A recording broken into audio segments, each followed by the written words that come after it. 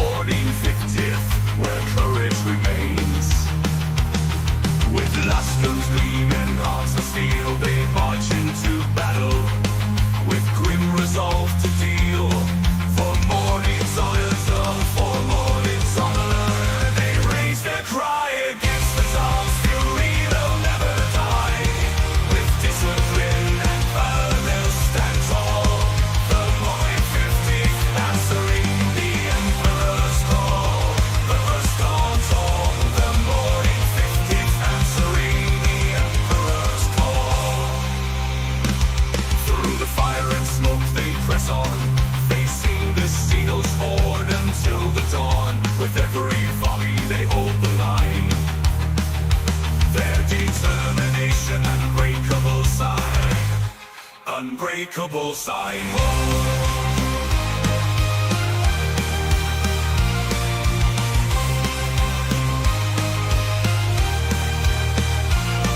For more the enemy's intent, they raise, he may be advanced. The morning spirit will never be chance.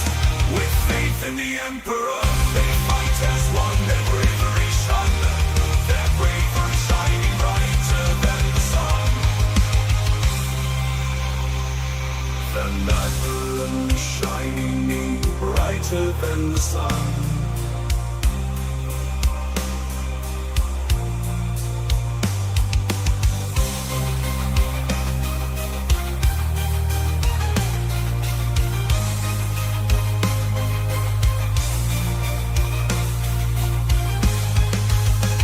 For Mordian's honor, men raise their cry.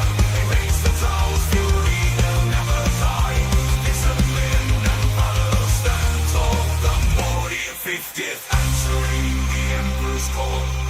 So let their story be told through the ages to come, of the Mordian 50th rifles and of the wars that they have won.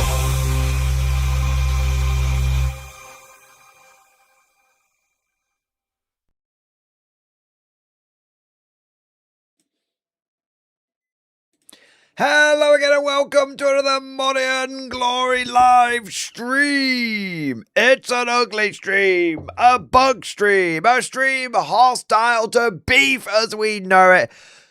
Because today is a hype stream. Oh. Gods above, there has been too much beef recently. I don't know if my old ticker can take it. I'm feeling stressed out. But you know what? I don't want to be stressed out.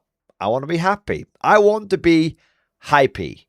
So today we are going to be talking. Yeah, my arteries are clogged with all the beef as well, Joe. Look, here's the thing. Some people think that I like covering the beef. Some people think that I like, covering all the drama and stuff. Like, look, I used to like doing the occasional drama video, but my God, there's been so much recently. It's almost been, too much to handle. I think we can all feel it, right? I think we can all feel it. And so I think it's time that we just had some fucking hype, boys. Just some good news, something to look forward to and to just wrap round like a big comfy dressing gown and just go, this is nice. There's no other foot that's going to drop. There's no bullshit. There's no badness. Just pure, undilute, 100% hype. And that's what we're looking forward to today. That's what we're going to do today. Now, look, I'm sure that there's going to be, various bits of beef and stuff that is going to be coming down the pipe. Like, we've all heard about, like, Dolly Parton. Well, that's not really beef. Sadness. Like, Dolly Parton's obviously passed away and everything, which is kind of sad. We will, of course, be honouring her in the hobby stream, later this week, probably on Thursday. But there's also, I'm sure, there's going to be other bits of, like, beef and stuff. Like, the Dreadnought. They shadow Legends, the Dreadnought, all that kind of stuff. So I'm sure there's going to be all sorts of other, like, bad things. But for the time being, let's just not worry about those. Let's just focused on the positivity. Let's focus on the niceness. Let's focus on the hype. And let's all just have something to look forward to. All right? That's right. I want to go. GW's app is giving people illegal lists. My God. It just never ends.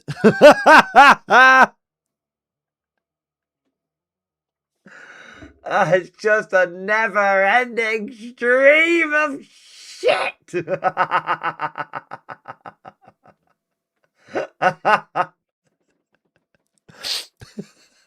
be fair, I'm not sure if that's even beef. Right. Have we actually reached the point where that doesn't even count as beef? Because GW fucking up is now quite like vindicating. We're like, yes, oh, it's actually like GW fucking up really publicly. Actually now hype, like, yes, they fucked him again. Fuck you, GW. Fuck you. Is that actually hype? I don't know. I don't know if that's the case, but we might cover that later on. I've got. Do you know what's crazy? We've got all the positivity from the Warlord Open Day, which I want to talk about. New reveals for Bot Action, new reveals for K47. I play tested the new Zulu game, which is absolutely peak. Loads and loads of really cool stuff. And then, so I've got all of that, which is obviously the main bulk of the hype. I also actually have so that was the main bulk of the hype, and then it was going to be a bit of a just chatting stream as well. But I do have 2 bits of beef as well. But we might save it for another day. We might. They're not urgent. They're not urgent because the 2 bits of beef. I've got another cheating scandal. I know this isn't a fake cheating scandal from the GW app. No, this is like another cheating scandal. Salt. We're talking weighted dice, salt baths, the whole 9 yards. And then we've also got the whole GW app thing as well. So, but you know what? That's, normally we get all the good stuff out, all of the beef, and then we save the hype till the end. Do you know what? Not today. Not in my name. Today we're going to cover the hype first. Today we're going to cover the good shit first. Today we are going to have our hype and eat it. And then maybe at the end, if there's time, we'll talk about some beef. If there's time.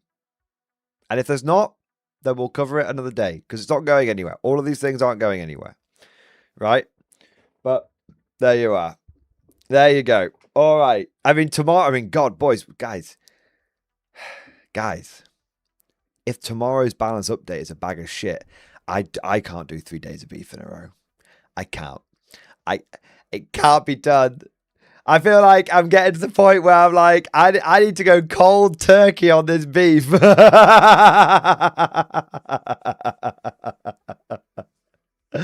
You know? Yeah, there you are. Yeah, the beef can stay on the rag and dry age for a few days, in my opinion. Yeah. 100 points for Canadians. What, for 1? For 10? Oh, my God. Yeah. Anyway, but joking aside, I'm tired, Grandpa. Well, that's too damn bad.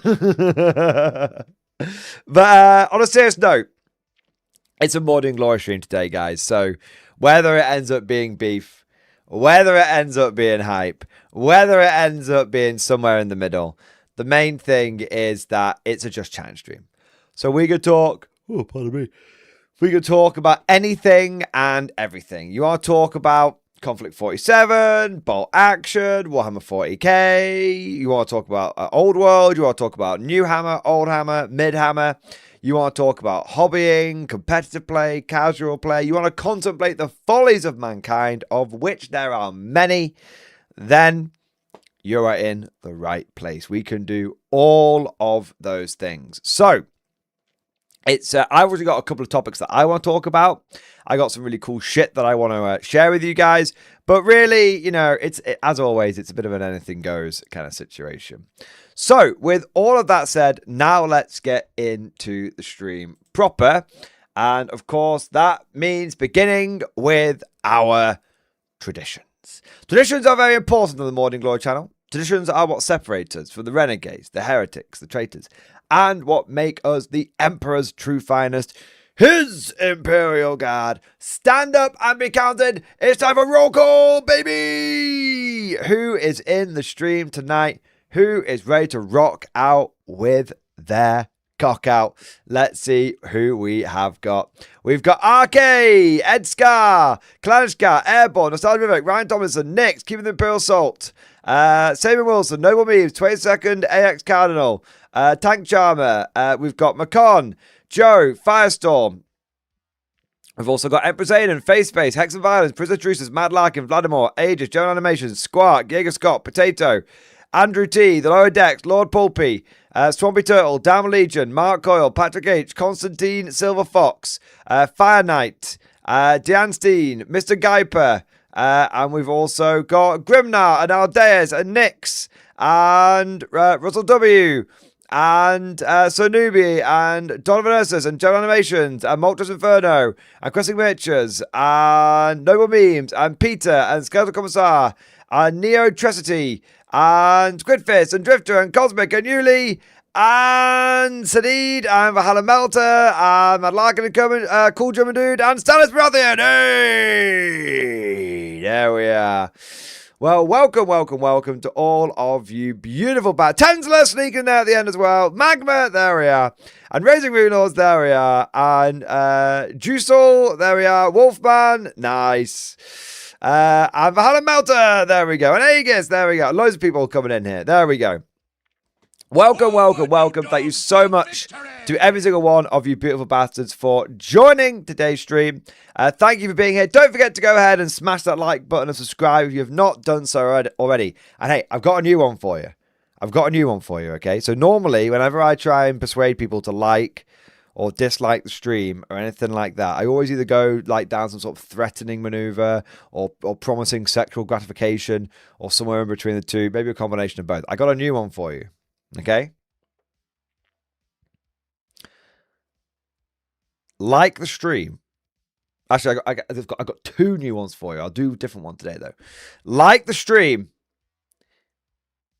if you want to stick it to GW. I mean, if that doesn't get a 100% like rate, I don't know what will. Okay? Every single like of the stream is a grievance against Games Workshop. Every single time you like this stream, it makes Kevin Roundtree cry a little bit more. There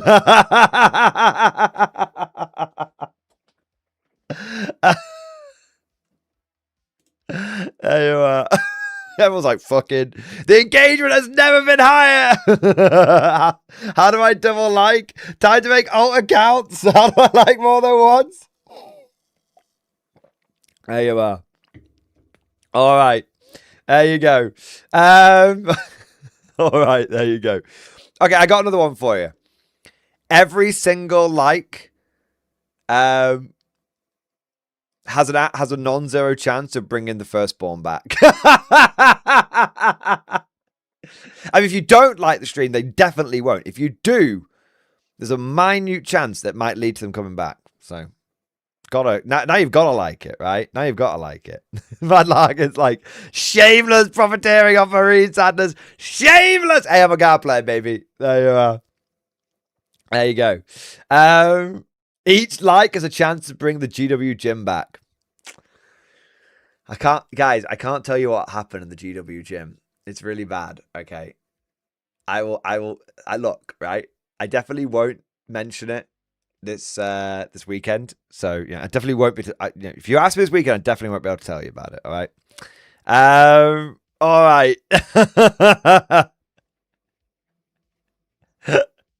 All right. What do we got next?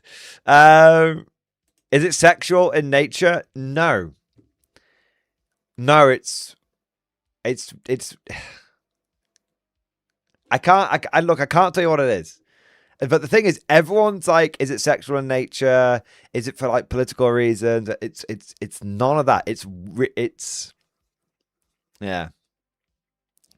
I can't imagine even what it would be if it's not political or sexual. You see, that's because it's not like fucked up.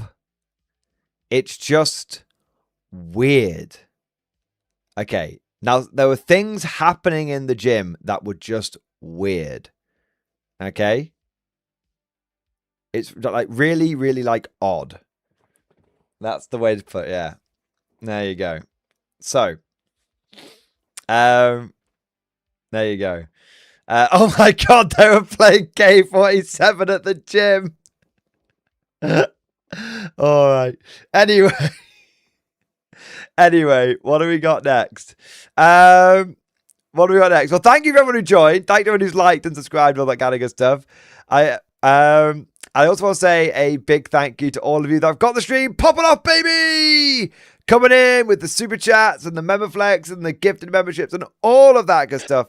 And let's take a moment to go through, say our thank yous, and show our appreciation for those people who have gone above and beyond the Call of Duty. So starting off, we have got the Lower Decks. Thank you for the super chat, man.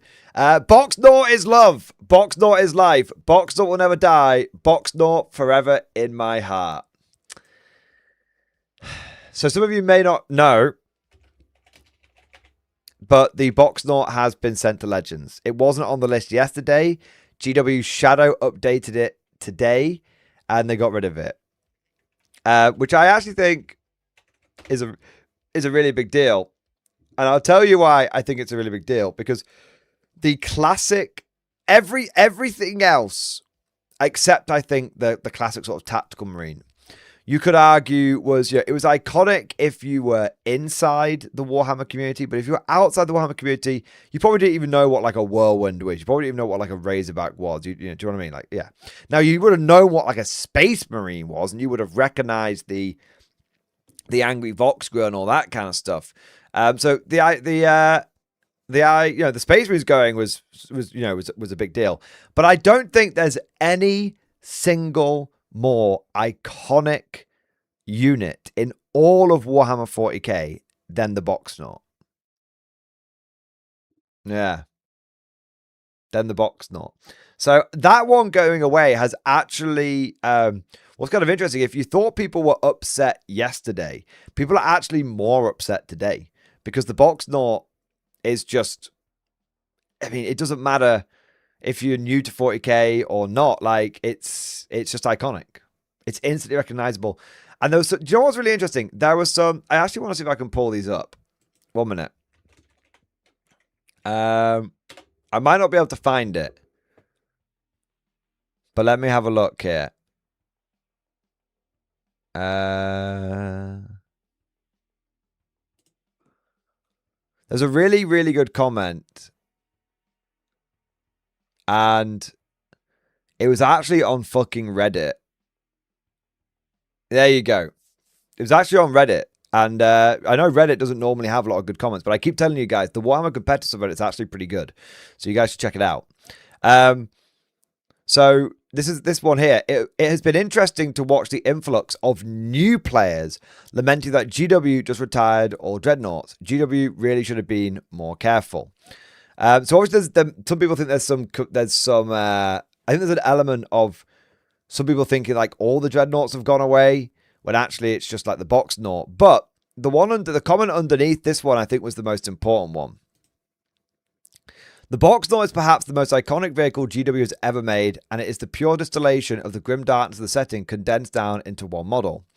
It is a brutally simplistic, purely industrial design, yet it is treated as the holiest of relics. It's one of the most advanced machines still available to mankind, but it is laughably unwieldy vis-a-vis the stumpy legs and one-axis pivot arms. And to top it off, right front and centre in the pride of place is a sarcophagus of a mortally wounded marine entombed for all eternity or until it is finished off in battle.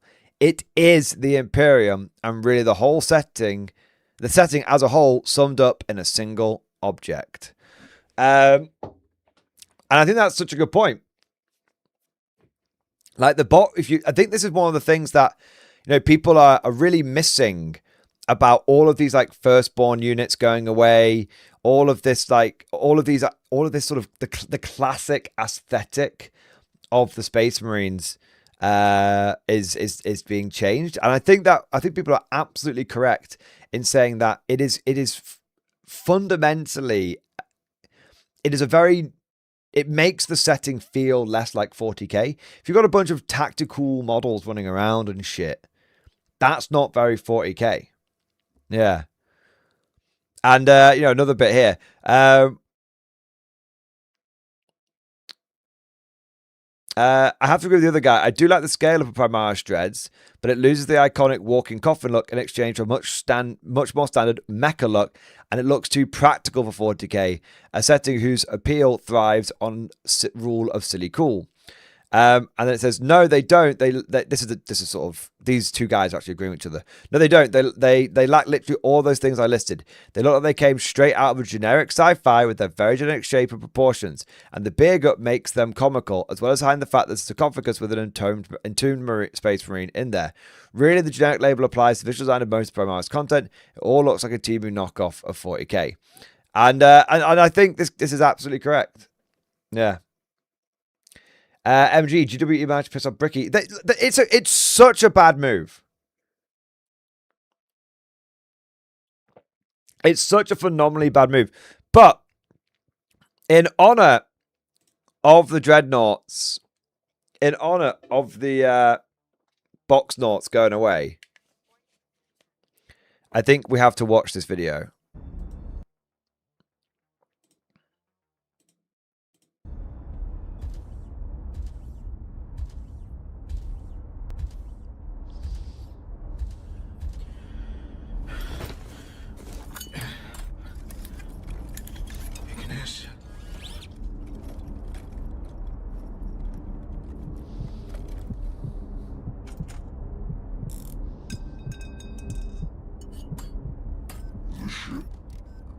The sword of Baal. Free in the void. I am cold. Your sarcophagus is breached. I did not know I would ever feel the chill on my skin again. I am working, Ancient One. You shall endure. Rest, brother. Not enough left of me to save a second time.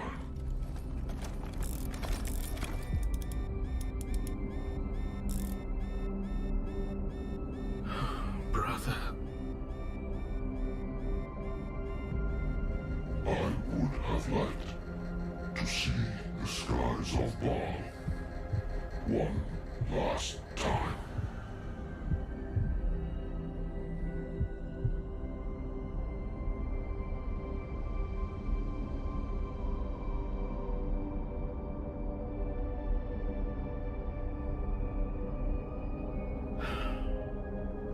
Weakness.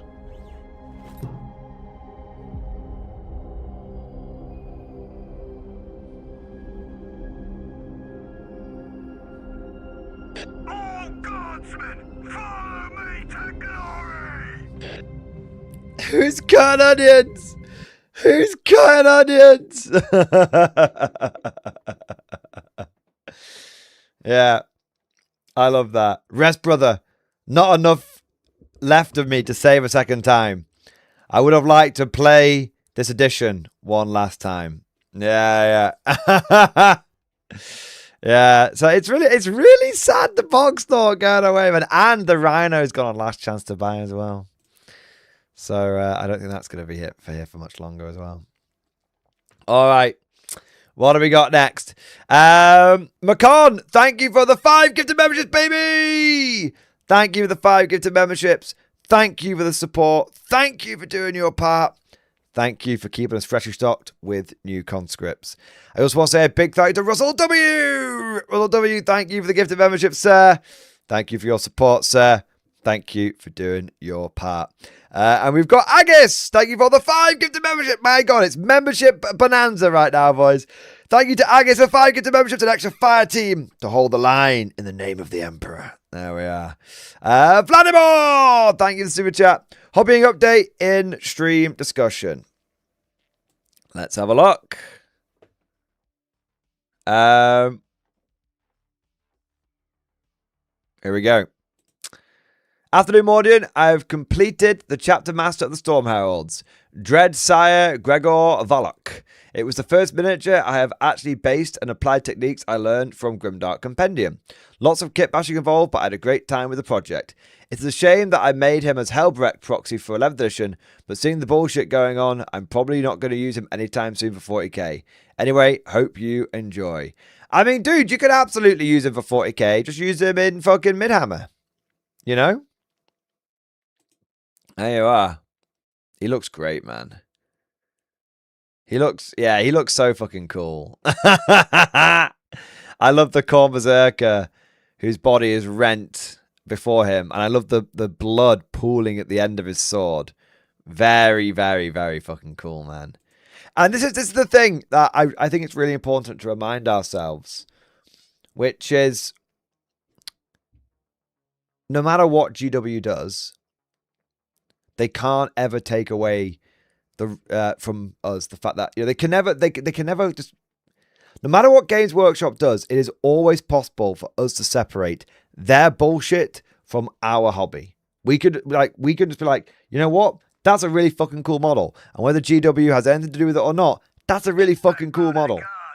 I enjoyed that. I liked it. It looks great. I'm proud of that shit. So yeah, fuck GW. Fucking love Warhammer. There you are. All right, what have we got next? Marold, thank you so much for the gifted membership, sir. As always, thank you for doing your part. And I raise my glass to you. You're an officer, a gentleman scholar, a good sir, and a kind sir.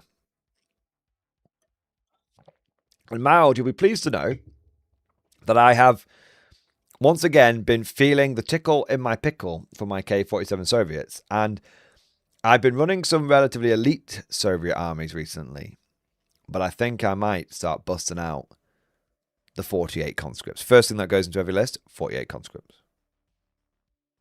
I got ways of making it work. I don't think you can play a game without some conscripts for your Soviets, right? It's just gotta be. It's gotta be, right? All right. What do we got here? We've got Enjoy Activity. Enjoy Activity, thank you so much for the super chat. Hobby update in stream discussion. Let's have a look here. Command bases for Harold's army are built. My favorite of them is my Kitbash Warrior Monk. We'll hold the hill against the Normans. Christ broke before the Warrior Monks did. I mean, you can't say Christ broke.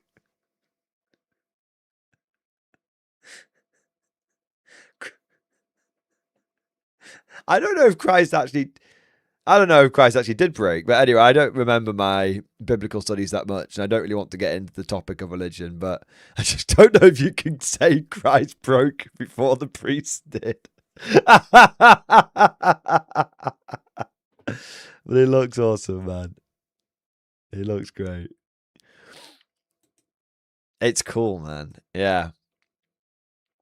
I think sometimes people do forget how Christianized the Anglo-Saxons were. So much so that they actually Christianized the Viking invaders and all that kind of stuff. So yeah. It's such cool models, man. 40k is cool, don't get me wrong. But I think when you start looking into history, you realize how much cooler history is. Cool German dude, thank you for the Giga Chat. Yes. Thank you for the Giga Chat. Thank you for the the Kung Fu dog. I love it, man. Thank you, cool German dude. Thank you for doing your part, sir. We've also got Hex and Violence. Thank you for super chat. Buying paints and tools now. Too pissed off to buy models. I'm not laughing at you, by the way. I totally agree. Yeah, like, well, actually, no. I'm not too pissed off to. I'm not too pissed off to buy models. I had a really great day today. Do you know what But do you know what models I worked on? Some Shibito. But what was I going to say? Speaking of tools and speaking of like paints and tools, I saw a video the other day, and it was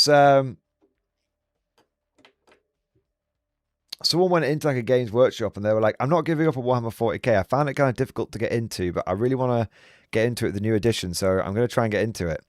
And so they're like, I went down to my local like Warhammer shop, and I was like, okay, really first mistake, but that's fine. And I bought myself some, and I got to paint my first orc, and it was really cool. And then I decided I was going to, and I thought, you know what, I'm gonna buy some orcs, and I'm gonna buy some more models. I'm gonna take them home. I'm gonna build them, and I'm gonna paint them using what I learned from my day in from my sort of afternoon in the games workshop in the Warhammer shop. And she was like, so I bought some paints, and I was like, that's fair enough. And I bought some orcs, and I was like, okay, that's fair enough. And then she's like, and then I bought the clipping tool, which is really helpful for getting your models off the sprues. And I was like, oh god. Oh god. And then it just got worse and worse and worse. I was just like, oh no. Okay, the GW guy has literally seen her coming and has just offloaded so much shit onto her. I was like, oh dear, you poor thing. You've just been charged like $60 for something that you can get for $10 on Amazon. But I wasn't angry at her, obviously. I thought it started off as like a really good video, but I was like, oh dear, that's a great example of GW preying on newbie ignorance and stuff like that. It was a content creator. Yeah, it was a content creator. It just flashed up on my feed, and I sort of watched the first 5 minutes of it. It was actually a really good video. I didn't watch all of it, but it was actually a really good video. But I just got to that point, and I was like, oh dear. She unfortunately got hoodwinked by the GW Clippers, But yeah. All right, what do we got next? Lord Pulpy, thank you for the super chat. Thank you for the 10 gifted memberships, baby. Lord Pulpy, yes. Thank you for the 10 gifted memberships. Thank you for the 10 extra conscripts to hold the line in the name of the Emperor. Yes. There we are. We've also got Cosmic Drew. Cosmic Drew, thank you for the Giga Chat. Enough of this beef. It's giving me the shits and a bad heart. Dude, me too. I don't know how much more I can take, but I got them all warmed up for you. I appreciate it as always. File completed, in-stream discussion. Lil Doug rolls to war. What the fuck is Lil Doug? I'm guessing that's something you've kit bashed. Well, once again, I got them warmed up for you, and you're welcome. Today I finished my vow. My second vow is now complete. We repainted the Bane Blade that we dubbed Lil Doug after one of my friends who was also one of my mods, and the one who I run my second channel with. Chat came up with where the red shawl should be placed, and now I have my second main Beyblade ready to roll and will attempt to take it to my next tournament. Also completed my Bully Boys for a grand total of 18 of them, and with all the Mark 1 power armor finished for my Soviets, I'm beginning to move on to phase 2 for Conscript Industry. Conscript Industry heavy armor. I'm also ready to get back to busting rifts. I mean, you've got like 3 IS2s or something on the way, haven't you, man? Hey, that's actually, that's actually a pretty cool looking Baneblade Cosmic. I like the extra sponsons you've kit bashed on there. Nice. Yeah, that looks pretty good. Yeah, very cool. Very cool indeed. Wow, Soviet army's really starting to come together. God, you've got so many Bulgrin now. And I do love how you've kind of You know, you've kind of ended up with like 18. You're like, I've got 6 more, and I was like, get more. And then you built 12, and you're like, I've got 12 now. I was like, get more. You're like, okay, I've got 18. I'm like, that's better. But now you are going to be back on the Konflikt, and you've got a mammoth and multiple IS2s turning up. Wow, shit, man, that's gonna look really cool. That's gonna look really. When they're all painted up, they're gonna look excellent, man. I love it. I love it. What do we got next? Kelhun, thank you for the super chat, man. Thank you for the 10. Really appreciate it. What's the over and under? Guard will get the same troops Marines, or which units? Cameo chassis vehicles?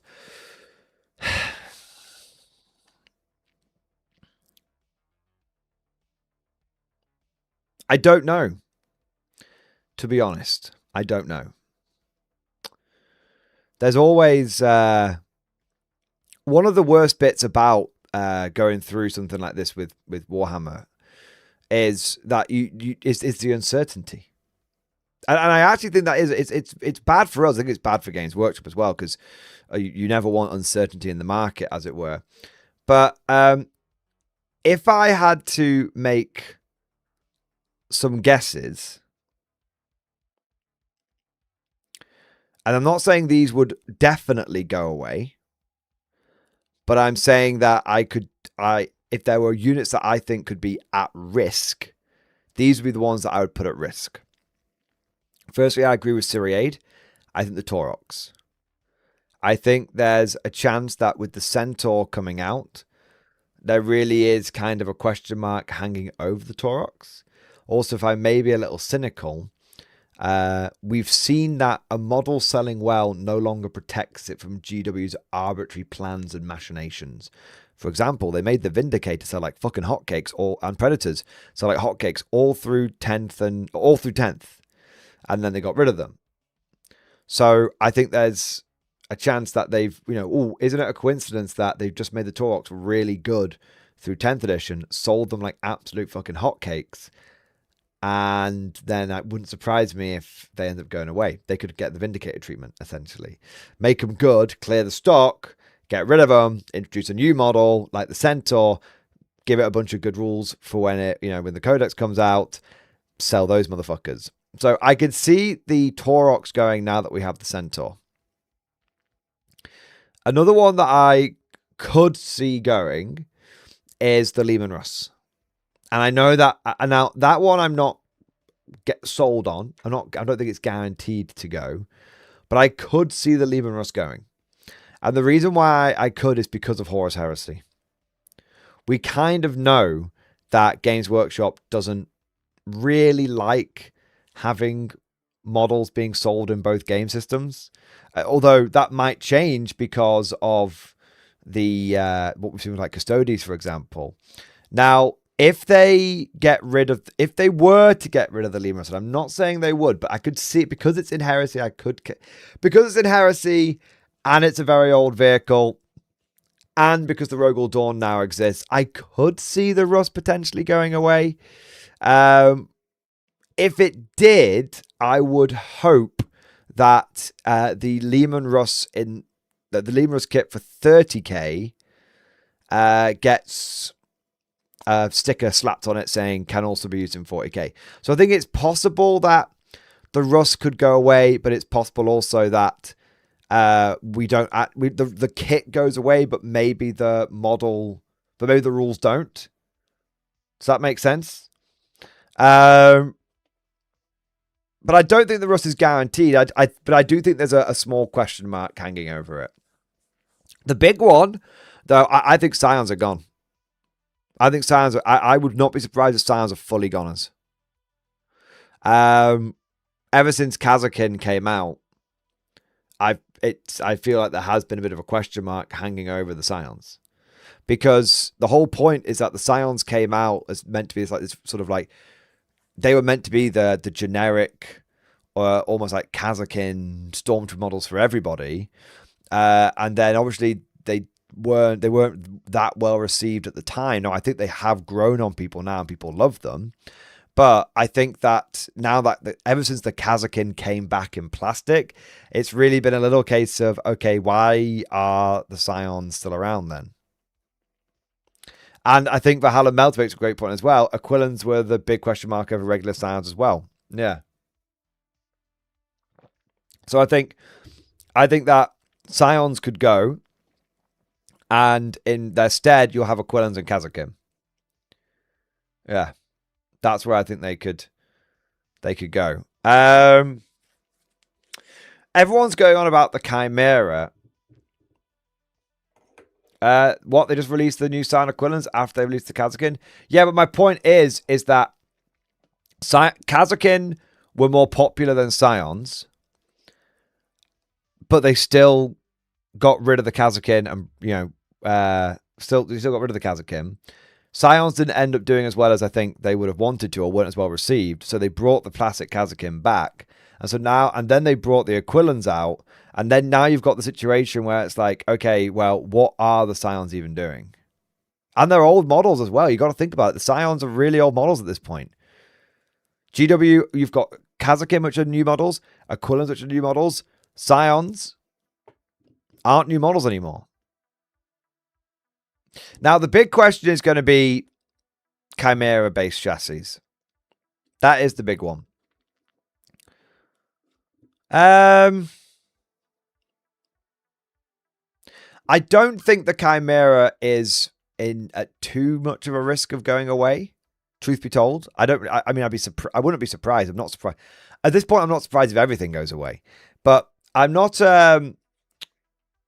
overly expectant on the Chimera to go away. And kind of the big reason is because there isn't really an equivalent of it. Like, the Centaur is clearly the equivalent of the Taurox.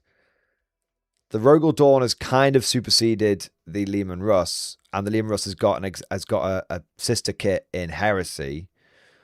But the Chimera, it doesn't have an equivalent in the motor pool, and it doesn't have an equivalent in Heresy. So I don't really see the Chimera going anywhere anytime soon. However, if there were any Chimera chassis vehicles to go away, I think you could see all of the artillery go away. I think the Basilisk is an ancient kit that GW also has an equivalent of that in Heresy now. Hopefully, if we did lose the Basilisk, what would happen is we would get a sticker slapped on all of the Horus Heresy Basilisk / Medusas saying compatible. So even if the kit goes away, hopefully the rules don't, kind of thing. The Wyvern has been on borrowed time since 7th edition. The Wyvern and Hydra going away, I could see happening. I don't think it's a particularly popular kit. Also, flyers are gone. Yeah, what's the point in having a Hydra if flyers are gone? Great point, Javo. Yeah. Valkyrie going away, 100%. I think all flyers will be gone. I think all flyers will be gone by the end of 11th. And because haven't all the Orc ones gone and all of the Marines ones gone now? Yeah. Or there's still some Orc flyers pootling around. Most of them are gone though, haven't they? And I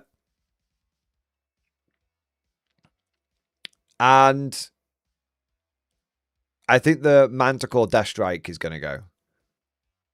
Because the Manticore's been bad for a while now. And the Death Strike has always been a bit of a meme. But I never think it's been much of a bestseller. So yeah, I don't think the Chimera itself would go away.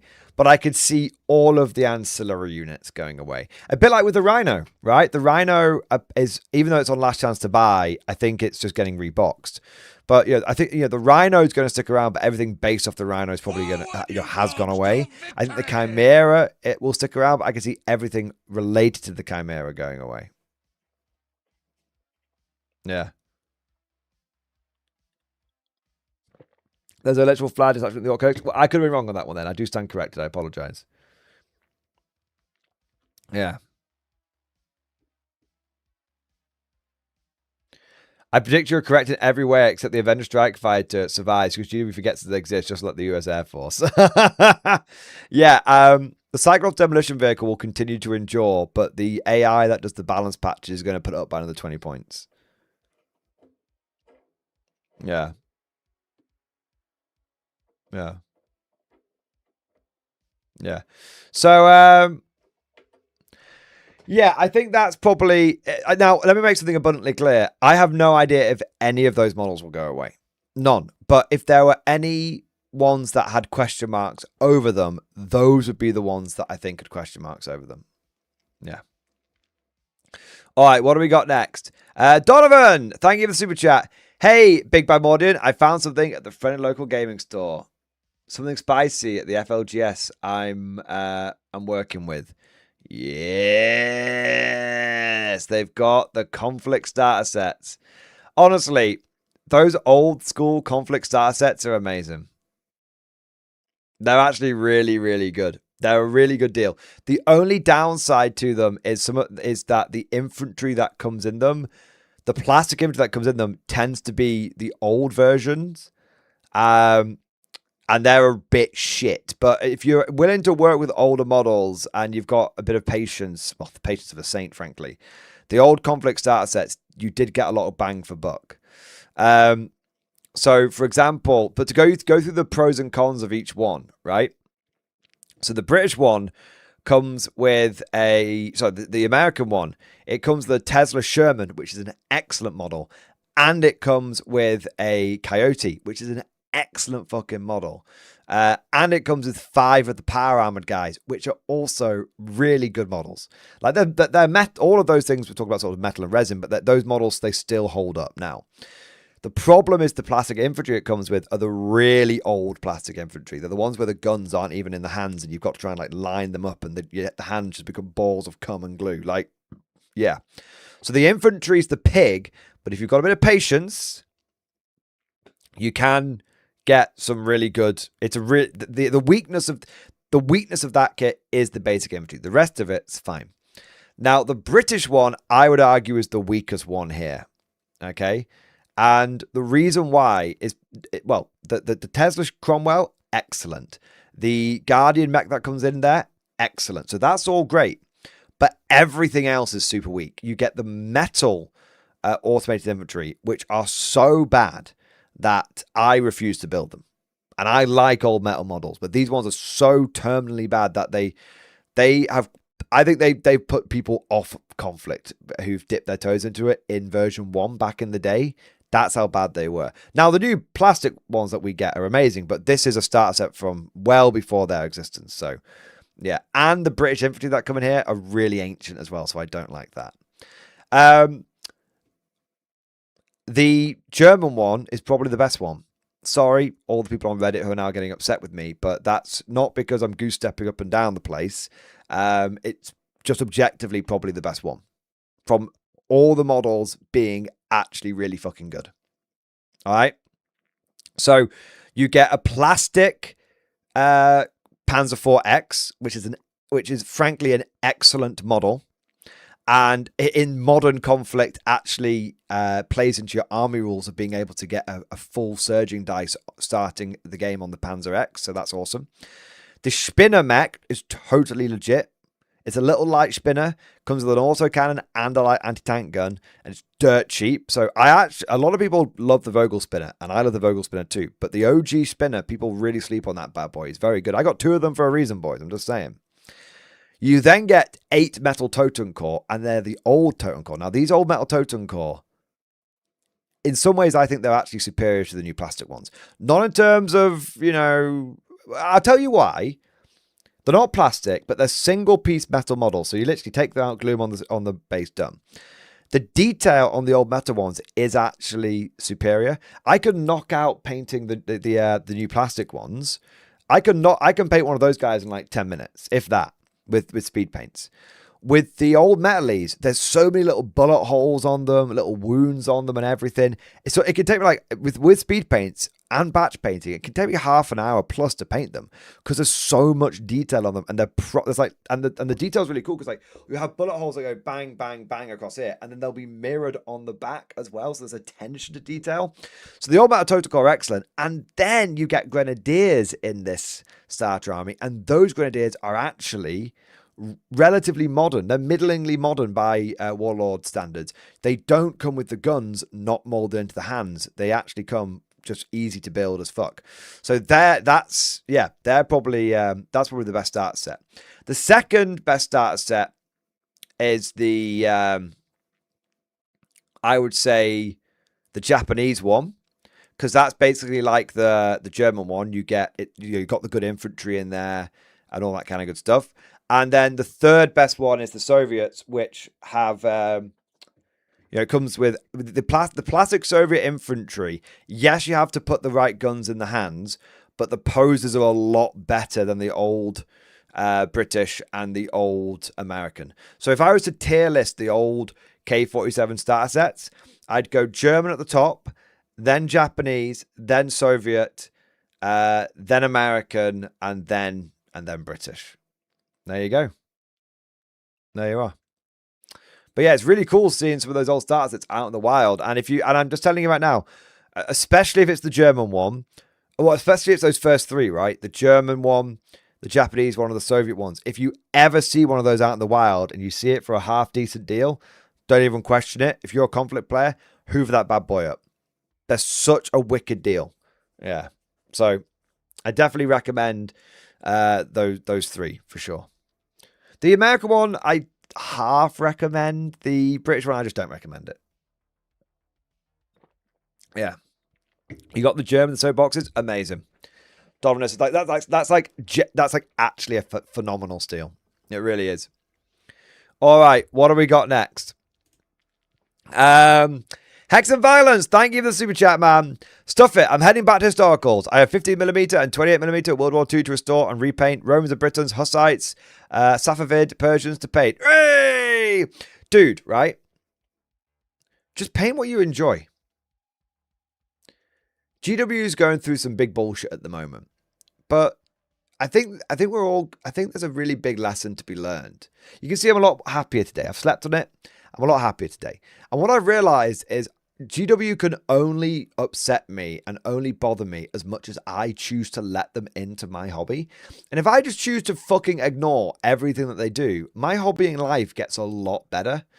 And so what I'm saying to you, man, is you don't necessarily have to give up on 40k on a permanent basis. Maybe you just step away from like Newhammer. Maybe you just step away from the treadmill. Maybe you still enjoy Warhammer via, just building and painting the models that you've got. Maybe you just enjoy a bit of Old Hammer or Mid Hammer or something. But at the same, or maybe you just take a break from Warhammer, but you don't have to take a break from wargaming. And if you've got like a bunch of like historical stuff, just fucking enjoy it, man. Life is just too short, and there's no respawn.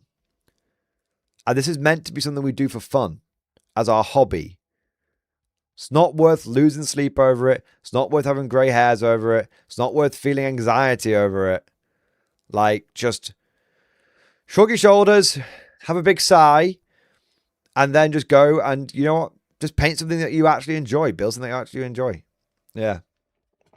That's what I say. So if you've got a bunch of star goals you want to paint, amazing, and I fully encourage it. Neo Tericity, thank you for the super chat, man. When are you playing Battletech? Very little rules just from the 80s, great lore too, and units get added, not subtracted. I've only heard good things about Battletech. I've only heard good things about it. Mordy Bro actually has a shitload of Battletech, and he's always had an open offer to me saying he will teach me all of the Battletech whenever I want it. And I have tried it once or twice. I bounced off it the first time, but I bet I would enjoy it again the second time. I wasn't in the right place in my hobby journey the first time that I tried it out, but I bet I'd enjoy it the second time. The thing is, at the moment, me and Mordy Bro, we're just loving K-47 so much. It's actually kind of hard for us to drag ourselves away to play other games. Like I said to Mordy Bro the other day, hey, do you want to do something like Midham? And he was like, hey, yeah, I'll play anything. But, I prefer to play K-47. And I was like, okay, I like K-47 too. Yeah. So, yeah, I'm totally open to Battletech. I've even got access to all the Battletech I could possibly want. It's just, at the moment, I'm just kind of vibing with the old Rift, you know. Yeah. What do we got next? We've got... Let me have a look here. 1 minute. We've got Albert Gabriel. Thank you for the double Beyblade. Thank you for super chat, man. Back after 2 weeks of hell, I got a bacterial brain infection. I was 2 hours from becoming a new totem core when my poor sister found me and the Reaper underestimated this spiteful and unrelenting French Canadian. Use this for the better tabletop game, Konflikt 47. Bro. Shit, man. Well, can we all get an 07 down in the chat? I imagine it's Albert rather than Albert, isn't it? Can we all get an 07 down in the chat for Albert? Because whilst we're all here crashing out over fucking Space Marines, this guy nearly fucking died from a brain infection, which is actually serious and actually stressful and actually bad news. Yeah, holy shit, man. Well, dude, it's... sounds like you had a little brush with death, but it sounds like you're very lucky, very fortunate, and you seem to be, well, from what you're saying, it seems to be like you're back in business, as it were, or back, or, you're on the mend at the very least, kind of thing. His brain almost got sent to Legends, yeah. And you know what, boys? It is. This is a really important super chat. I know we all love Warhammer 40k, and I know we're all really passionate about it, and I know many of us have poured our heart and our soul and our very being into this game. But at the end of the day, I think it can all get put into perspective when what we consider to be a bad day. There are much worse days out there. Yeah, it gives perspective. Yeah, there are much worst days out there. So take a moment and be grateful for what we've got. Don't lose your hatred for GW, obviously. You know, I'm not saying your feelings aren't valid, but sometimes we can have a little bit of perspective and we can realize that, you know, it could always be worse. And there are bigger things in life than Warhammer. Yeah. So there you go. So, Albert, I hope you're doing okay. I hope you're on the mend. I think you're all right. Yeah. All right. Russell W. Thank you for the super chat, man. Hobby update in stream discussion. Let's have a look. Oh, wow. My Invasion America order has arrived, although no free sprue. Beef! Well, you bought 12 Ursas. And Warlord was like, yeah, this cheesy motherfucker ain't getting no free sprues. Oh, my days. There you are. I tell you what, though. That's a damn fine haul, sir. A damn fine haul. And by the way, there's actually nothing cheesy about that. There's nothing wrong with owning a squad of claw guys and a squad of maul guys, right? Yeah, nothing wrong with that at all. And you got the Mollet. Dude, the Mollet is such a fucking crisp resin kit. Absolutely fucking sick, mate. And don't forget, if you've got the resin Mollet, you do get your little voucher for the plastic one when that eventually comes out as well. So, yeah.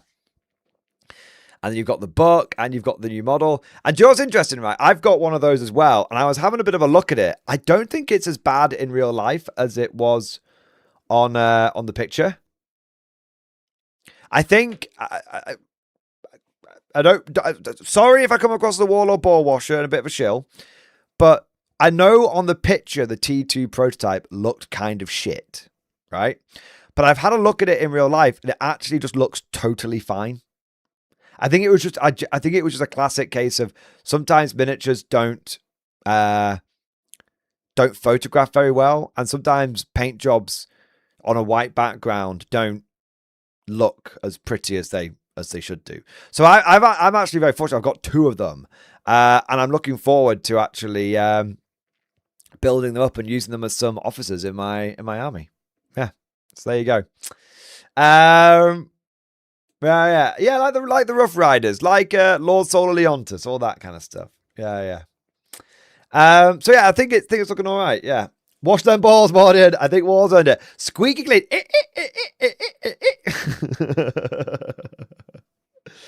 Yeah, there you go.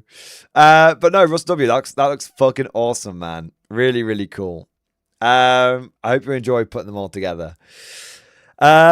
We've got Pirat Fab. Thank you for the super chat, bro. I understand there are financial mechanisms causing GW to want to rotate sets, but they need to be mindful of 1, buyer fatigue, and 2, setting drift.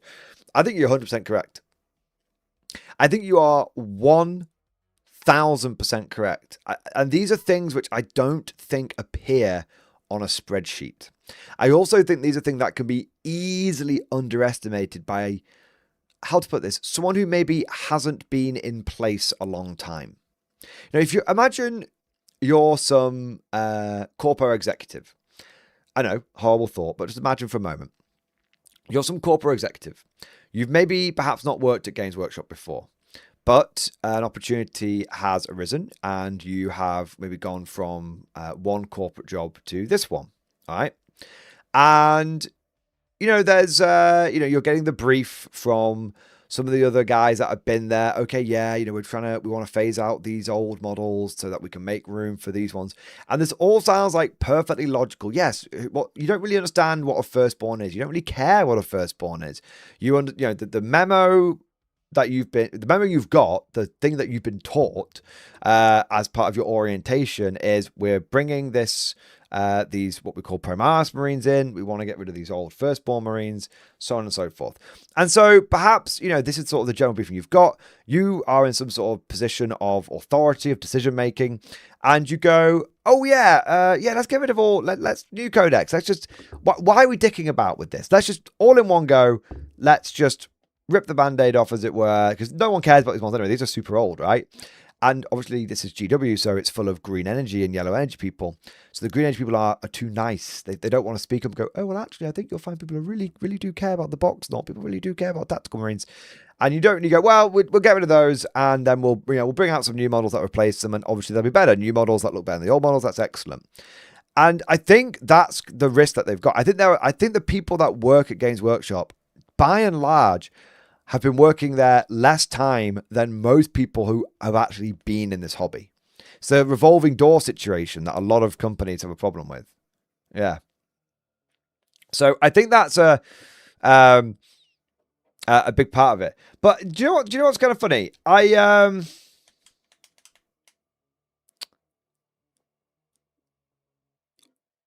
hear people making this argument, and I bear in mind, I don't have a financial business brain. I worked in corpo world, but it was in operations and technical stuff, not in financial stuff. Okay, not in sales. People have been sort of trotting this out. This whole, well, we need to replace the firstborn because we need to replace that with a new kit because that makes sense, like, financially. And I'm just like, just pause for a second, because if you sort of, I know your GW shill programming makes that sort of automatic response come out of your mouth, but just hang on a second. On the surface, by the way, I'm speaking to a straw man right now. I'm not speaking to pirate. On the surface, for about half a second, that makes sense. But when you actually look at the evidence for a moment, it makes no sense whatsoever. The evidence doesn't support it. Because for 30 years, because 40k is almost 40 years old, right? For 30 years, they sold tactical Marines without any competition. Okay? With no replacement, no alternatives, they just sold tactical Marines. And for 30 years, all they did is improve the tactical Marines and update them and improve them and update them and improve them. If you look at the original Plastic Marines versus the last iteration of the Tactical Marine kit, that was excellent. And we've also seen Horus Heresy come out, which is basically Tactical Marine the game. And how excited are people for the new Tactical Marines that come out? Oh, Tactical Marines are so popular that Games Workshop has an entire system which is not even a main system. It's Horus Heresy. It's a special system which supports about 5 different versions of the Tactical Marine. And in-game, these have no difference whatsoever. These are literally just 5 aesthetically different boxes for the same unit. And yet, every time they release a new one, people bust their beans. Like, sweet Mark II, baby! Oh my god, they're redoing the Mark IIIs! They love them. So the evidence, and then also, look at the media of, the fan media around Space Marines. Does anyone, I mean, I'm sort of asking a question. I'm sure the answer to this is yes, but of the sort of of the famous, well-known fan animations about Space Marines, do many of them contain Primaris? I'm sure many do. I'm sure some do. But what about the high-profile ones? Well, Astartes is the biggest. Did that involve Primaris Marines? What about Astartes 2? As far as I can tell, Astartes 2 from the trailer that we've seen, that's all Firstborn. What about the thing with from Angels of Death? Firstborn. Right? So, even recently, and what about in Space Marine 2? When at the beginning you get to play as a Firstborn Deathwatch, and it's the coolest bit. And you're like, yeah, fuck yeah, I want to keep playing as a Deathwatch, right? So, the point that I'm making here is that all of the evidence points to the fact that Tactical Marines are actually really popular and still absolutely sell like hotcakes. I mean, one of the justifications that was given for killing Warhammer Fantasy back in the day is that the Tactical Marine kit on its own outsold the entire Warhammer Fantasy line. Not one faction, the entire line. And bear in mind, this was during like 6th and 7th edition when GW wasn't even doing that well, right? And then looking over at Lord of the Rings, one of the big taglines for the Uruk-hai kit is it's the only kit, at the time of its release, it was the only kit that ever managed to outsell the Tactical Marines. People don't realize this, right? Up until the Uruk-hai kit coming out, there was never a better selling kit in all of Warhammer than Tactical Marines at any point. At any point, nothing outsold it. The only time that ever happened was the Uruk-hai. So this whole they have to get rid of the old models because no one buys them, so then so they bring the new models out so that it encourages people to buy them. That just doesn't make sense. Because all of the evidence that we have points to the fact that people fucking love Tactical Marines. And if GW had just continued to make better, more beautiful Tactical Marines, then people would have just continued to buy better and more beautiful Tactical Marines. Especially think of the glow up that Warhammer 40k has had. Tactical Marines are absolutely the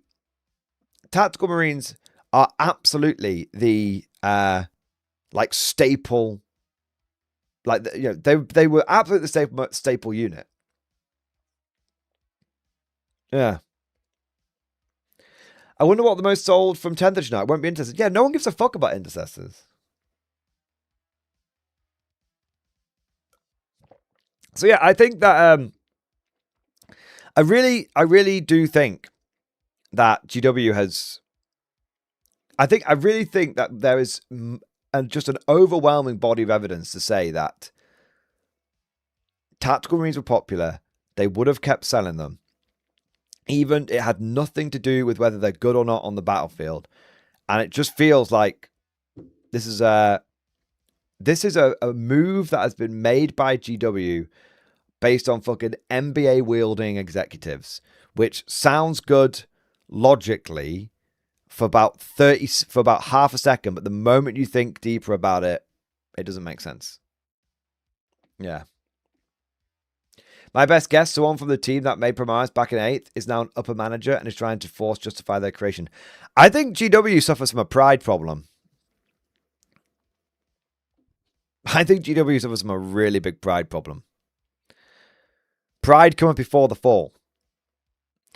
AOS. I mean, it's been 10 years and this thing, it's not doing well. It doesn't matter what people say. We all know it's not doing well. Guys, it's nicknamed Always on Shelf.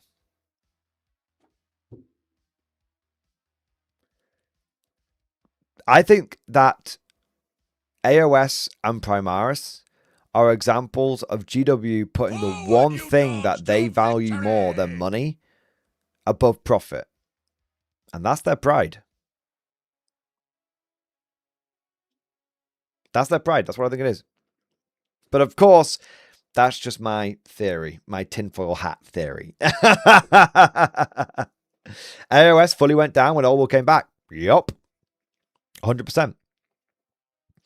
AOS needs a cool ass Total War to really get interested in it. Lord Frill, they tried it. It fucking bombed. Bro, I'm not even kidding you. Let me bring up the evidence. It's not quite Total War, but they tried it and it fucking bombed beyond belief. Everyone forgot about it.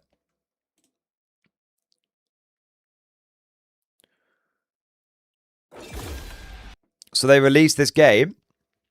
It's called Warhammer Age of Sigmar Realms of Ruin. It got absolutely, utterly ripped a new one by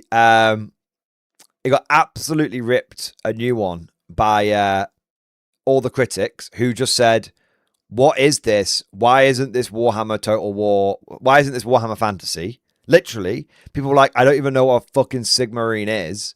And then this is a Warhammer game that 1,800 reviews over fucking 3 years. Yeah, this is a Warhammer game that didn't sell worth dick. I mean, how many fucking reviews does Warhammer Total War have? Yeah, 18,000. And recent reviews, 42. If we go back, no fucking recent reviews. Yeah, no, Lord Frill, I don't even blame you, man. No one knows it existed because it's a giant bag of shit. It was terrible. Yeah. It was fucking terrible, man. Yeah. Like they've tried everything to make Sigmar popular.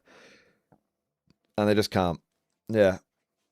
What do we got next? Gray 101, thank you for super chat. Friend just bought a Hammerfall bunker yesterday. F.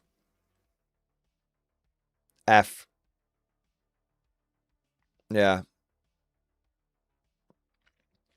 I actually feel that, look, the Hammerfall bunker is a really cool model. I mean,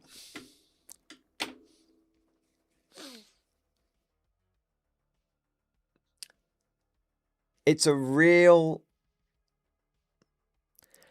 How did GW fuck up so badly that they failed to sell 3 Hammerfall bunkers to every Imperial Fist player in the world?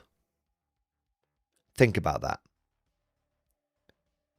All you needed to do was to make them half decent, and every Imperial Fist player would have bought 3 of them. And every game would have been like, fortify, fortify, fortify, last wall doctrine, last wall doctrine. Like,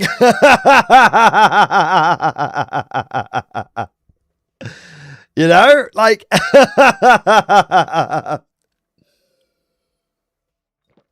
yeah. Yeah.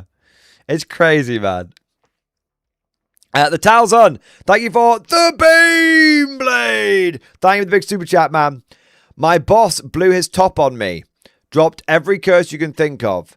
Said stop being demeaning. I received a write-up for it. I said stop being demeaning. I received a write-up for it. I quit on Friday. The whole sales team quit later that day. Company currently has 0 salespeople. Did I win? Yes. Yeah. 100%. If everybody else quit at the same time, amazing. Because there's a real chance there's a real chance.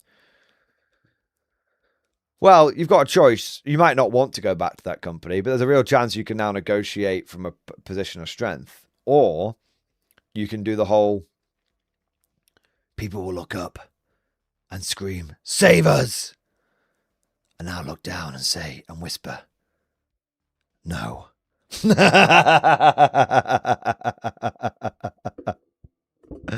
Yeah. So yeah, that's what. Yeah, I mean, if I were you, I'd obviously you've got to look after yourself, make sure you securing your financial future, all that kind of stuff. But I've never been back to a company that I've left, and I could have done. It's always, I've never been back to any company that I could have gone back to, even if like financially it was very tempting. I've never done so. For me, I always just feel, push on to the next chapter of life. Yeah. All right, what do we got next? Tesco the Man, thank you for the gifted membership. Yes, thank you for the support, man. Hex and Violence, thank you for the Giga Chat. Okay, I pulled the trigger on War Games Atlantic Villagers. I need some civilians for my old Hammer Skaven to terrorize.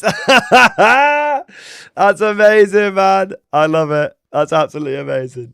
You got to have like the villagers running around like, "Oh, he's stealing me pies." All that kind of stuff. Some of my favorite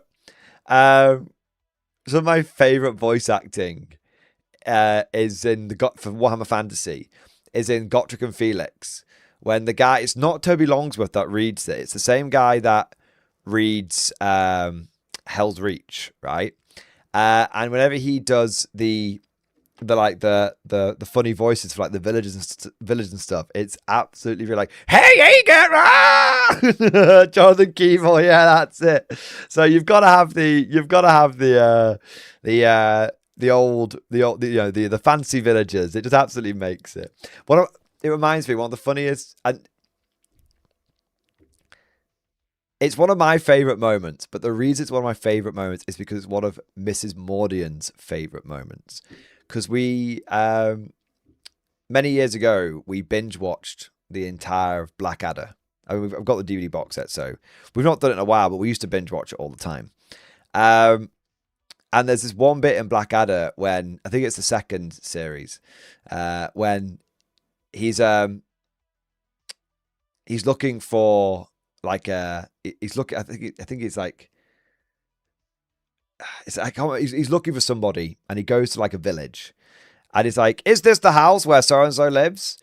And there's like an old there's like a peasant, like an old peasant woman, and she looks up and goes, "That it be," and he pauses, looks at her, and goes, "Yes, it is. Not that it be."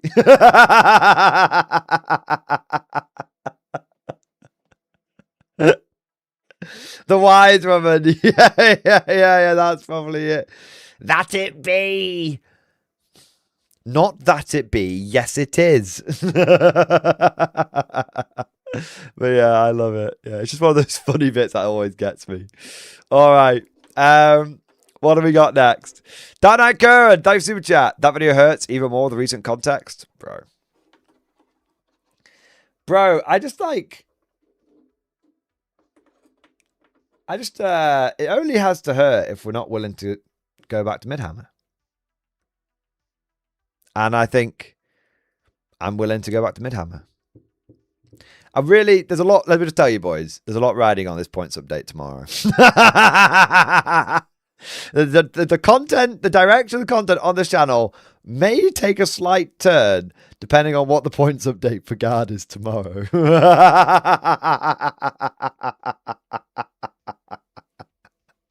So we'll see. So you know what? I might be playing with Boxy Noughts for a little while to come yet. Let's put it that way. There you are. All right. I think the update is definitely... I mean, we don't know, but I think it's definitely for tomorrow. Can't take a turn right now towards K47. Yes, we're just catching up on the super chats. Then we'll get to the K47 stuff. Tactical Heckler, thank you for the 3 months. Raptor's army is now quashed. Oh well. Thanks, GW. Many such stories, my friend. But do not despair. Do not despair. Do not disappoint. For you have the mid hammer. And if you like, you know what, I want to play an active system, as Escard said, you got K47.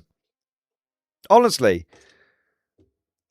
I cannot express, as someone who plays both of these games, Warhammer 40k or New Hammer and K47, it's like that scene in 22 Jump Street where like Jonah Hill? He's having the bad trip. And Channing Tatum is having the good trip. And it's like, oh, why is it all dark and scary? Help, help! That's 40k. And then he looks over at Channing Tatum and he's just like, oh man, this is great. It's so tickling. It's like, I'm having a great time. I just look, as someone who's got a foot in both camps, I'm just like, that's really nice. That looks like a good trip over there. Yeah. So yeah, don't let GW ruin your wargaming, man. Fuck them. There's lots of ways you can enjoy yourself. The lower decks, thank you, super chat. Up Commander, Gloria waits. Stream discussion law. Let's have a look. The lower decks for the Box Naught Law, Deathstorm with Casa the Chain, Death Gummy Dreadnought. Despite the haze which clouded his thoughts, Carlion could see that there was not a single black armoured form left standing. The Death Company had earned their name and their redemption. Casa stared at the scuttling horde that clambered over the bodies of his fellows and rumbled, Casa stands alone. So be it. Vengeance must take place, and Castle shall deal it in red increments. Come, traitors. Castle is waiting. He has waited all of his life for this moment. The Dreadnought's optic sensors rotated down to meet Carlion's still stunned gaze. I know that I am no longer sane, but I still serve. You shall not fall here, brother. Not while one flicker of rage remains in Cassor's heart. Up, Commander. Glory awaits. Is that a Dreadnought referring to himself in the third person? I love it. Absolutely love it. It reminds me of one of my favourite memes.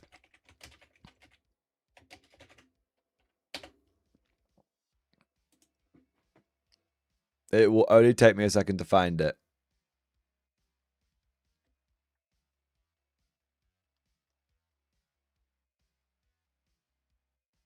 There's actually 2 great memes, but yeah.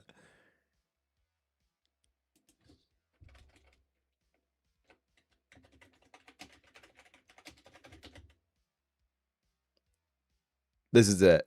This is it. I love this fucking meme, man. I love this meme. Get back here, Horus! Horus! You can't escape me! I'll chase you to the ends of the earth! Ah! The Tyranid's just like, what the fuck is going on? Horus! Horus! Death Company. Like that meme right there makes me want to collect a Midhammer Blood Angels army. It's so good.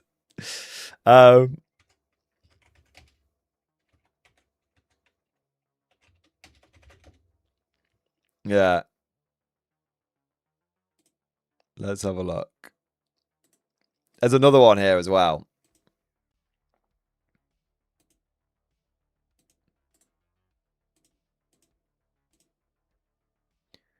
Okay, yeah, I mean, it's... There you go.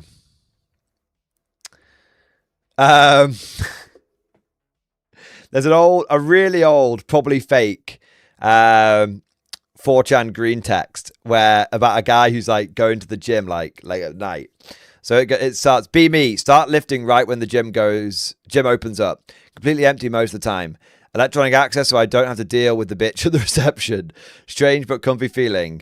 About a month in, this huge roid guy, I'm obviously going to avoid the slur there. Roid guy shows up, 120 kg, not a gram of fat on him. Whatever, there's more than enough benches for the both of us. About halfway through my last set, I hear a blood-curdling scream from the other side of the freeway area.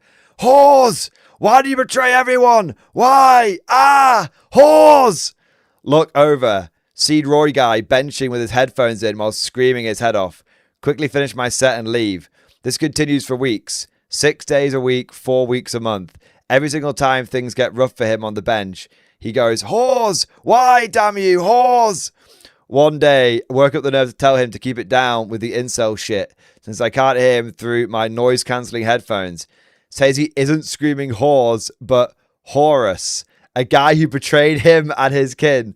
Ask him what the fuck he means by his kin. He rolls his sleeve to reveal the gayest shoulder tattoo I've ever seen. Looks like a tear with angel's wings.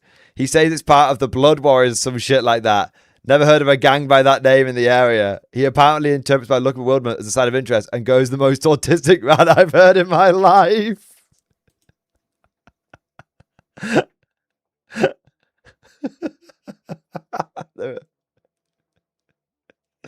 There you go.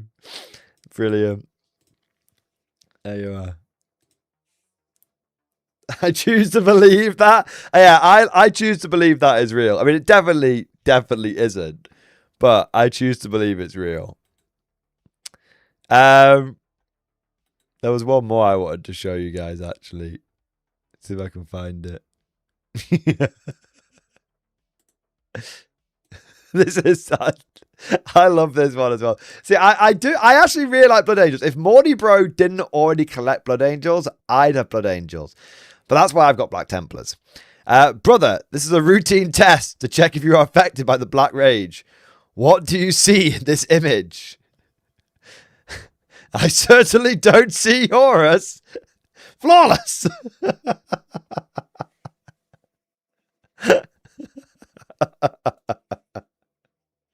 Yeah, there you go.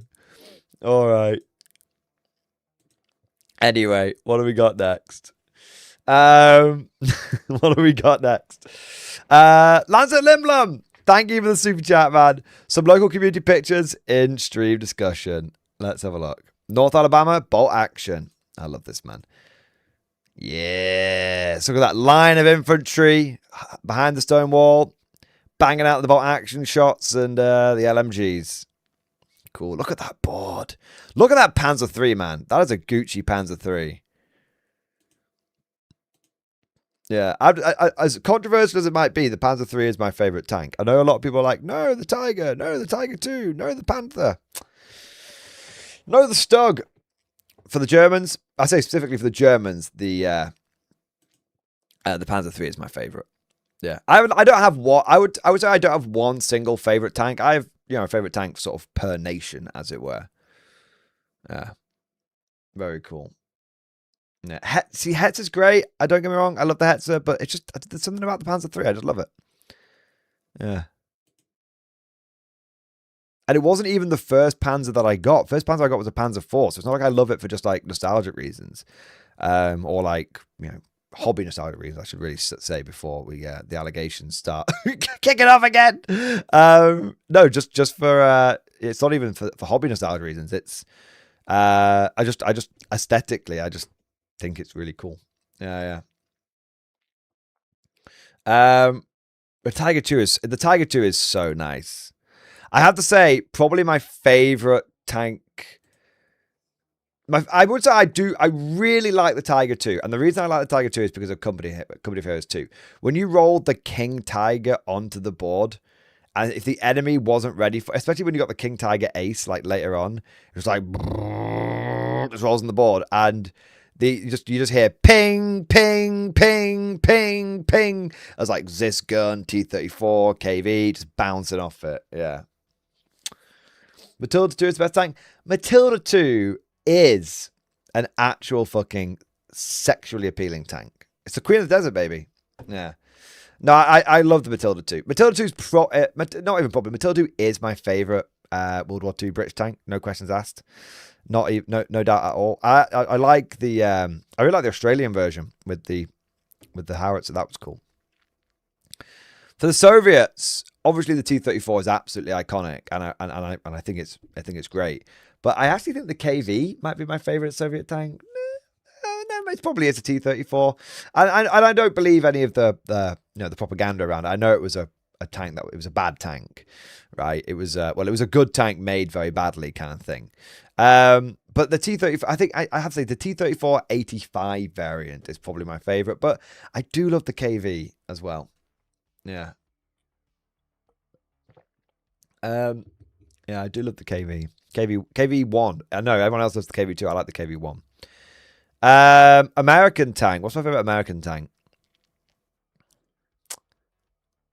It probably just straight up is the Sherman EZ8. And not even because of Fury. I mean, Fury obviously helps, right? But mostly, again, because of Company of Heroes 2. Yeah, I fucking loved the EZ8 in Company of Heroes 2. I think that's just the Japanese left, really, for the main combatants. For the Japanese, I mean, it's the Hago. No questions about it. The Hago, absolute meme tank. Absolute fucking meme tank. Yeah. Absolute fucking meme tank. I love it. For the Italians, I mean, it's probably the L33. It's not even a tank, but it probably still, I'm still going to give it to the L33. Yeah. There you go. And I don't really know. French? I don't really have a favorite French tank. I kind of like is it the Renault 35, which has got like a chode sticking out, like the little chode turret? I kind of like the Renault 35. Mostly because I've like never actually seen anyone use one, but yeah. Yeah, but no, apart from that, no. B1 base, I mean, the B1 base is a bit whatever, you know. Yeah. Anyway, Sumo 35, yeah, the Sumo is pretty good. Yeah. What's your favourite New Zealand tank? Well, it's both my favourite and least favourite. It has to be the Bob Semple. There was a bit of a joke made at the open day about getting a Tesla Bob Semple for K47. Which, the funny thing is, if they made, the way you would make a Tesla Bob Semple, but actually make it good, is you take a Bob Semple tank, and then instead of, what did it have, like, it had like 5 Bren guns in it, didn't it? It had like 1 out the front. I mean, how many Bren guns did anyway, you give the, if you want to make an actually viable Tesla Bob Semple, you, take a Bob Semple tank and give it 5 Tesla rifles. Don't give it Tesla cannons, but 5 Tesla rifles. And unironically, I think people would actually buy that thing.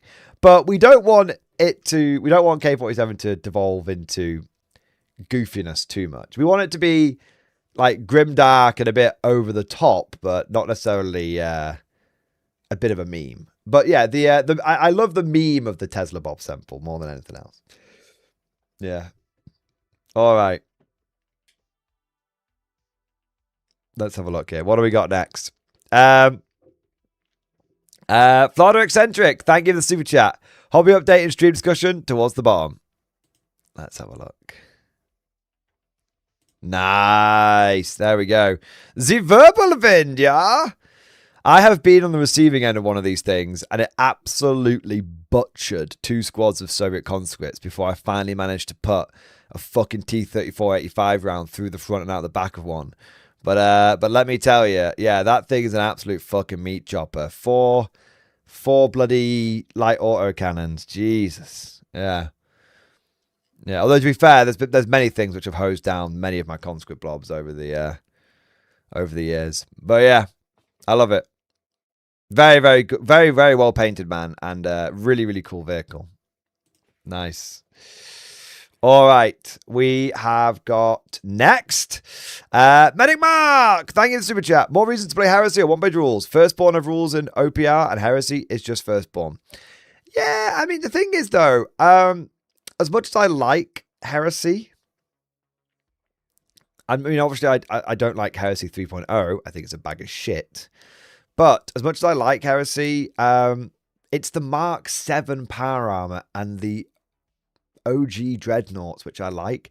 Like, I'm not as bothered about all of the ancient marks of power. I mean, they're cool, don't get me wrong, but I think they're cool when they're seasoned in. Like, you have like a sergeant wearing the beaky armor, for example, right?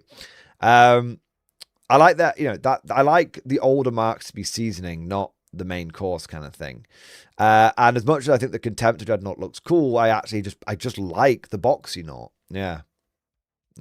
But that's just me personally. But no, I see what you're saying, Edit Mark. Like, yeah, they're always, yeah, you're absolutely right. More reasons to play Heresy, more reasons to play one-page rules, more reasons to play Midhammer, just more reasons to just step off the GW treadmill, right? And just take ownership of your hobby and play what you want to play. Adepto Potatoes, thank you for the super chat. Getting rid of all the aircraft and old models makes list building simplified, but it won't be simple. Yeah, that was it. So who was it in chat? I want to credit this. I want to credit this. Yeah. I mean, them getting rid of aircraft. GW has never been, since 7th edition, they've never been able to write good aircraft rules, which is a real. I'm not actually even surprised I'm not even surprised that the aircraft went away, because GW's it's kind of actually Games Workshop just admitting that they just can't write good aircraft rules. They've just given up. They've ceded that territory. I can't find the credit for it now, but someone in the Discord before made a brilliant joke, and your super chat reminded me of it, Adepta Potatoes. They said 10th edition was simplified, not simple. And 11th edition is modular, but no models.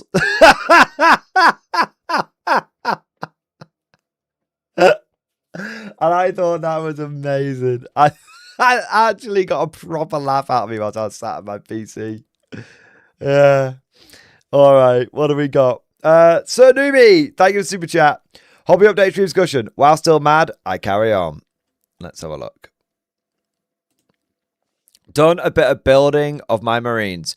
Took longer due to, well, GW fuckers in the ass, but I soldiered through it. A little box knot would not want us to be dismayed. Did the 10 incestors last night during the live stream. Took 5 to 6 hours. Would have been shorter if it weren't for the crash outs of yesterday's beef. Done 10 Hellblasters and the Apothecary, which I kit bashed. Fuck GW. I still have my creative side, and I will still somehow bash 2 kits together to make one. I use parts of the normal Apothecary onto the Sanguinary Priest. I might tackle the 10 Terminators with that Ancient next. Also, I forgot to say thank you for the Battle March report. It was nice watch and a gift for my birthday. I envy being able to have people wanting to play such. Also sad to see Sam's halflings going hungry. Not even the backup sausages will help their grief of the loss of the pies. Brilliant. Absolutely brilliant, man.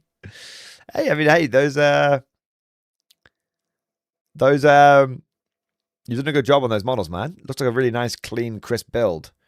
And amazingly, the mold lines don't seem too bad, but I'm not sure if that's because you've scraped them off, or if you were lucky, you just didn't have any bad ones. That's a cool fucking model. Is that an Apothecary? Nice. Real nice. Cool. Do you know, I will absolutely get a bunch of flack for this. But before you all shit on me, hear me out. The other day, I actually said on stream that I have been tempted to get into a Primaris army, and the kind of like Primaris aesthetic has grown on me like a little bit. Like the knee pads don't bother me like they bother other people, you know. And I was thinking, you know, there's a whole bunch of the intercessors that are on eBay now for fuck all and everything, and you know, if I was to do them, probably I just do a very simple head swap. Like I get a bunch of the old tactical marine helmets, and I'd literally just put them onto a bunch of the Armageddon easy to build intercessors, and that would probably, you know, that would be fine. Like I don't even mind the big chunky bolters. I mean, I think the old bolters look better, and if I could find a way to graft the old bolters onto the intercessors, then that would be really cool, and I definitely do that, right? But the funny thing is, my motivation for that army has absolutely fucking cratered. It's absolutely bloody cratered. And I'll tell you the reason why it's cratered. Because I don't want to buy the models if they're going to go away.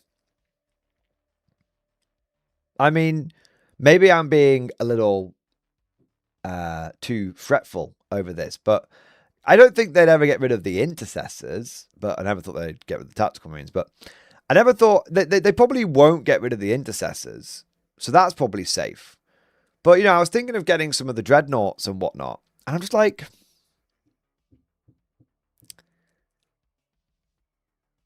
but I definitely could see them retiring some of the, like the Redemptor dreadnoughts and stuff for a new variant now. Yeah. That's the thing. I just don't want to risk, because my idea for my Space Marine army would basically be like, obviously I'd be Guardifying the shit out of it, but the idea is it would essentially be like 60 intercessors, just basic intercessors, and then, led by like a captain and a chaplain and all that kind of stuff. And, like a couple of lieutenants and whatnot. And then I'd just have the rest of the points filled out in like dreadnoughts. Because Marines and dreadnoughts are really fucking cool, right? But, yeah, I just can't be bothered putting that army together now. But I would love to. I had even had an army that I wanted to do them as Scythes of the Emperor. Because Scythes of the Emperor are really cool. Yeah, I really wanted to like do that. But now I have no inclination to do it. I just can't be bothered. Yeah. By the time I get around to doing it, the army will be fucking legends, yeah. Or it'll be changed in some way so it won't work. Like, they'll change it so I can't run that many dreadnoughts, so I can't run that many intercessors. You know what I mean? They'll change the game again by the time I get around to it. So I'm just like, nah, it's just fine. It could just stay as a bit of a pipe dream idea. Yeah. All right, what do we got next? Boom Resume. Thank you for the 6 months. What is the realistic life expectancy for models? I think 6 to 9 years now. I think 6 is the earliest that they'll Legends a model after its lifespan. I think 9 is 9 is the upper end. So between 6 and 9 years. Basically 2 to 3 editions. For sure. Yeah. That's kind of where I think we're at. And some people might say, hey, a decade is pretty good. Hey, maybe it is. But that's what I think it is. Buddy Boy, thank you for the super chat. Are they coming out with a digital version of Invasion America? If there's a digital version of Festung Europa, then there'll probably be a digital version of Invasion America. Hope that helps, man. I don't know, but that would be my guess. Rebel Sun, thank you for the super chat. Tinfoil hat. 1 minute. All right. I'm ready. Mordian, this is a long-term plan coming to fruition. Basically, Warlord Games is in control of Warhammer, and the removal of so many models was to motivate players to move to K47. I heard this sort of joke conspiracy theory yesterday, and I can tell you, like, obviously it's not true, but Games Workshop couldn't be doing a better job of driving people away to Warlord Games if they were trying. Yeah. best advertising for K47 is Warhammer 40k in many ways. No, that's not true. It's Games Workshop. And it's not even for K47. Let me rephrase that. Best advertising for Warlord Games is Games Workshop. That's the more accurate statement. Hex and Violence, thank you for super chat. Villager update in stream discussion. Of course, getting the villagers meant I got sucked into this pillage introductory set. I love it. Yes, I've heard very good things about pillage. I've never played it, but I've heard very good things about it. I love that you've got like a little village and everything, man. Very, very cool. You got a village to pillage. Yeah. It's basically like Viking Raider kill team. And when you think about it, that's a really, really cool idea. Yeah. Hey, all the models are plastic as well. That's excellent, isn't it? Look at that. That's actually really good. That's actually really fucking cool. Yeah. There you are. Kazakin, thank you for the super chat. With the death of Firstborn yesterday, I'm now concerned that Catachans will fully be in GW Sites for Legends, maybe even before Steel Legion drops. There's no way Catachans make it another codex. There's literally no way that Catachans make it in the codex. This is not even up for debate at this point. I'm sorry. But there's no... If Catachans make it through another update, the only possible explanation is that someone somewhere in GW, in a position of authority, has a Catachan army that they refuse to let go to Legends. Yeah. There's no way that... There's no way. Other than that, there's no way Catachans make it. Now, maybe they get a range refresh. Maybe they do. I don't know. But, I mean, come on, guys. Catachans were never the most popular regiment. Like, literally, they were never the most popular regiment. It is amazing that they've gone this long, that they've gone this far. So, yeah, I have no idea why they're still around, but the fact that they've come this far is almost a miracle. Yeah, yeah. I mean, yeah. I mean, do they even sell the Catachan Command Squad anymore? Maybe they still do, actually. But we've lost all the characters and stuff, haven't we? They might still sell the Catachan Command Squad, but I thought that one went.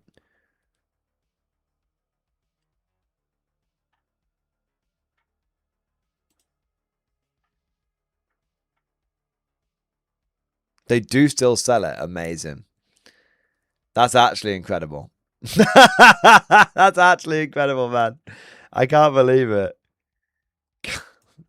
Yeah. Madness. Madness, I say. All right. Someone said to me the other day, speaking of Catachans, it's not really Catachans, but speaking of like big muscly guys, somebody said, and I've no idea if this is true, and I don't know if it's just people beefing because of the Firstborn stuff. Someone said today that the Orc Codex, the paper Orc Codex, doesn't contain all the rules. Like it's not a full code. It's like the rule book. There's bits missing from it, and then it just has like a page in it that says go to the app and it's got a code. Is that true? Does anyone know anything about that? Or is that just somebody maybe speculating or whatnot? Because I have no idea. Obviously, I've not seen the full thing. I mean, I know it's leaked, but yeah. No points and no detachment costs. So it isn't, yeah. So it isn't complete. So you have the only place you can get points. I guess you got the Minotaur and Field Manual.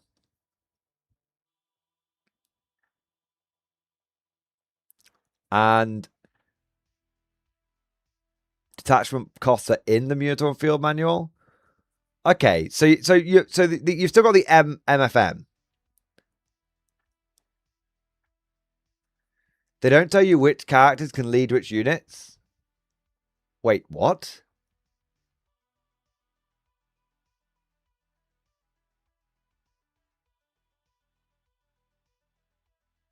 That's not that. Wait. So it doesn't say on the data sheet like War Boss can lead boys or whatever.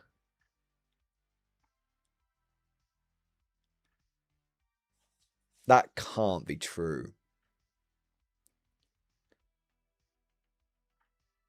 If that is true,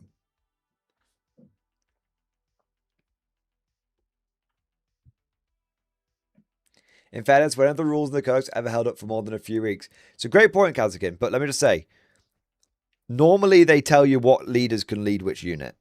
The points going in the MFM, I'm okay with that. Right? That's fine. But the fact that the codex doesn't say that the war boss can lead this unit,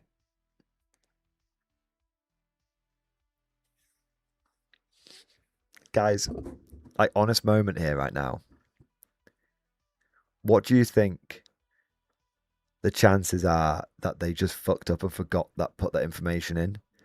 And by the time it went to print, they were like, oh shit, we've got to tell people to use the app.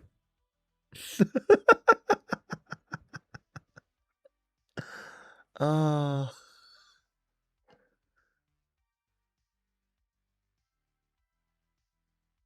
That would mean in 2 years, no one could play 11th edition with the books. That's a great point, Wolf58. Do you think it's GW trying to stop people from... I mean, let's be real, Wolf58. Do you think anyone's going to want to go back and play 11th? I fucking doubt it. But do you think it is an element of GW trying to stop us from going back and playing older editions? That's madness. That's absolutely madness.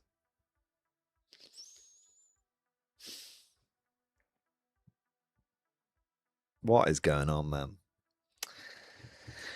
What is going on? We live in crazy times, boys. Crazy times. I've...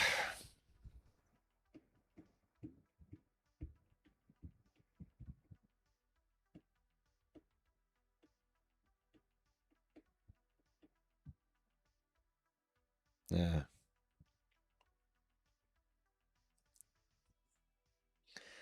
Yeah. Mad. Oh, shit. 1 minute. Why didn't the overlay show that off? I don't know why the emoji didn't pop up, Fun Jacob. But the Destroy Chat, baby! Yes! Yeah, buddy! Yeah, buddy! Yeah, buddy! Woo! It's popping up, baby! Yes! Holy shit, man. Holy shit! Woo! Oh my god. Fun Jacob, thank you so much for the incredible support. Coming in with the $100 super chat, baby. Yes. Everyone in chat, spam 07 as hard as you can. It's time to absolutely pop off with Fun Jacob.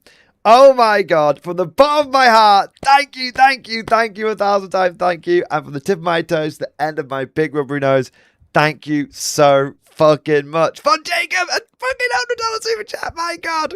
Message and pictures discussion. Dude, let's fucking check it out, man. Everyone in chat, spam 07. I want to see some goddamn respect for Fun Jacob in here. Alright. Let's have a look here. Alright.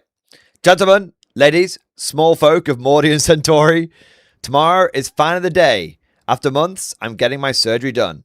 I report at 6:30 in the morning. Apparently, they let me go home at 3 p.m. Just in time for the points release. If it's bad, you just fucking... I shouldn't joke. You're just like... just find the stitches and just go like... In lieu of anticipation for my retardation after anesthesia, I'm preemptively gifting 50 memberships for new members to join the Jackal Corps. I also demand that while the points review is happening tomorrow or the next few days, all the guard points nerds get translated into Jackalese for all the Jackal Corps to understand. I'm not sure what Jackalese is, but I'll imagine it's some sort of like caveman-based language like...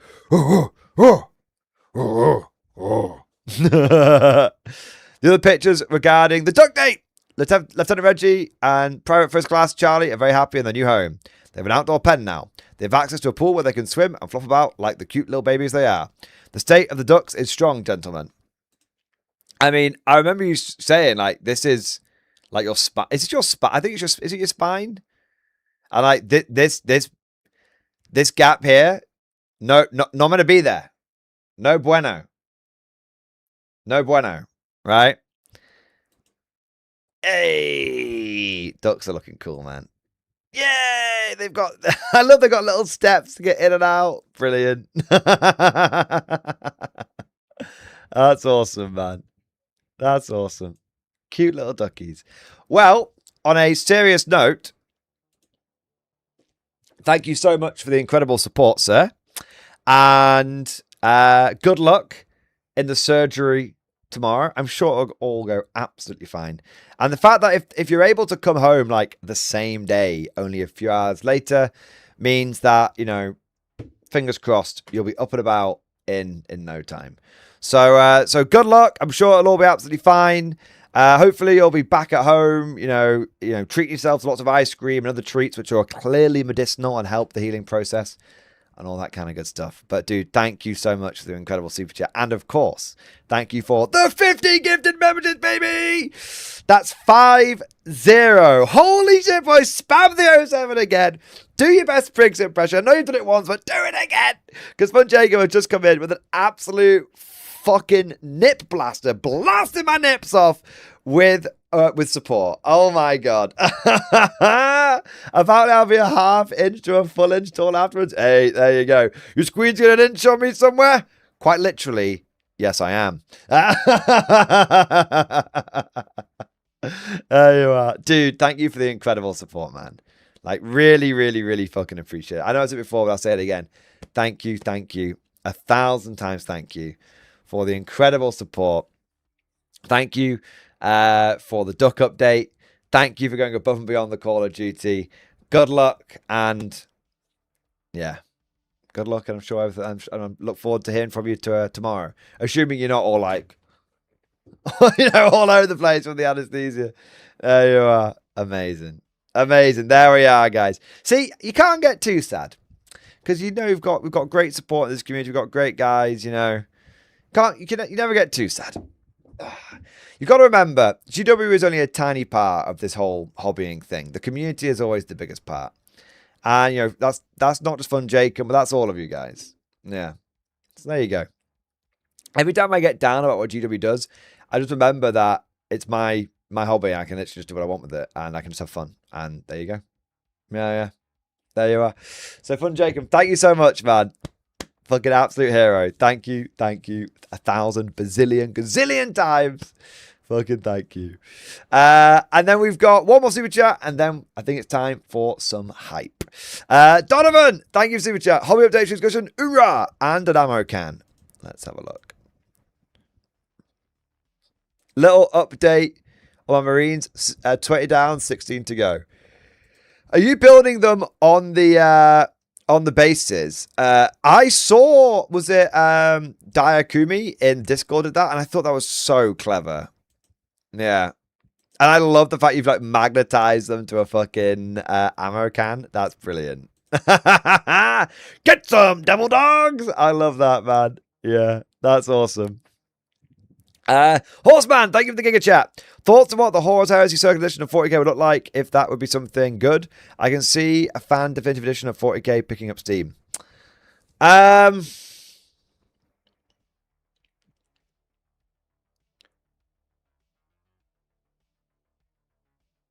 Firstly, I am very interested in Circle Edition.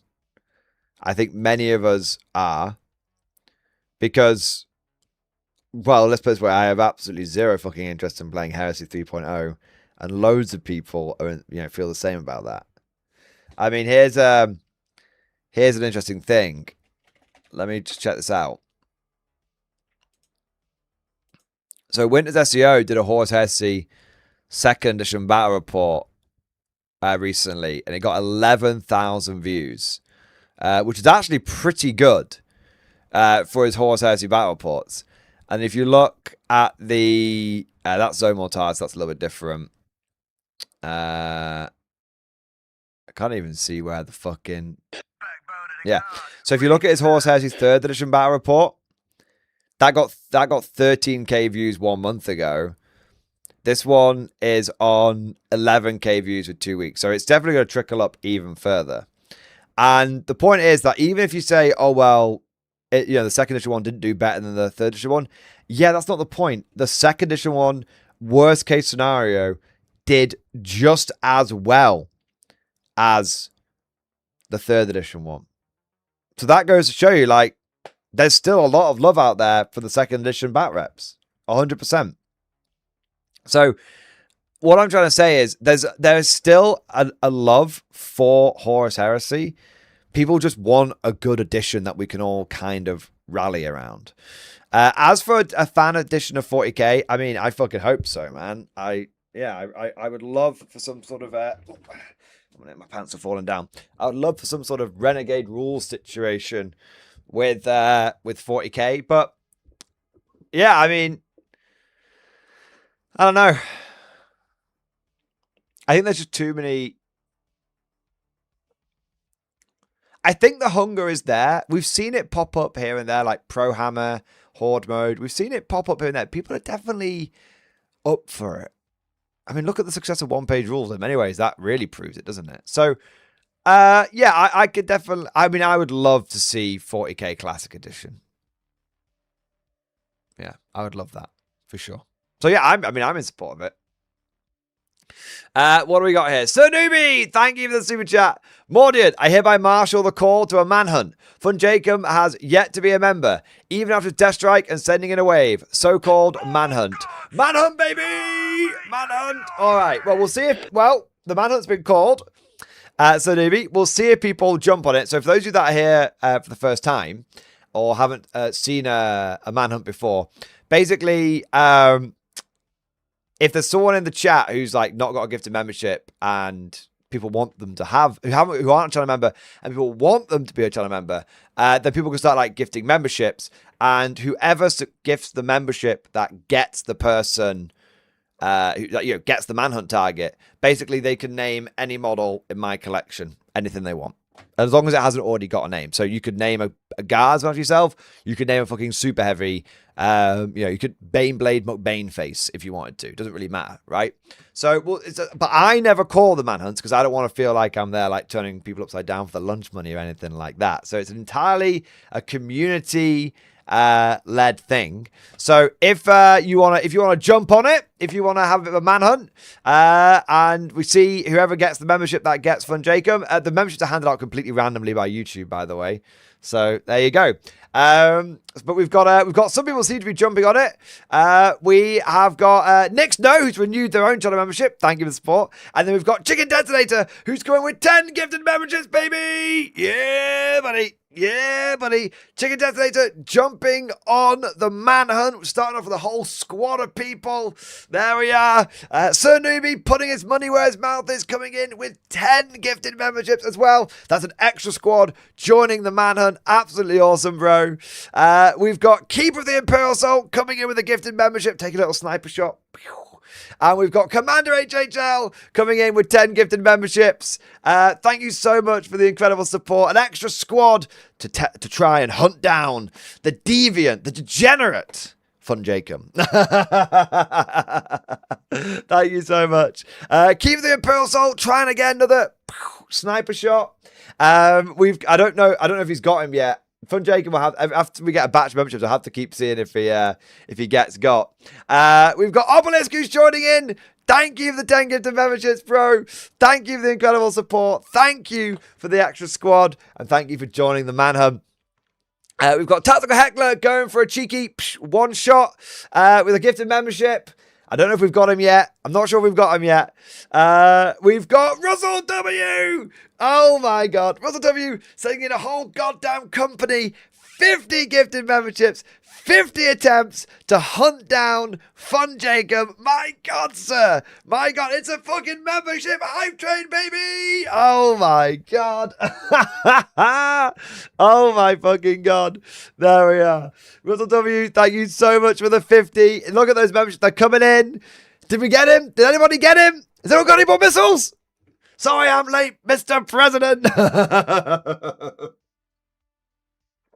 Oh my God. Fun Jacob, speak to us. Have you been got? Have you been got? I don't know if he's been got yet. Oh my God. Look at all the gifted memberships coming in.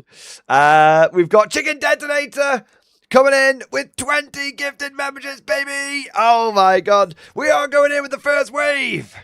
It means more Jacobs for us to get. You smash the entire area. You gift a membership to anyone who isn't Fun Jacob. You vote no, including Fun Jacob. You get me? Kazakid 40k, thank you for the gift of membership. Thank you for joining the Manhunt, man. Fun Jacob has still not been got. He does have his gift of membership. I'm going to try and help here. Now, I can gift some memberships for free. I can gift about 10 each month.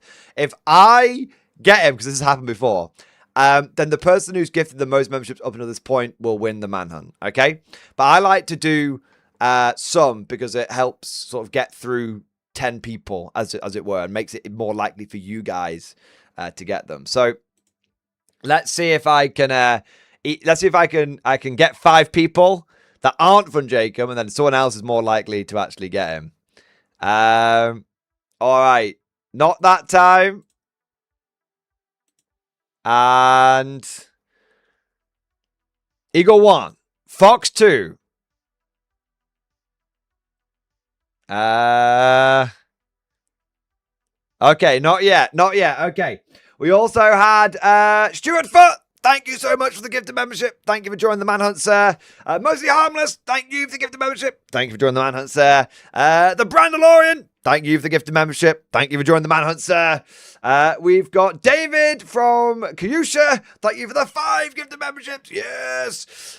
He's dodged, duck, dip, diving, and dodging. Someone's got to get him. Someone's got to get him, man. Oh, my God. David, thank you for joining the Manhunt. We've got Obelisk, my boy. Oh, my God. It's popping off. This is a full-blown Manhunt. It's a hue and cry. It is a nationwide hunt for the man, the myth, the legend, Fun Jacob. It's like the search for DB Cooper. Oh, my God. Obelisk coming in with not 1, not 2, but 50 gifted memberships. Another company has joined. My God, sir. Someone's got to get him. Someone's got to get him. My God. My God. It's been a long time since we had a big Manhunt like this, boys. People have been building up them reserves. People have been building up those stockpiles. Oh, my God. Obelisk, thank you for the 50. And guess what?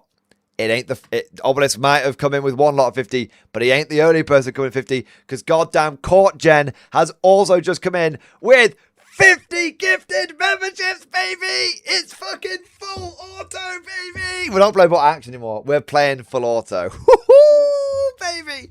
Oh my God. Court Gen, thank you so much for another company. Thank you for the 50 gifted memberships. Massive shout out to Court Gen. Massive shout out to Obelisk. Massive shout out to Russell W. They've all come in with 50 memberships. That's all the equivalent of coming over the Death Strike. Absolute Giga Chad maneuver. Absolute big dick swinging maneuver. Incredible support from the community here. My God, sirs. My God. We've also got Macon. He's going for a cheeky 5. Little fire team. Did the fire team get him? He's still not been got. Oh my God. Oh my God. Oh my days. Everyone's been got. He's like a greased up deaf guy. Nobody ain't never gonna catch me. Ain't never gonna get this. It's like, he's a slippery bastard. Oh my God. We've also got Donovan Ursus coming in with a cheeky gifted membership. Thank you, sir.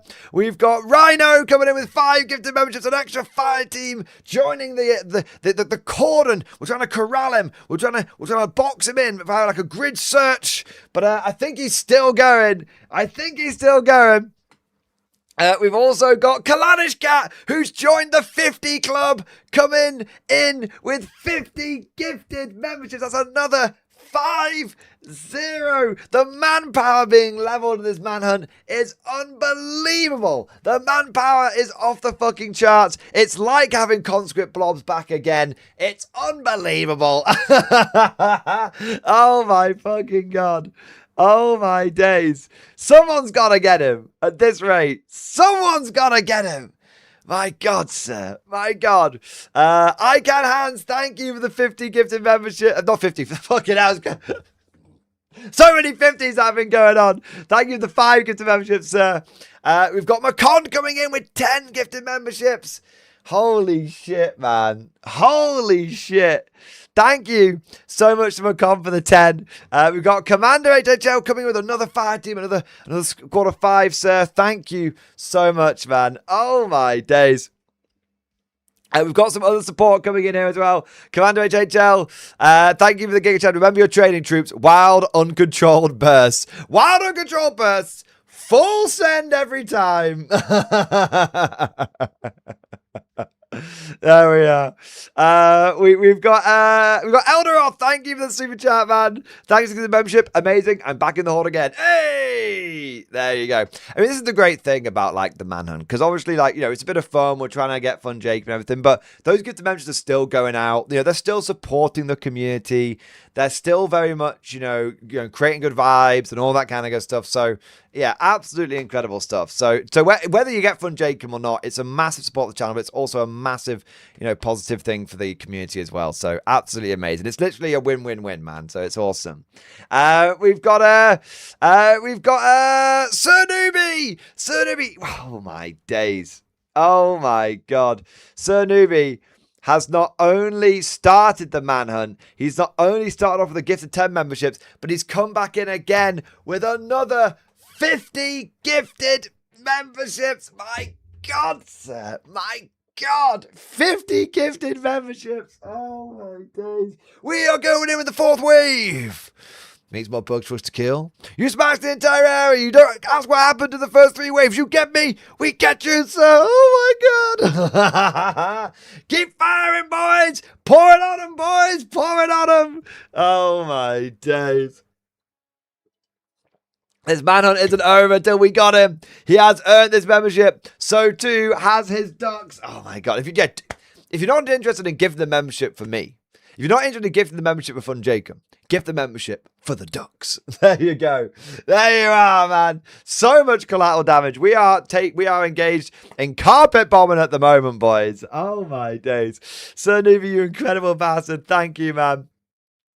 We've also got the Wazian. The Wazian, thank you for the 10 gifted memberships. Joining the manhunt. Absolutely smashing it, bro. Incredible stuff, man. We've also got Commander HHL coming with another gifted membership. Just taking those pot shots, occasionally a big burst. All that kind of good shit.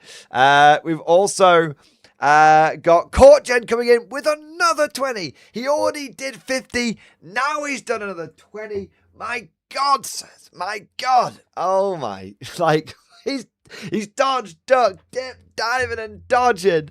My days. Holy shit, boys. Court Gen, you absolute fucking hero. We've got Chicken down here coming in the cheeky gift membership. Just sending in a bomb chicken. There we are. Sprig's doing a gifted membership as well. Oh my days. Oh, he's super greased up. He's like Morty Bro winning a game of K-47 with a single Shrek Wolfen left over at the end after he's lost everything else. He's absolutely... Squire, grease me! Squire, grease me! There we are. We've also got Mad Larkin coming in with the gifted membership, baby. Oh my God, Mad Larkin, normally the target of a manhunt. This time joining the manhunt. This time he's on the gifting end, not the receiving end. There we are. Holy shit. YouTube's actually had a little pause then, trying to figure out where to send the rest of the memberships. Because so many were coming in. Oh my God. Literally YouTube's gifted membership system broke before the guard did. What do we got after that? We've got the Wazian. The Wazian doing another 10 gifted memberships. I think that's like 20, at least 20 from the Wazian up until this point. My God. My God, the Wazian. Thank you for the 10, man. Thank you for the incredible support overall. Absolute fucking Giga Chad maneuver. Absolute fucking hero maneuver. Thank you, man. But speaking of Giga Chad, speaking of heroes, speaking of fucking just big dick swinging guardsmen, we have got Obelisk, who has come in with another 50 gifted memberships. I swear to God, this is Obelisk like third round of gifters. Maybe it's the second round of gifters. I do apologize. I'm just going back through and looking at them now. This is the second wave of 50 memberships from Obelisk. This is 100 memberships from Obelisk. Holy shit, man. Second 50 round burst. There we go. Baby. Obelisk is like... Tonight, he dies. We're getting him tonight, one way or another. He ain't avoiding the press gang and he ain't avoiding the conscripting. There we go. Oh my God, it's still going. He's still. How has he not been got at this point? How has he not been got? This is insane. This is insane, man. Obelisk, thank you. Fun Jacob, how have you not been got at this point? He's still grey. Oh my God. He does have gifted enable. Don't worry, Dection. We've double checked this. There we are. Full Metal Owl coming in with 5. Full Metal Owl joining the manhunt. Amazing, man. And the Brandalorian coming in with another 5. That's another 10 in total. Holy shit, boys. He's got a 1+ rerollable save, Foby the Third. Apparently so. Oh my God. Yeah. Oh my days. I'm not sure if the manhunt is petering out. Just so you guys know, if we don't get the target of the manhunt, we always make sure that people who have been very generous never leave empty-handed. So the person that gifted the most always gets an officer named after them, and everyone else who gifted at least 50 cumulatively also gets like a guardsman named after them as well. So the people, all the big supporters, you guys don't leave empty-handed. So there you are. All right. Well, it might not be. It might still be going, but I always like to mention that just so people don't feel like a sense of like getting blue balled. No payoff, if that makes sense. So there we are. All right, we've got the Brandalorian, thank you, man, and then we've got John Shepherd coming in with 5 gifted memberships. My God, Obelisk, I think you've got the most at this point. John Shepherd joining the manhunt, coming in with 5 gifted memberships. Absolutely incredible support, man.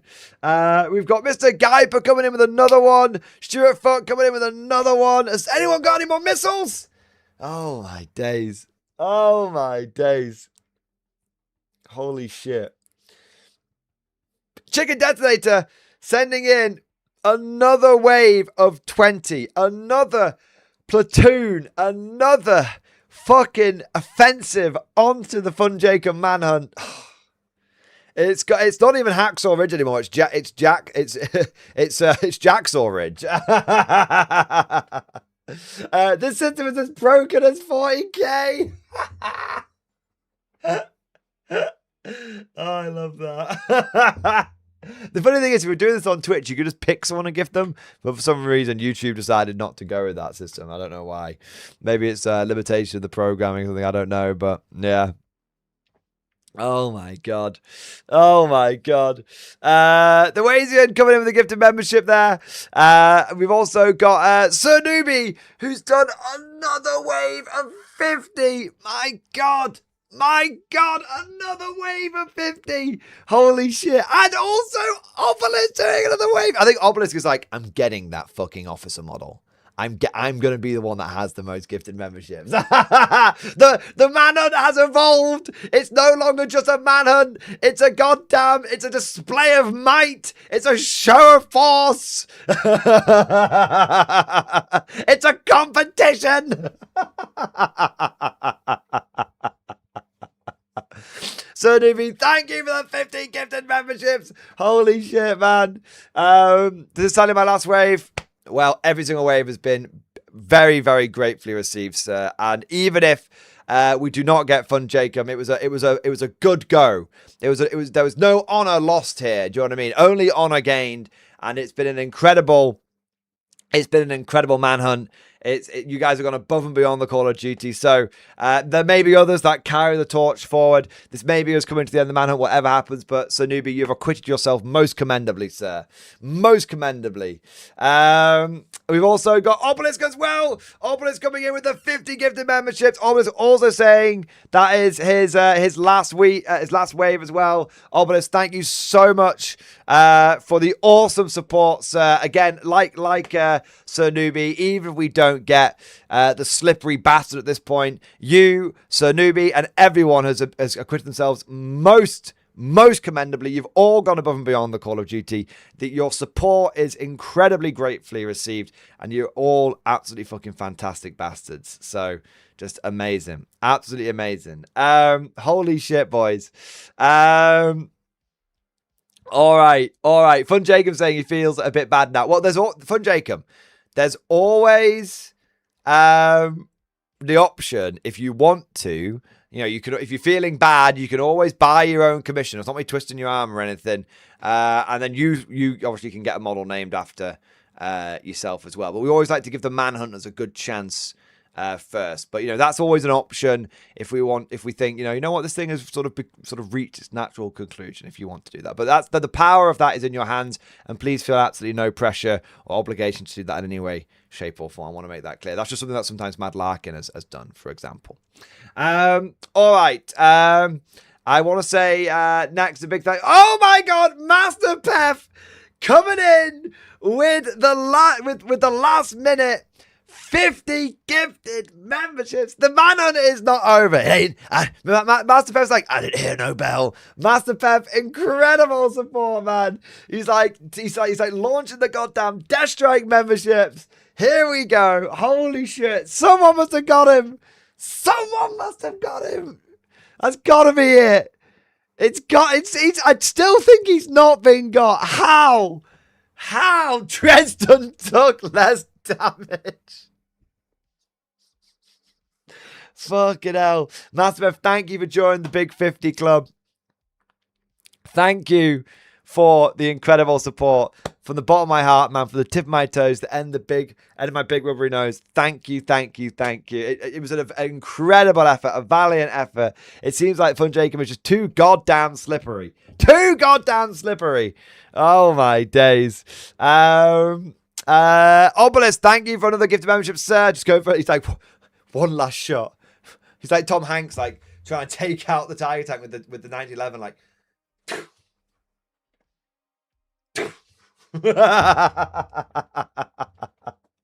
Oh my God. We've also got Commander HHL coming in with a gifted membership. He's also trying. He's like, up him. Mr. Guyver going for a tactical 10 at the end. Well, potentially at the end of the manhunt. But you guys are keeping it going. I'm not stopping it. You guys are keeping it going. Another 10. Surely we must be close now. Surely. Oh my God. I can't believe he's not been got at this point. I can't believe it. And Joe doing a gift of membership, and that shot. I shot my shot and missed. Oh my days. I don't know how. I actually don't know how. I don't know how we've got this far and he's not been got. Yeah, he's not been got. Fun Jacob, bro, you've got 2 if you're watching channel. It's not my fault. People have been the channel's really been growing ever since I started covering K47. The Rift energy, the Rift is absorbing all the memberships. Everyone's coming back as Toango and Chipito. Oh my God, I'm sorry. Oh my God. Kalanish Cat is joining. Kalanish Cat is like, get on that 50. Someone get on that 50. I swear to God, Kalanish Cat already jumped on the 50 at some point. I feel like it. Let me see if I don't want to be misremembering. But I think he has done other memberships as well.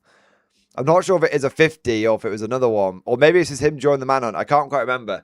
But it doesn't really matter. However you slice it. Get on that 50. Get on that 50. Holy fuck, man. Kalanish Cat coming in with 50 gifted memberships. Joining the Big 50 Club. Someone must have got him. Does anyone have any more missiles? Someone must have got him. Fun Jacob, speak to us. Speak to us. We must. He can't be grey at this point. Oh, he is. How is he still grey? How is he still grey? This is insane. This is actually insane. Oh my God. Oh my days. Holy shit, man. Joe coming in with the gifted membership. You must have settings off. You got to do a gift membership. He won't do. It's just, it will just be, because the thing is, it doesn't just gift them to people in the streams. It gifts them to anyone who has anyone who's joined a stream in the past, even if they're not in the stream right now, kind of thing. So there's just so, you know what it is? It's the goddamn beef. We've been having like 600, 700 people join like a beef stream. And, you know, it's that all of those people are now fucking eligible for a goddamn gifted membership. That's what it is. I'm sorry, guys. The beef has consumed us. The beef has taken away. The beef is, it's all consuming. It's hunger. It's never satiated. And now, not only has it come for our firstborn, not only has it come for all of our classic guard models, but now it has come for our memberships. It has come for our memberships. Oh, it's GW's fault. It's actually GW's fault. They have created the circumstances for, we had 1,000 people in the stream yesterday. Every single one of those might get a gift membership before Fun Jacob does.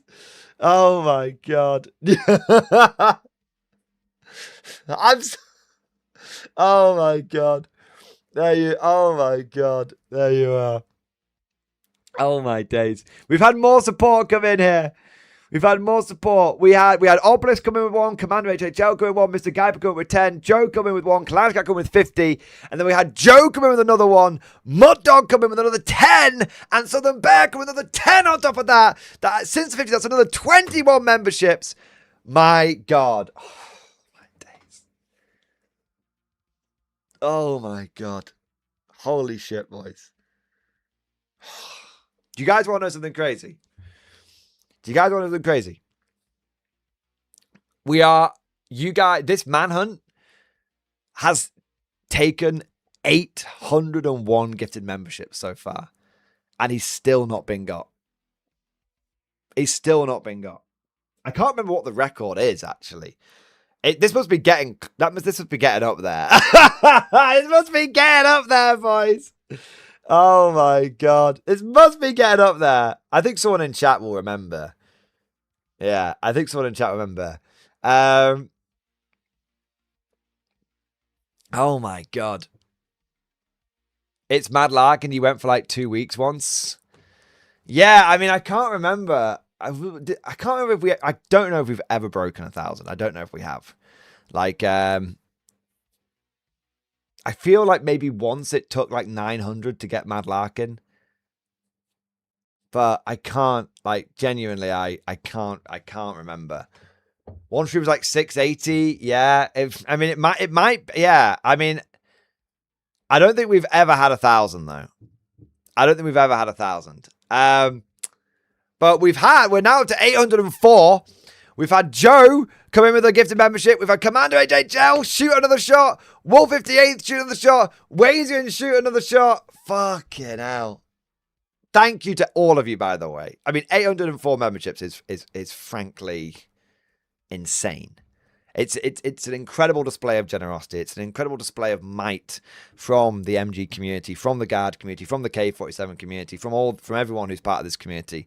So I know we've been having lots of hype and we've been like, saying all sorts of mad shit, but I just want to take a moment and just say like a huge fucking thank you. A huge fucking thank you. Like this is unprecedented. This is pretty mad, boys. So just incredible support. Like I said, we won't have anybody go. There'll always be a payoff. For example, like the person who gifted the most will make sure they get an officer model. Everyone who gifted at least 50 will make sure they get a conscript named after them as well. So there's absolutely going to be a payoff for this manhunt, one way or another. I always like to look after you guys, especially when you've been so incredibly generous. But it's still going. Oh my God. How? It's not over yet. Court Gen and Southern Bear were like, I didn't hear no bell. Oh my God. Court Gen coming in with 20. That's another goddamn platoon. That's another goddamn guard blob to goddamn fucking hold the line, be the line. Are the line? I don't fucking know anymore. Do some fucking lines. Another 20 gifted memberships for the manhunt. We've got Southern Bear coming in with 50 gifted memberships, baby. Another one gets on that 50. Get on that 50. Somebody get on that 50. And Southern Bear was like, it's mine. Fucking gets on it. Oh my God. Oh my God. Call me Harrison Ford because I'm a fugitive. Oh. Ah. Holy shit, man. Dodge, duck, dip, dive, and dodge. There you are. One shot, if I get him, it goes to Obelisk. Grey's hold the line. It's a Grey name rebellion in chat. Grey and proud. Grey and proud. Oh my God. He can in fact dodge a wrench. Oh my God. Who will last longer? Fun Jacob Mordian's voice. I mean, my voice is going to break by the time we get to the end of the hype. I mean, I don't even make it to the hype with this fucking manhunt, man. Ah. Oh my God. There you go. There you are. My God. There you are. There you go. I'm grey and proud. My VPN is off. There's nothing in the way of this except for YouTube's fucking broken gifted membership system. People are like, you know what? I'm going to give GW too much shit. YouTube's got a way worse system. Oh my God. Southern Bear, thank you for super chat. I'm paying my penance for buying a Shadow Sword after the GW spree ripping. I'm sorry for supporting the Gorbo slugs. Your shame has been scrubbed. Your shame has been scrubbed, sir. We're only human. That's what defines us as guardsmen. But, you know, moments of weakness can all be made up for moments of penance. There you are. For Jacob, how does YouTube gifted membership work? So basically, it just hands them out basically randomly to anyone who's like been in one of the streams. So, I mean, you know, we've been reaching like between 600 and 1,000 people in some of the streams recently. No, typically it's like 200 to 300, but still. But yeah, so it's who knows? Maybe it'll come to you, maybe it won't. But you know, when the stream's been absolutely popping off, the stream's been absolutely popping off, as they have been. It makes the scope of the manhunts all that bigger. Yeah, there we are. Phobia the Third, thank you for the month, man. At least you can buy your AC now. That is true. I can definitely buy the AC now. Yeah, there you are. I Can Hands coming in with a cheeky sniper shot. Coming in with the gifted membership. And then Court Gen coming in with 50 gifted memberships, baby! Oh my fucking God. Court Gen, I don't know how many 50s you've done at this point, but it's a lot. Oh my fucking God. Come on, get on that 50. This 50's mounted down. We've got an entirely new 50 now. Oh my God. Another 50 gifted memberships. My God, my God. Thanks to Court Gen, we're up to 926 gifted memberships. The Grey Name Rebellion is still going somehow. Some fucking how. Oh my God. Court Gen, thank you, man. Fucking hell. Fucking hell, man. It should provide people that actually watch a stream when a membership is gifted. It pretty much doesn't. It doesn't. No, you are correct. Mud Dog coming in with another 10. Mud Dog coming in with another 10. Oh my God. Was that it? It was for Jacob. How? This is bullshit. The 50's empty. I'm switching to my sidearm. Oh my God. The Grey Names. We are Legion. We are Tough. We are Grey. Fucking hell. The Grey Names getting fun of themselves now. The Grey Lurkers. There we are. Oh my God. Bring up the Piat. There you go. The Grey Knights. Clanch Cat pulling out a sidearm, popping off a little shot there. Oh my God. Oh my God. The Grey Tide is strong. The Lurk Legion. We're now up to 937. We don't know exactly what the record is, but I can tell you that 1,000 has definitely has never been reached before. So the 1,000 is definitely The 1,000 is definitely the record. And oh my God, we might actually reach it. Okay, if we reach 1,000, we're going to call this a successful manhunt, and we're going to have to come up with something that we're going to have to come up with something to mark this incredible moment. Okay, I don't know what it is. Chat can decide. But there you are. Sir Newbie just coming in with another 10. Sir Newbie was like, I ain't got no more to give. And he just pulls out a goddamn morphine shot. Just like straight in the, not a morphine shot, a adrenaline shot, straight in the eyes. Like, Rah! Another 10 gifted memberships. He goes into Berserker Rage. He's like, bring the vibes. There you are. We've also got, and then we've got Obelisk coming in with another 50. He's like, I want that officer. I will have that officer. No questions asked. Oh my fucking God. Thank you for the 50, Obelisk. That is insane. That is bonkers. Obelisk is like, you need me on that wall. You want me on that wall.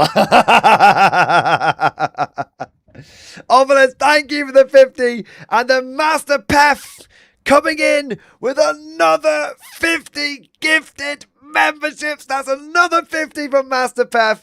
And gentlemen, thanks to the incredible efforts of Master Pef, Obelisk, Sir Newbie, Court Gen, and everybody else, we have just officially broken the all-time record of gifted memberships on this channel, and we have it is 1,045.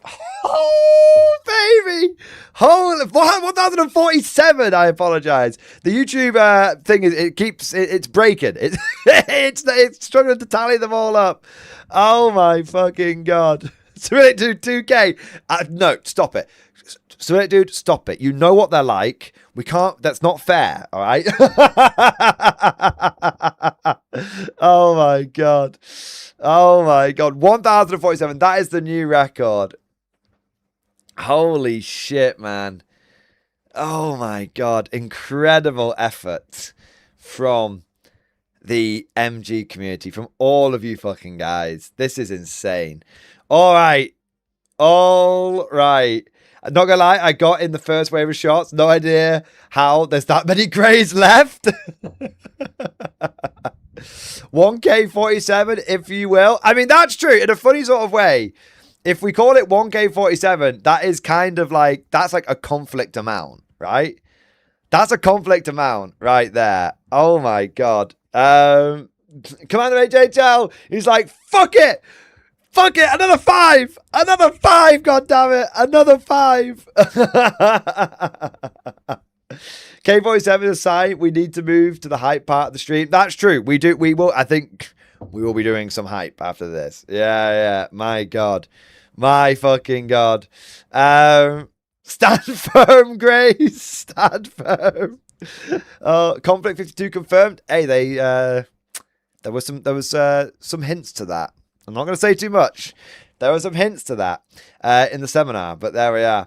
I want to float in the pool, but I can't leave the stream. Fun Jacob's like, every time he gets close to the manhunt ending, another 5 memberships come in. I feel like a Marine in Korea. Oh my God. Oh my God. You will enjoy our company. Oh my days. What do we got here? Sir Newbie! Sir Newbie, thank you for the 5 gifted memberships. He's doing another 5. He's like, he's like Desmond Doss. He's like, just one more. Just one more, Lord. Please let me say one more. Yeah, one more, Lord. Please let me say one more. There you are. All right. Thank you so much for another 5, Sir Newbie. Heiko coming in with a cheeky gifted membership. But he's still not been got. This motherfucker right here. Holy shit. 1058. Oh, I think he's still... Has he been got? Wait, Fun Jacob, did you get got? Someone said that you got him. Come on. Come on. Come on, fun. No, he's still fucking great.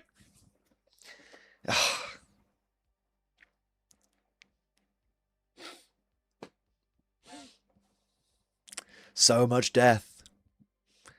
What can man do against such reckless grey? Get down, Mr. President! We hit the body double! Oh my days. Cosmic Drew, we'll be banning all grey names. Learn your place, scum! Yeah, we're not going to officially have a members only stream, but anyone who joins who is a grey name gets banned. Fuck's sake. All right, what do we got here? We've got Kalanchka coming in with another 10. My God, Kalanchka coming in with another 10. Another squad. My God, another squad to take part in the manhunt. My God. My God, so thank you, Kalanchka, for even more incredible support, man. And then we've got Kyundril. Thank you for the gifted membership as well. And we've got John Henry Eden. Thank you for the gifted membership. And this motherfucker is still going, man. This motherfucker. I want to go back to the shower. I want to get food. Oh, my God. Oh, my God. We're up to 1,070 now. Oh, my days. Oh, my God. Can we get to 2K? I think if we get to 2K, I might take the rest of the week off.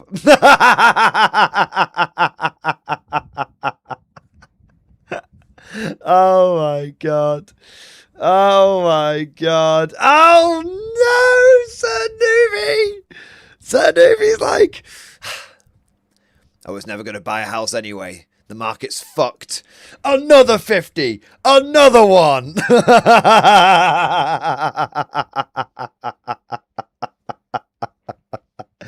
Oh my God. Another 50 gifted memberships for Sir Noovie. Come on. Come on. Somebody's got to get him. Somebody's got to get him, man. We are in completely uncharted territory. We are in completely... we've completely smashed past any possible personal record of the streams as a gifted memberships. With another 50 from Sir Noovie. And an extra one from Squidfist as well. We're up to 1,021 gifted memberships. How is he still not?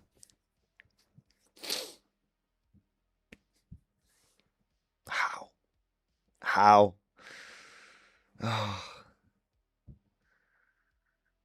Dragon Raptor, good to know that if I want a model survivor game, I just need to name it Fun Jake, and I will use this knowledge for evil.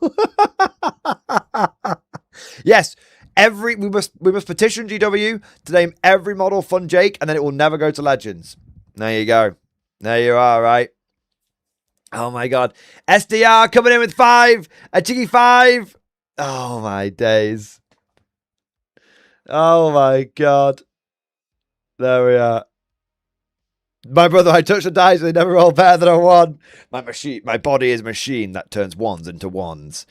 There you are. Oh my God.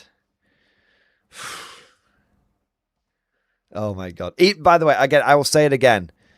Even if we don't get Fun Jacob, right? By the way, I call him Fun Jacob because he used to have an M at the end of his username.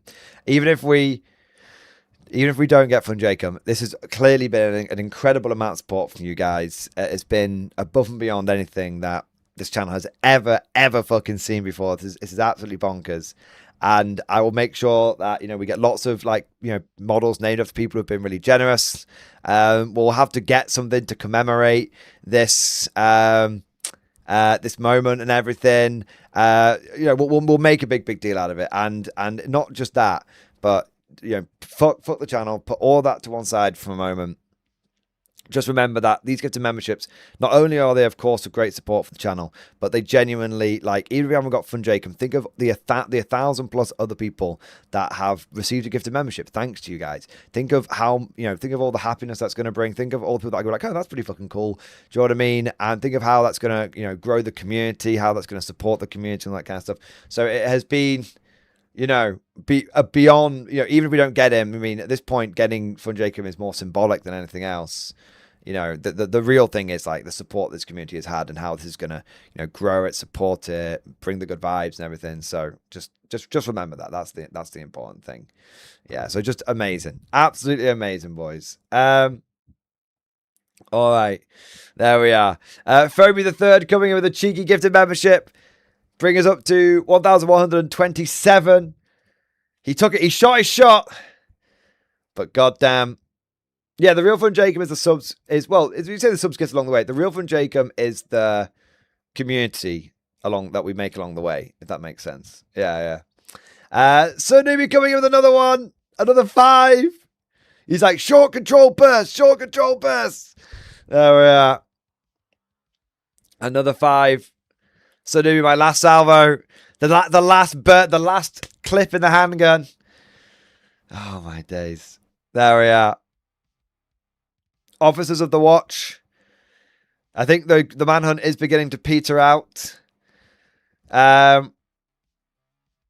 So if that is the case, mark the record. Remember this record, boys. 1,133 gifted memberships. That is insane. That is absolutely insane, but in the best fucking possible way. Absolutely fucking bonkers. We've had a bunch of super chats coming as well. Oh my days. Oh my god. Right, we're gonna have to go through. I'm gonna have to go through here. Now on Discord. Well, they will all get a notification to join the Discord. So there we are. That is a new channel record. And I think you should all be very, very proud of yourselves. And you should all be very should be all be just give yourselves a pat on the back for not only the support for the channel, but the support that you guys have done for the community. So there we are. Spriggs, wait, we're not done yet. There's another burst. Spriggs coming in. Another 10. Oh my god. Fun Jacob. I'm gonna, if Fun Jacob doesn't get got, I ban him for 24 hours.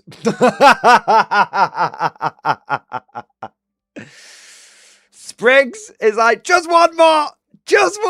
Another 10 gifted memberships.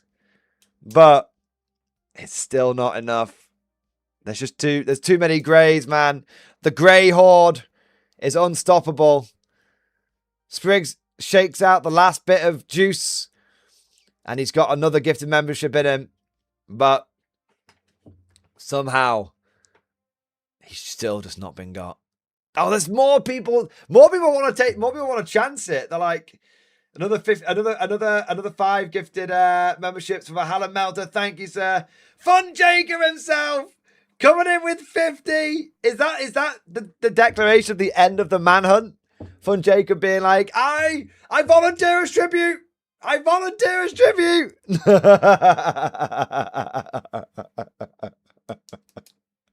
Oh my god. Fun Jacob coming in with another 50. He gave 54. He gave another 50 there. Oh my god. Oh my fucking god. Fun Jacob, you crazy mad bastard. Oh my god. Spriggs, I was trying to get to 1,047. We blasted past that, man. We are well past that point now. We are well past that point. Oh my days. The war shall never end. The legion shall persist. We are up to, between Fun Jacob with another 50, Spriggs with another one, Sir Newbie with another one. We are now up to a whopping, a rift-busting 1,201 gifted memberships.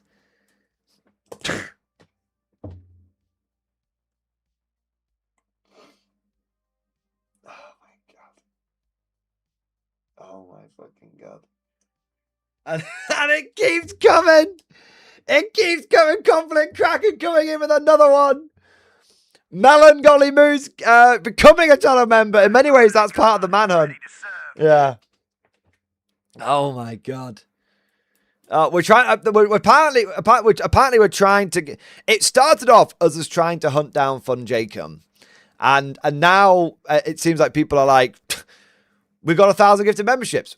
Let's go for 2,000. Apparently, I don't know. I'm not endorsing this in any way, shape, or form. I'm not in control anymore. I've let go. Chat has the wheel. Chat has the wheel. We're up to 1,204 5 gifted memberships with the sound effect now. Oh my god. If you will not serve on the front line, you will serve on the firing line. Oh my god. Oh my days. Oh my god. This is beyond. None of you can complain about GW price hikes. Oh my god. We've just got 5 more from 22nd AX Cardinal. Bring us up to 1,210 in total. Oh, this has gone from Manhunt to Grey Massacre. They will be conscripted. Yeah, apparently it's not even about... It's just about killing grey people now, apparently. That's it. It's just about death to the greys. There will be no greys, apparently. I want to see no grey left. Apparently that's what it is now. We've transcended. We've let go of any pretense, any casus belli, and we're just like down with the greys. Oh my god. There we are. There we go. Holds gun to former grey comrades. I'm sorry. Oh, Master Pepper's done it again. It's another 50. Another wave. Another wave. The lurkers rise from the depths, coming in with all the gifted memberships, getting gifted, doing gifting. My God. Sean Bentley, yay, I'm not grey anymore. There you are. See? We know it's like that bit in Fight Club where it's gone beyond Robert Paulson dying. Now it's just like his name was Robert Paulson. His name was Robert Paulson. His name was Fun Jacob. His name was Fun Jacob. That's what it is now. Oh my god. Massive Pep, thank you for a 50, bro. Fucking hell. Thank you for the incredible support. And then Courtgen coming in with another 10. Courtgen said, I have this money because I don't buy Warhammer anymore. Oh my god. Oh, the Green Steelers. It's the Green Steelers versus the Grey Knights.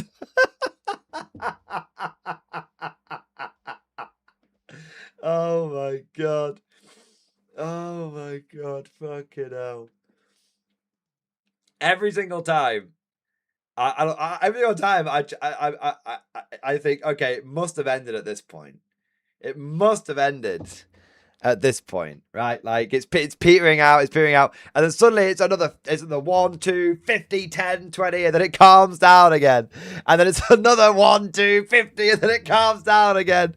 Oh my god. Morty's gonna buy the entire Warlord stock tomorrow. I mean, I've got to buy something to commemorate this, right?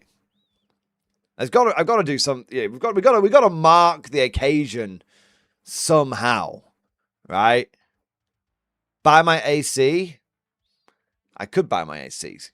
I could mark the occasion. I could say because remember when we got like it wasn't this big. It was nowhere near this big. When we got like a big bit of support, and then I was like, "This is amazing." My boiler blew up, and I had to spend all the support I got on a boiler.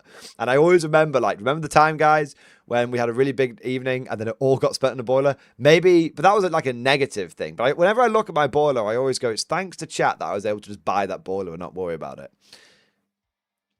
Maybe I buy AC and I go, it's thanks to chat that I now have AC. Yeah. Maybe. Maybe. All right. Oh my God. Manhunt is fruitless. Fun Jacob's ass is mine to ban. Cosmic. It's like, if you don't get him, I'm going to ban him. Fun Jacob's like, no. Wait. Oh my God. So Newbie, I found some spare arty rounds. He said another 10. But he's... So Newbie, it's an incredible effort. It's an incredible, valiant effort. But, you know, I've got it. Boys, what about this? It's not obviously anywhere near comparable to the amount of support that you guys have shown. But I have something that I could buy that could commemorate this moment in a strange sort of way.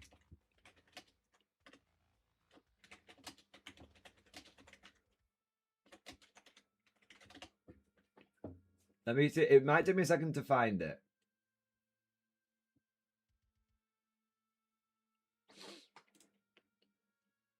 I've got to make sure I don't accidentally dox myself, because eBay loves to do that. Okay, no, we should be all right. I'll take a screenshot.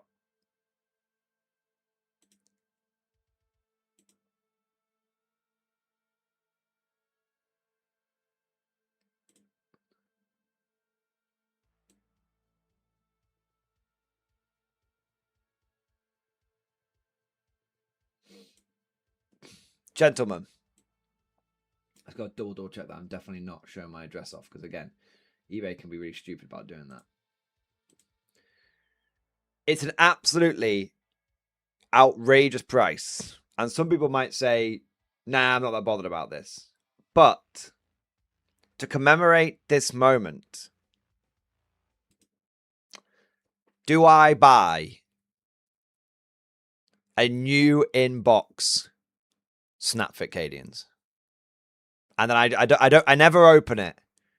I just maybe keep it and put it on, like, so it can be seen. People say no. People say behind you. I mean, it's second hand, isn't it? Frame it. Yeah, exactly. Box dot. I already have a box dot Nostalgia Vivek. That's the thing. Otherwise, I'd absolutely do it. I mean, I can buy another one. But I already do have a box knot. K47 units. Just buy the box and keep it. That's kind of the point.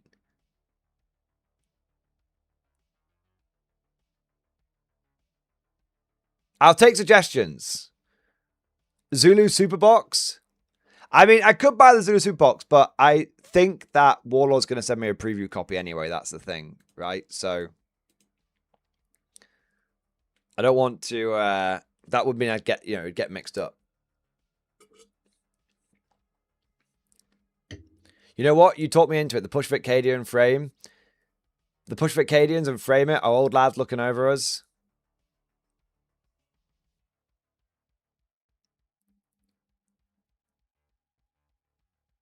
What don't you have for K47?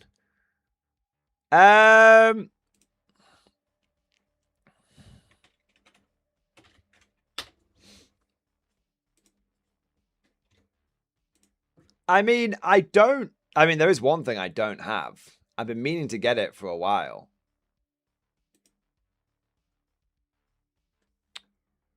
The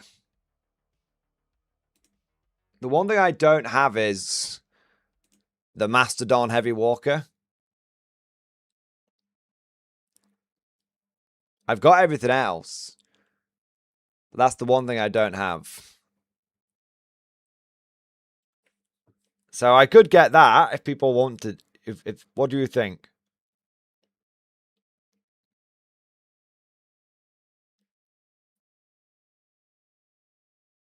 And then we could name, and then chat could name it. Fun Jacob should decide what I buy. Fun Jacob could decide. Yeah, I'm okay. Look, I'm just responding to suggestions in chat.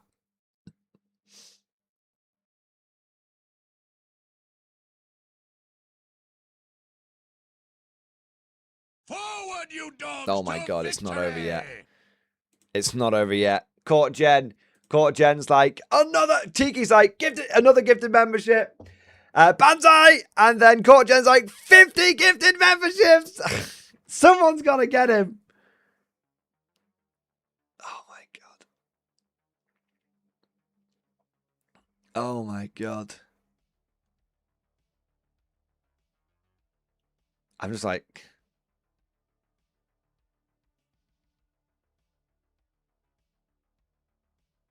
I'm just seeing if he's been got.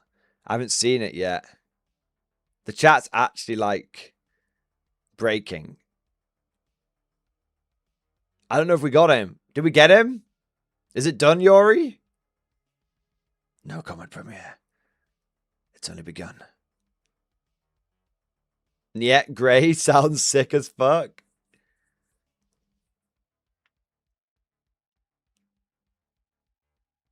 He's not been got. Hold the walls. We must hold the city, my grave brothers. Oh my days. Oh my god. There's a bunch of super chats I'm going to have to catch up on as well. I want to ban. I want to ban. You don't get banned, Tiki. Fun Jacob can get banned for not being got. Oh, Commander HHL. Another gifted membership. Thank you, sir. Thank you. Oh my god. We're up to 1,332. Oh my god. Cool German dude. I think at this point, maybe at this point we don't pick. Maybe we get the Cadians and we get the Mastodon, right? Oh my god.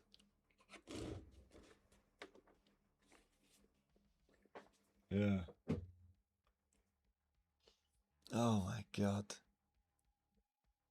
I think at this point we have to get both to commemorate it. Okay. There we are. Oh my god. It's not over. It's not over. More people trying their hand at the manhunt. At this point, it's just like it's like, stop! He can't be got. It's impossible. I fear no man, but that thing, it scares me. Oh my god. There you are. Oh my god. Another 10 gifted memberships. This from Nick Eve. Thank you so much, man. Thank you so fucking much for the support. Oh, my god. Cool German dude as well. Thank you for the gifted membership. Commander HHL, thank you for the gifted membership. Oh. There we are. No, he's had him turned on, Godlike Parrot. We've checked. Thank you, man. You turned my friend group into K47. It's my pleasure, man. It's my pleasure. Right, we've got some super chats we need to do as well, because there's some people have been waiting. Because I didn't do them because I thought that this madness wouldn't have gone on this long. All right, Cosmic Dream, thank you for super chat. Fun Jacob equals Cage in the Penal Legion. My legion, ban him. Hey, if he's not green by the end of the stream, you can ban him. Donovan Hurst, thank you for the super chat. Mordy, no glorious Mordy. I just got offered and took the job as my local game store's Warlord Games game coordinator. So K47 by action. Huzzah! Hooray! The revolution spreads, brother. The fire rises. Amazing, man. Tiki, thank you for the super chat. And now's what discussion. You called me out in a good way, so this is me, an old K47 head doing my part. Reject the drama / meta, embrace the guy / K47 070707. Let's have a look. Let's have a look here. Store for Honor and Glory in Zephyrhills, Florida. I'll be there from noon to 2:30 EST, showing off Tiki Tales and teaching and chatting about K47. Come tangle with Tiki. Let's have a look. Come on, Cabal, on Friday, August 28th, to a K47 demo beginning at 3 p.m. I have two K47 introductory kits and an Imperial Japanese Army painter set that will be up for grabs. Come join in the fun as the Imperial Japanese come to town with their new release. Hey! There you are. There you are. I don't remember calling you out, but I mean, I think you kept going like, I liked Konflikt 47 before it was cool, and I think I basically took the piss out of you for that. But other than that, I don't remember calling you out. But Tiki, thank you for being an ambassador for this hobby. Thank you for championing the Rift and for more than doing your part, sir. We've also got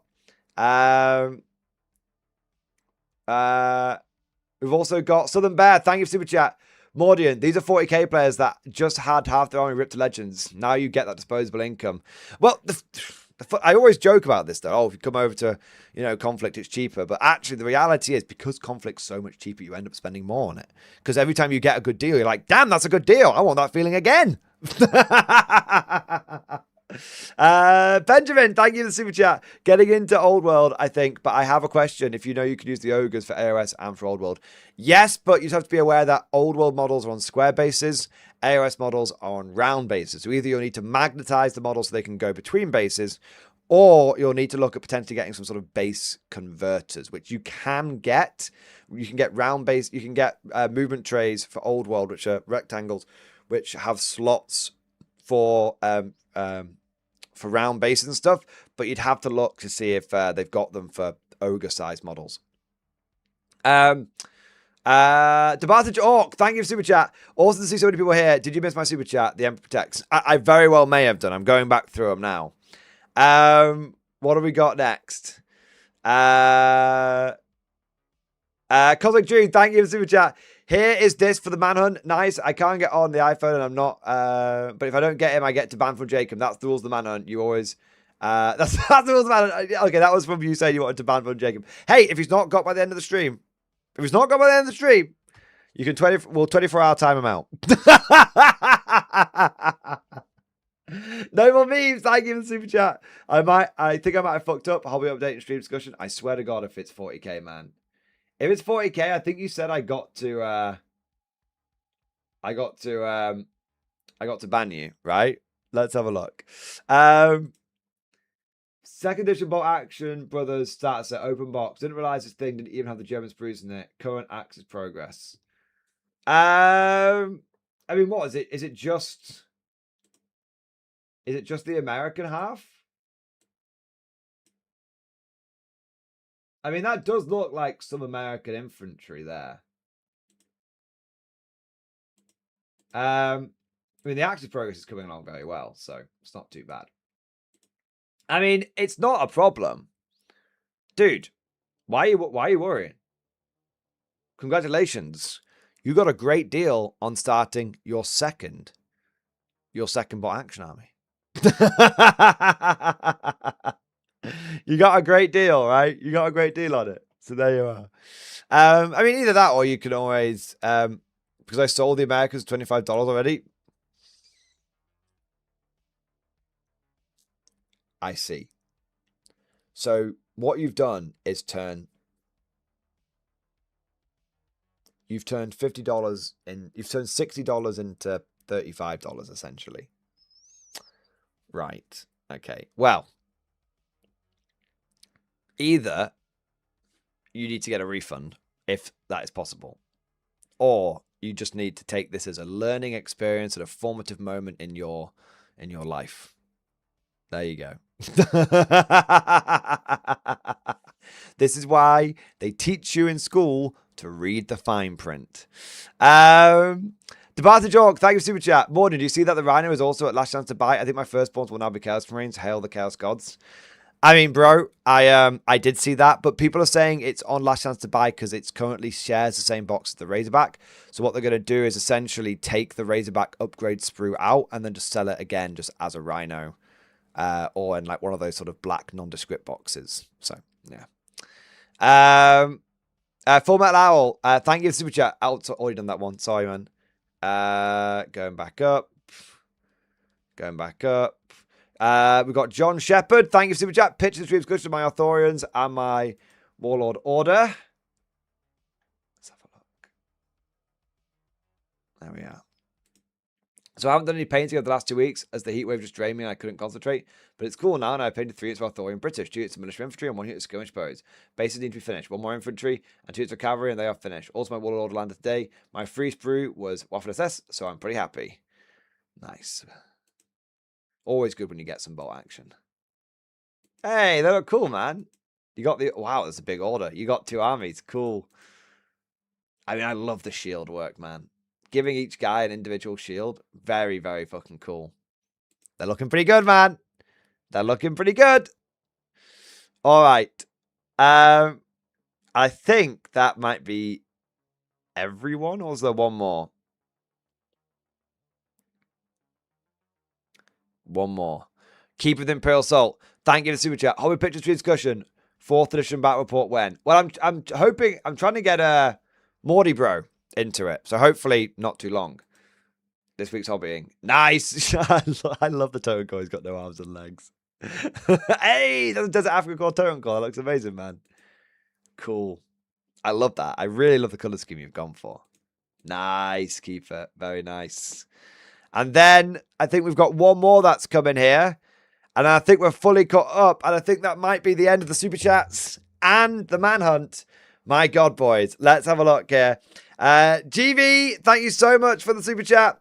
Take the Mastodon, comrade, or the NKVD will come. And on Discord, I hope I have cooked up a bit of K47 with the right hype sauce if you want to look. I mean, I think it's only right that we get some, we have to commemorate this because whenever like a stream record like this gets broken, we have to, you know, commemorate it with something awesome and epic. So we can be like, hey, why do you have a Mastodon? Oh, well, I got this Mastodon when like we had the biggest manhunt that we've ever seen in the history of this channel. And we got this to commemorate it kind of thing. Yeah. So yeah, of course, I think we have to get the Mastodon. And I think we also, have to, you know, I think we have to get those some. I think I might get some OG conscripts, get the OG conscripts as well. Yeah, I think that would be really cool, for sure. For sure. Paint the number of gifted subs on the front of the Mastodon. I mean, I could do that. I could do it as like I could number it. It'll be 1, 3, 4, 8. Just number that. I can do the transfers. You know, the decals on it, and have that as the number.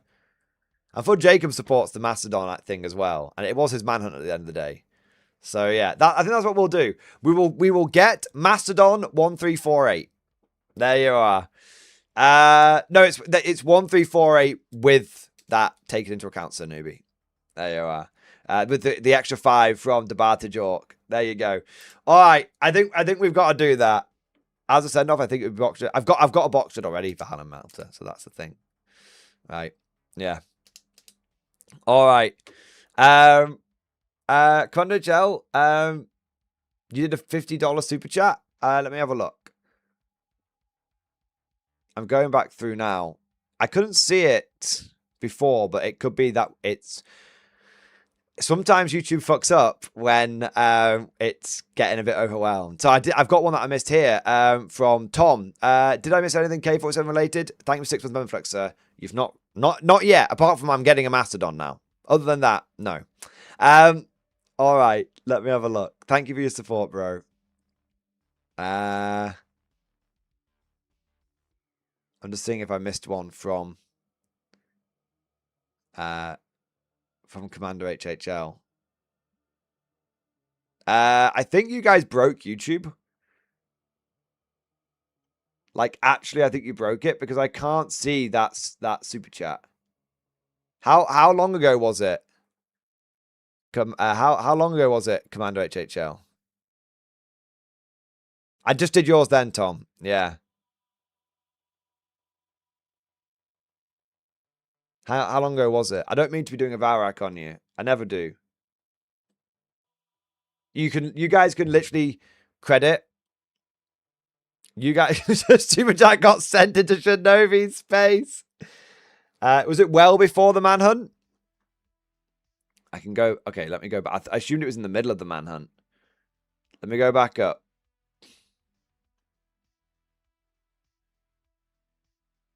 So you guys can officially take credit for breaking OBS.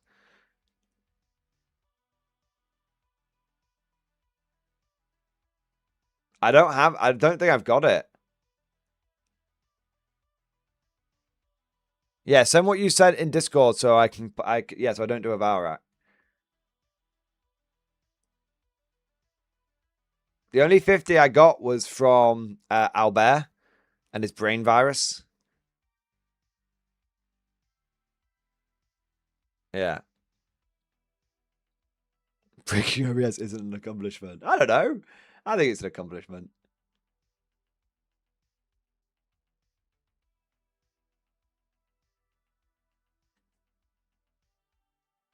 I'm just going through. I can't see it. Yeah. So congratulations, chat. You broke both YouTube and OBS.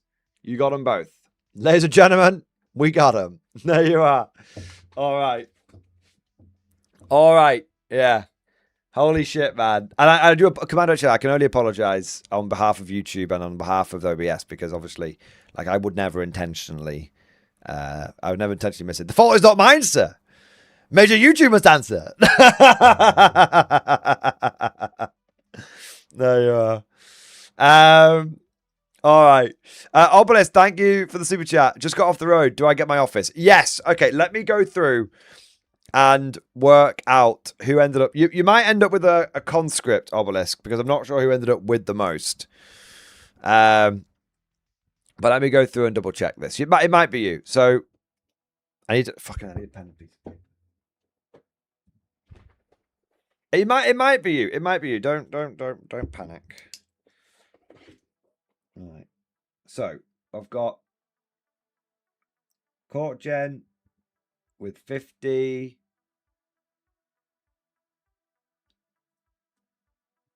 So Newbie with 10. Court Gen, another 10. Master Pef, 50. Fun Jacob with 50.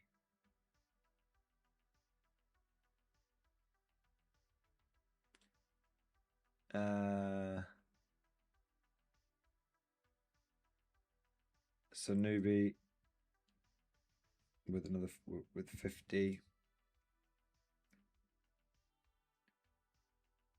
I think Klanschkat. He did 10, but he did a few other ones as well. So Newbie with 5. Master Pef with 50. Obelisk with 50. Sanubi with 10. Klanschkat with 1.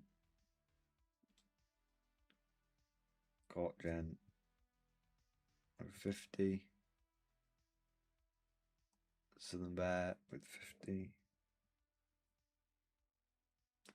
Court Gen with 20.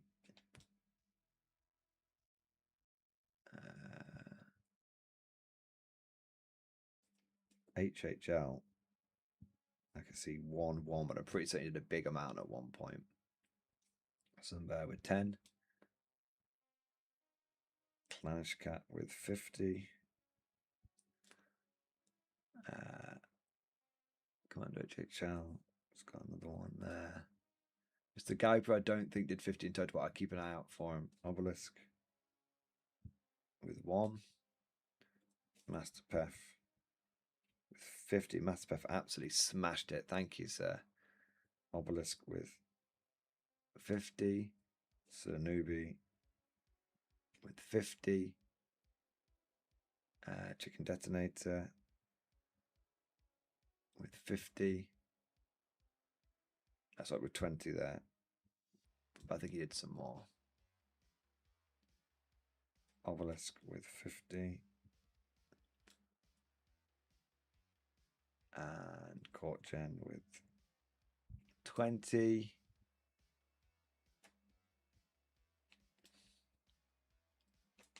So newbie with 50.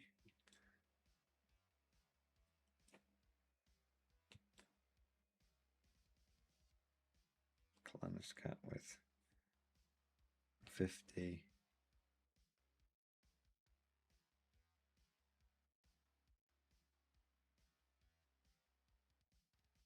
Okay, I think that's all of them. I think. So, it might be YouTube fucking up a little bit because it doesn't feel like that's all of them, but that's all the ones I got a record of. Okay, now let's have a look here. Okay, so scratch that, scratch that. Okay, so we've got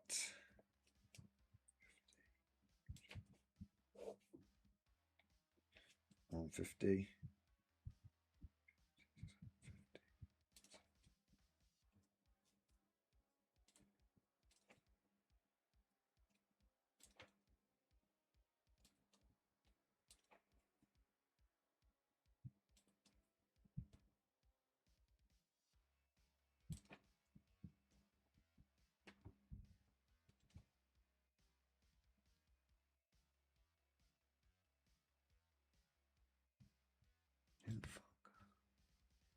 That's annoying. So that's Court Gen, that's Sanubi, that's Master Pef, that's Fun Jacob, that's Clanska, that's Obelisk. But I need someone called SB did 50 and I can't 50 and 10. I don't want to miss them out. It won't be SB, it'll stand for something. I just can't remember the nickname I gave them. That's very stupid of me. Southern Bear. Okay, right. So, Core Gen gave 150. So Newbie gave 175. Pef gave 150. Fun Jacob gave 50. Clashcat gave 111. Obelisk gave 151. And SB, that's Southern Bear, gave 60. Now, obviously, you guys have been incredibly generous. So what I'm going to do is everyone who gave at least 50, just get you guys. You're getting a conscript named after you, and everybody who did 150 or more, I'm going to do an officer for you. So that way, because obviously like he's got 211 and stuff. So the thing is, like, YouTube just obviously, like I said, you guys are kind of broken YouTube, so it's not really showing the record that accurately. But anyone who's sort of done like above that, I think no one's gonna miss. Like I said, no one misses out on these things. Like, it's, you know, when there's that much generosity and that much awesomeness that is being displayed by the community, we don't have anybody who's been that generous who walks away without something good, right? So what I will do is I will pick out and what I'll do is I will pick out some of the officer models that I sort of more commonly use, so that when you see them in like battle reports and stuff, you will go, "Hey, that's my guy," and I'll make sure that I get them done. I'll do them after the stream today, right? And so I'll make sure I get them done. So when you come to tomorrow's stream or next stream that you join, you can say, "Hey, Mordian, what was the officer model?" I've got your name down here, right? "Hey, Mordian, what was the officer model that you did for me?" And I can show it off, and then you can keep an eye out for it. My default is going to be Warhammer 40k officers for my Mordian army, unless anyone has a specific request for a different officer. For example, if you want like a Konflikt 47 officer or something being named after you, then you can absolutely do that. So Newbie, Mord, I'm already your banner bearer. Remember my 11 waves in one stream last year. So Newbie, I thought it was, but I didn't want to presume anything. So I mean, you can have an officer as well if you want, so Newbie. But if you're just happy, if you're like, nope, that banner bearer is my guy, then there you go. But it's entirely up to you. Can I give my officer a different name? You can give him whatever name you want. It's just it's going to be painted onto the base, so you can name it whatever you want. But it's more of a recognition of you gifted this much, if that makes sense. You earned it. So you can name it whatever you want, but I tend to go for usernames just so that you can be like, look, that's my guy kind of thing. But you can name whatever you want. Yeah, that's not a problem. I'll just default to usernames. But if anyone has like a specific name that they what I would say is, right, because I imagine everyone here who's done this is going to be in the Discord, right? In the Discord, like between now and the end of the stream, Russ W, did you do 50 as well? I do apologize. Like, YouTube's been a bit fucky on that. I knew there was probably something that was missing. So I'll do you a conscript as well. I do apologize. Like I said, I'm not doing it on purpose, obviously. But I'm going to default to giving you conscripts and guard officers. And I'm going to default to it being your username. If you want that changing in any way, shape, or form in the Discord, just at me in stream discussion between now and the end of the stream, and just say, at Morning Glory, I want my officer to be named this, if you want that, and I want it to be for a different game system than 40k, like I want it to be for like Konflikt 47 or something.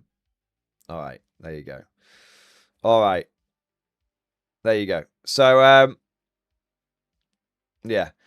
What a fun day. Can we name a conscript after Sergeant Maggie, who Sergeant had an early duck life? Of course we can, mate. Yeah. I'll make a note of that.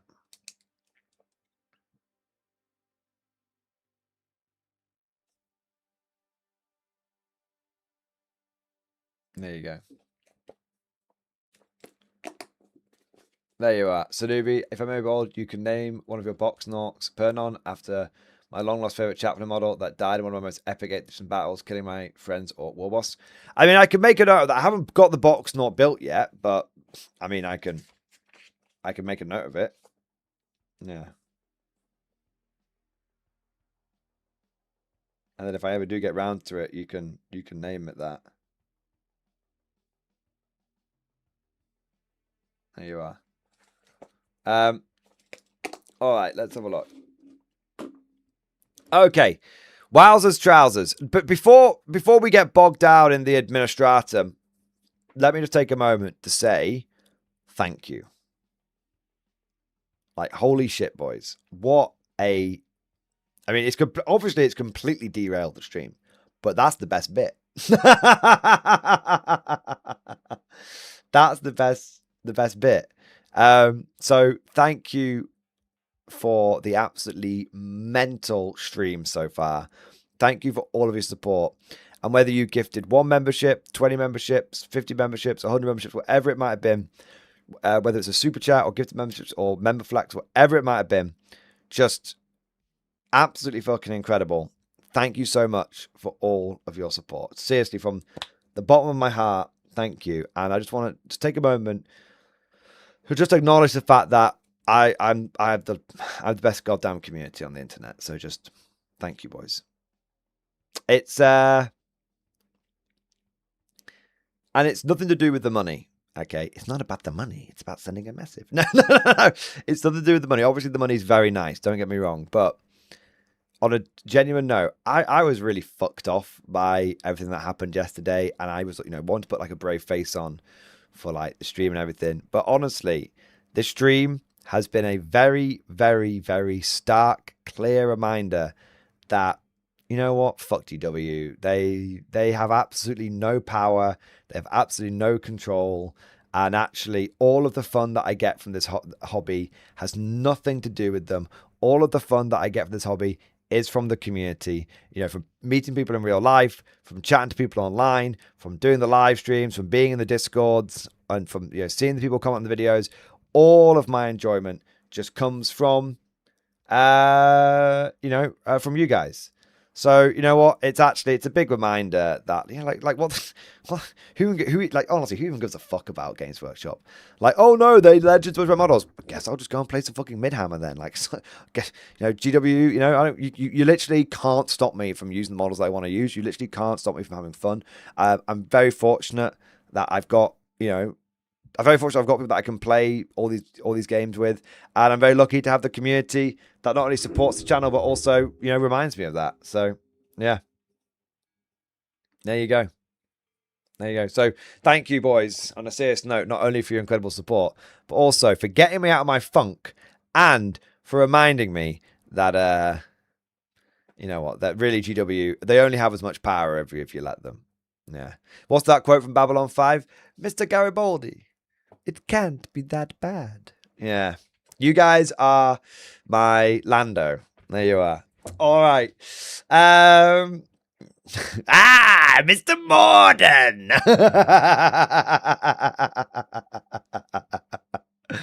All right. We got a handful of super chats here, and then I think we really must do some Warlord hype, right? We really must. Sindarius, thank you for the super chat, man. Mordian, I think we already know the heavy bolter stats. 3 shots, strength 6, AP-1, damage 2 from the flash gits. What happens to plasma and autocannons? I mean, plasma, you can't have grenade launchers more powerful than plasma, can you? Think about this. The grenade launcher on the UGL of the bolt rifle is now strength 10. You can't have a grenade launcher that's more... Guys. The grenade, right? When the Marine Codex comes out, grenade launchers are going to be more powerful than melter cannons.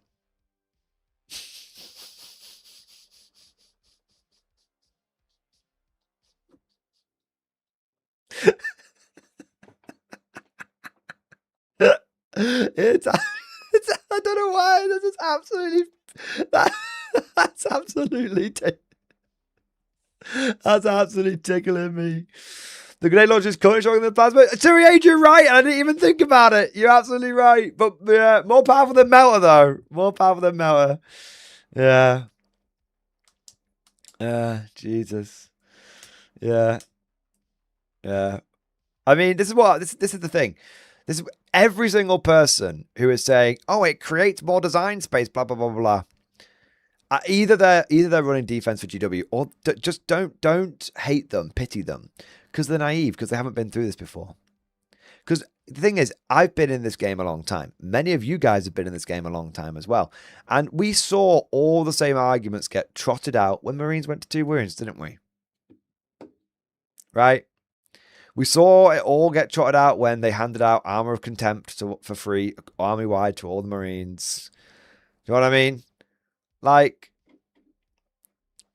so we've heard all these arguments before. We know it's all bullshit. And we know that in 12 months, none of the durability buffs will be felt even slightly, because the power creep will have just gone out the scale. And this is all this is. All this is it's just marketing, guys. Guys, it's just marketing.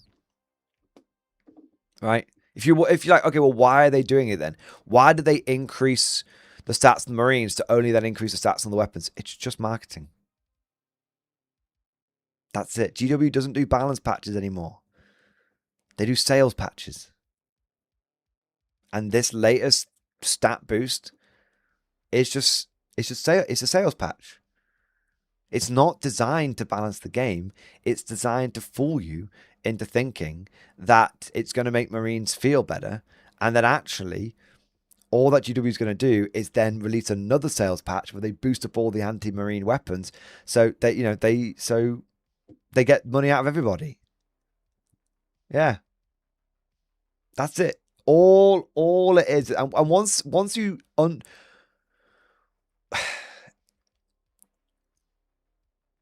right now, there's a lot of people who are like the Arbiter at the beginning of Halo 2, enacting the will of the prophets. But where you actually want to be is you want to be that rebel leader that he encounters. The guy that actually spoke to 343 Guilty Spark and actually understood what he was telling him. That's it. Yeah. There you are. What we got next? Michael Gibson, thank you for the super chat. Hobby update in stream discussion. Here we go. Well, gents, I guess you could say that I have a bit of hobbying that I need to do with the new bolt action. Plastic heavy weapon teams, the Brits are phenomenal, and I'm looking at playing a game with buddies where I take every single light, medium, heavy mortar I own, along with every medium machine gun, just for the lols. Nice. Let's have a look. Very cool, man. Look at, oh, wait. Last time I saw you, dude, last time we saw each other, you had like this bit, right? You had like this bit. Last time we spoke, you didn't have all, what the fuck, man? You've got ape. He's got ape. I swear to God, you didn't. I swear to God, you only had the sand guys. You didn't have any of the green guys.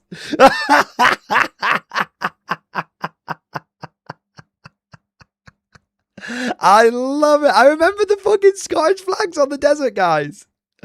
Oh my God, that is incredible. Holy shit. Holy fuck.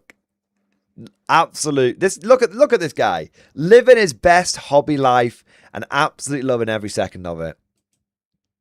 I love it, bro. Oh my God. Wait, you got another army? Wait. So last time we spoke, you only had like the desert guys, like this part. Now you've expanded into this and this, but then you've also got an entire new army. What? Wait. The motherfucker, he's out of control. He's out of control. Somebody take his wallet. Wow. Holy shit, man. That is so cool. You've absolutely bloody smashed it.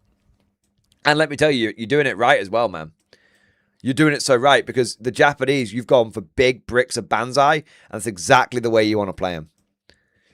That's exactly it. And then you've got the Ho-Ro and the Chi-Ha. Amazing. Amazing. And you've got that. You've got the medium artillery piece as well. Wow. Dude, you've absolutely smashed it, man. I can't believe it. That's incredible. And you've got the big dragon as well. Nice. The new dragon is excellent. Yeah. The new dragon is excellent. Michael, Gibson, Gibby. That's awesome, man. It looks like you've been having the best time. Thank you so much for support, and I hope you and little Gib are doing all right. We've got Papa Whiskey. Thank you for the gifted membership, man. Thank you for your support. We've got Tactical Heckler. Thank you for the super chat. I missed it. Did we get Jake? We did not get him, but it was still a very successful manhunt because the community got an incredible amount of support. And we're going to buy a super heavy to commemorate the moment. We're going to buy a super heavy walker for K47, and we're going to name it after the number of gifted memberships that we got. So it should be cool, man. Yeah. So we didn't get him, but it was still successful. It was still great, you know. Southern Bear, thank you for super chat. Been watching you for a bit. I've been wondering if running Hellhounds with all melts is any good compared to the Flamer. Not an 11th. Not with the -1 to hit shit going on. You just need to guarantee that you hit the enemy so you can strip cover. The moment you take Hellhounds with melters, not only are you not guaranteed to strip cover off the enemy because you might just fucking miss, but also then those Hellhounds start needing orders, and the guard order economy is very tight at the moment. We can't afford to be having to order our Hellhounds when we're only going to have like a handful of vehicle orders. So for me, it's a big no bueno. No bueno from an accuracy point of view. No bueno from a battlefield role point of view. No bueno from an order economy point of view. Commander JHL, thank you for super chat. Morda, I need to let the kids out of the basement. Joke with Fun Jacob and true discussion. And don't forget, you owe me a striped Arvis lighter. Don't do about it. I'm not going to. I still have every intention of doing the lighter core. I just definitely aren't going to get it done in time for Tantalus, but you know, like, I still have every intention of doing it. I went through a bit of, I lost my mojo slightly. Okay. I lost my mojo slightly, but I'm actually, do you know, as crazy as it sounds, I'm actually starting to feel the lighter core thing again, you know. So like Heresy, I was really looking forward to it with Heresy, and then they fucking blew up Heresy, and they fucked with 40k, and then I've been rebounding, well, not even rebounding, I found my new love with K47, right? But now, I still love K47. The rebound was totally the wrong term. But the point is, like, I've now basically completed every army for K47 in the space of 1 year, because I bought fucking everything and spent a small fortune. No regrets. And I'm like, okay, well, I probably should get on the old lighter core, So I've definitely not given up on the lighter core, and I've definitely not. I wasn't feeling it, and I didn't want to force myself through a project that, it might have just, I didn't want to attach any negative. It's going to sound like super wanky, but I didn't want to attach any negative energy to it, any negative vibes to it. I wanted to do it because it was like fun. So I've got all the names for it saved. I've got it all. It's all good. I literally just needed to get in the right headspace for it, and I think I'm there now. Yeah, I want to. I might update it slightly. So rather than it just being all Arvas Lighters, it might be Arvas Lighters, and then those people, because some people, did enough support to get like 2. So what I might do is everyone who's did the support for 1 Arvas Lighter will get an Arvas Lighter. Everyone who did support for more than 1 Arvas Lighter will get something like a Thunderbolt or whatnot. So we've got the lighter core and we've got their air support. And that way, not only will that give me more models to potentially use for like legends and cool battle reports and stuff like that, but also it will give me, I'm going to paint them up in all sorts of like cool different colors and stuff. And the idea is I could use them for like terrain and whatnot. I might even have some as like crashed Arvises and crashed Thunderbolts and all that kind of stuff, so that I can use some as like terrain in battlefields and people will recognize it. Yeah. So this is what I mean. Like, I didn't want to slog through something that I wouldn't enjoy, and it would almost like taint the project. I'm in a much better headspace now when it comes to this kind of stuff, and I'm now really feeling the energy and the passion for it. Yeah. All right. What's this whole joke about letting the kids out the basement? I don't see it.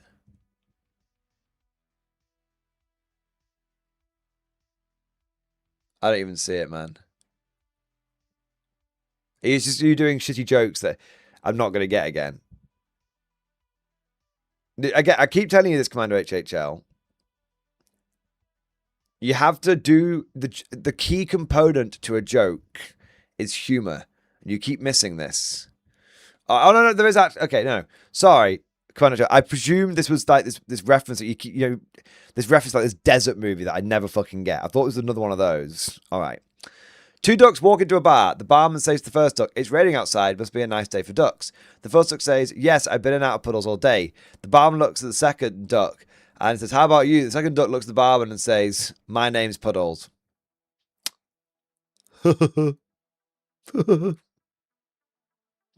It's actually a good joke. All right. What have we got here? Branson, thank you for the super chat, man. I'm looking to get the total core box with the 45 buddies and 2 callers. You've sold me on K47. What do you recommend getting after that to round out my first K47 army? Well, the great news, Branson, is that box is basically a full K47 army. It's very slightly under. Very slightly. So, really, you can kind of get one other thing and you're good to go. So, if we have a look over at... This is what people find with Konflikt 47. They're like, what do I need to... Is this my combat patrol? It's like, no, that's your army. Wait, what? Yep. Welcome to the world of Warlord. You spend just over £110. You spend about 150 quid, you get a full army.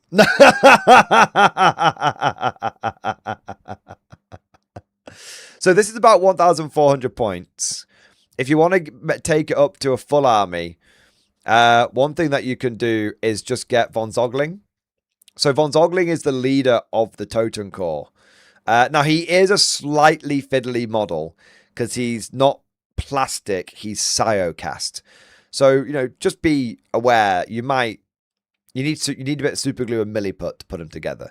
If you're like, I don't give a fuck. I can handle that. Then here you are. If you're like, ooh, I've never used those materials before. I might not want to get that. That's also totally fine.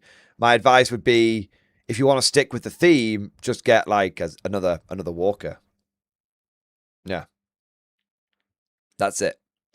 Because the thing with the Totem Core box set is you actually probably want a few spare Totem Core bumbling around. You want a few spare Totem Core. So when you make more in the battle, which you can do, because you can take your units above starting strength and stuff, then you've got you don't miss out on it. So yeah, either another Nax Arrow would be good, or you do get the Totem Rock Commander, but you don't. A foot commander running around is going to die relatively easily. So what you could go for is, so I'd say Von Zogling, or another Naxara, or go over to Bolt Action, go to Germany, and get yourself like a Hanomag. Yeah, there you go. Get yourself a transport. All right. Doesn't have to be that one, but get yourself a transport so your Totem Rock Command Squad can ride in style. There you are. All right. Hope that helps, Branson. Now, if you're like, ooh, that's all great, but I'm itching for more, there's loads of great bundles that you can get for your Konflikt army. So what I would say is, start off, the Totem Rock bundle is great. But obviously it's fairly one note. It's not a bad thing, by the way. It's great for learning the game because you only have to learn a handful of units. But if you go, after a few games, like, I'd like to branch out from things other than zombies. And again, you may never do this. You may be one and done and be absolutely fine with it, and that's totally okay. All I'm doing is making you aware of things. I want to make something clear. I'm not giving you the hard sell, and none of this is required. This is all just, if you feel the bug and you want to buy some more stuff, here's the I'm just pointing you in a direction. All right. Another great bundle that you can get is, let me find it for you, Defenders of Stuttgart. That's going to give you that plus the Totem Rock box set is going to give you basically shitloads of zombies and then shitloads of the regular army guys as well. That's it.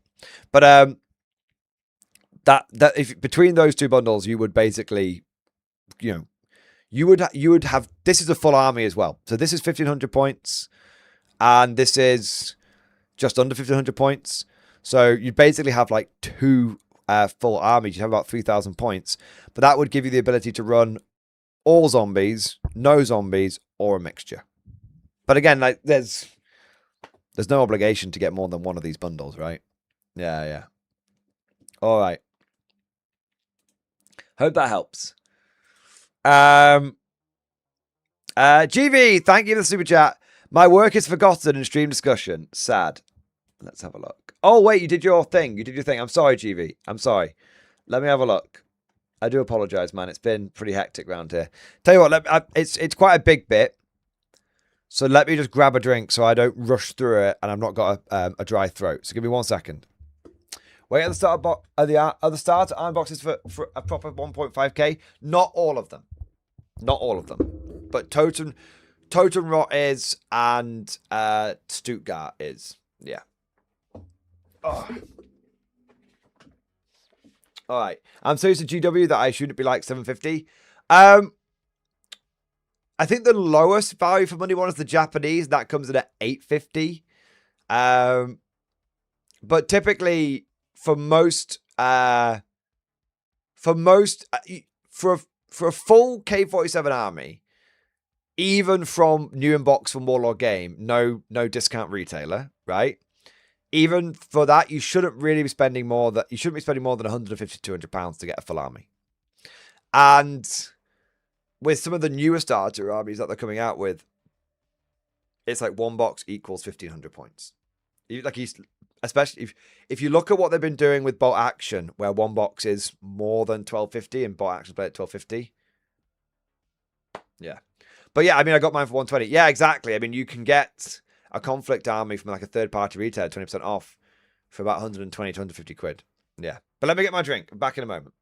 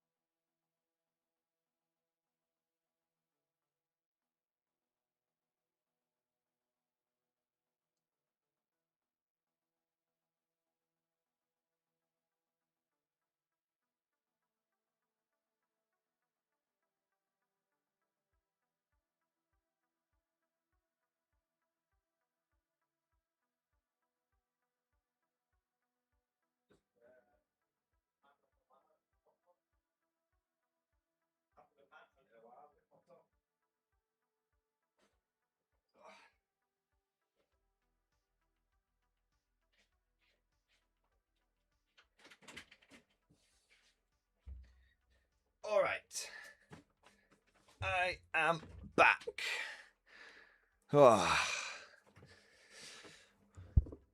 So My K47 hype, the Greek lore. I'm not an Ursa spammer, and I'm going to prove it. I'm assuming this is you, by the way, GV. On a more serious note, I'd like to share one of the most ambitious projects I'm planning for Bot Action K47 and gather some information along the way to help me build this army its backstory. I've actually already bought the old British dataset, which is a perfect fit for what I want to do. I want to emphasize that I'm sticking as close as possible to the historical equipment this army would have used. I also think this might get some people excited who are not usually keen on the idea of creating unique armies. One thing I would just say, if this is an army for K47, don't be afraid to play around with the history a little bit. Because, like, remember, it's not our timeline. So you can get, if you get a satisfaction from getting things as historical as possible, then great. But if you come across something that's maybe a what if scenario, like what if they had this piece of equipment for this battle, could that have turned the tide? Then don't be afraid to be like, well, in Konflikt 47, they did have it, right? So, yeah, so just like I said, do it. It's your project. Envision it the way you want to envision it, of course, but don't limit yourself on the fun front. Yeah. The army is the 3rd Greek Mountain Brigade, which was formed in May 1944 due to divisions in the Greek Liberation Movement between 1942 and 1944. It's important to note that the 3 Greek armies were trained and armed by the British following the exile of the Greek government after the Axis invasion of the country, starting in 1941. These divisions arose between the loyalists of the Greek government, who were pro-British, and Greek communists. August 1944, the brigade would have a baptism of fire in Rimini, in Italy, on Churchill's orders, fighting alongside the Canadians and New Zealanders to cross the Gothic line, and then from the end of 1944 until the end of the war, Greece would be liberated by the communist resistance, in large part, which would lead to the first civil war between the government and exile, supported by this British brigade, and the communists. His lore in K47, his lore in K47, in my opinion, I don't have Festival open. I'm waiting for the next Rift book. So this is my first question. Please tell me it's lore friendly, because I'm worried. I want an army to be 100% lore friendly. Well, the lore's still being written, so we don't actually have that much information on Greece at this time. So we'll see. Just like in reality, a split occurs between the support of the Soviet bloc and the Greek loyalists, leading to the reorganization of the Greek armed forces at the same date. They will participate in Operation Fabian without Rift equipment on Churchill's orders in 1945. They will succeed in proving themselves, gain the trust of the Allies, knowing that in reality from 1940 onwards the Allied leaders had enormous respect for their fighting spirit. They will obtain over time more sophisticated British equipment, Galahad armor, a Percival nicknamed Ares, Humber Marks, I love that by the way, Percival named Ares, Humber Mark 7s, as well as Mark 1 and 2 automated Lockheeds, which is already more than good compared with other Allied forces. Despite this, they retain in large part the historical equipment dating from 1944. The Rift equipment given is interpreted as a way of honouring them and giving their and keeping their loyalty without having to land in Greece to liberate the territory. In any case, given how the war is shaping up, the Allies clearly do not have the means in 1947, which for the Greeks is not without hope, given that the Italians, the peoples of the Benelux and France, have managed to retain freedom. They believe that this should be first done by taking some Greek islands like Rhodes and Crete, which, knowing very well that they have no chance of recovering, Cyprus, which is currently in British hands. This is an operation that the Greek government is considering independently if it manages to secure a sufficiently developed army to break the Axis occupation of the islands, especially as Soviets are getting dangerously close to Greece. I mean, it all sounds great so far. In any case, time being, they remain in Italy, focused on the defence. It should also be added that they remain a very religious people despite the odds of the war and the Rift. I mean, to be fair, if you encounter horrors, it might make you more religious. You know, you need your faith to guard you against things beyond your comprehension in many ways. They have remained convinced Orthodox Christians who fight fervently against the forces of evil and the influence of the Orthodox Church of Cyprus and Archbishop Marakos II. Sometimes also priests can be seen fighting on the side of the Greek forces, whether to give them morale, serve as artillery observers, or provide medical care.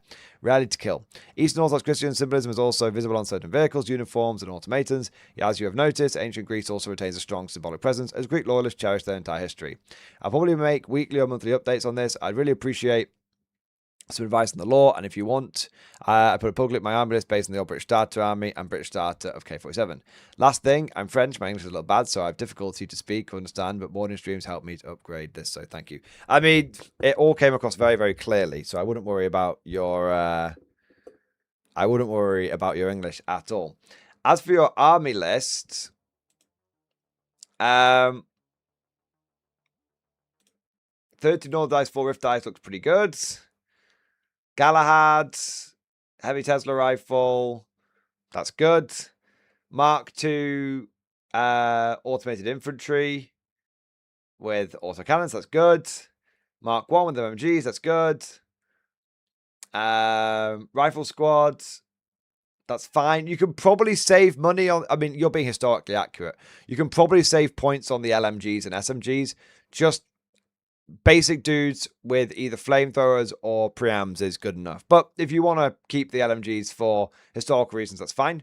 Galahad, cool. I'd actually, if it was me, I'd drop the 2 LMGs and I would put preams on here because you want them to be able to damage armor.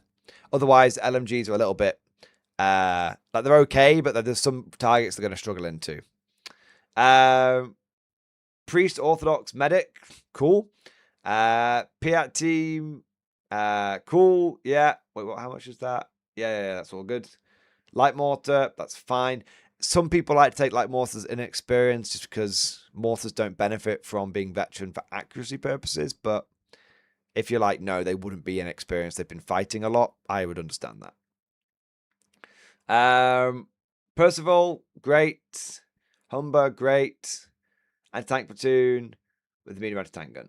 Looks good to me.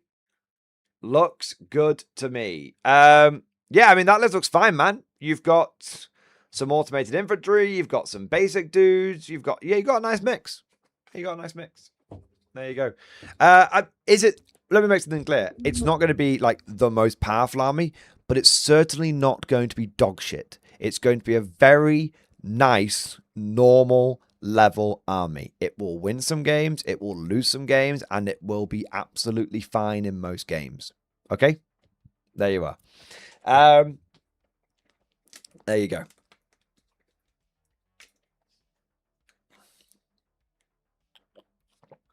All right. What do we got here next? Valhalla Melter, thank you for super chat. What special rules would you give a Soviet platoon? If I was to make a special Soviet platoon, I would go for a Moraz Ghoul platoon.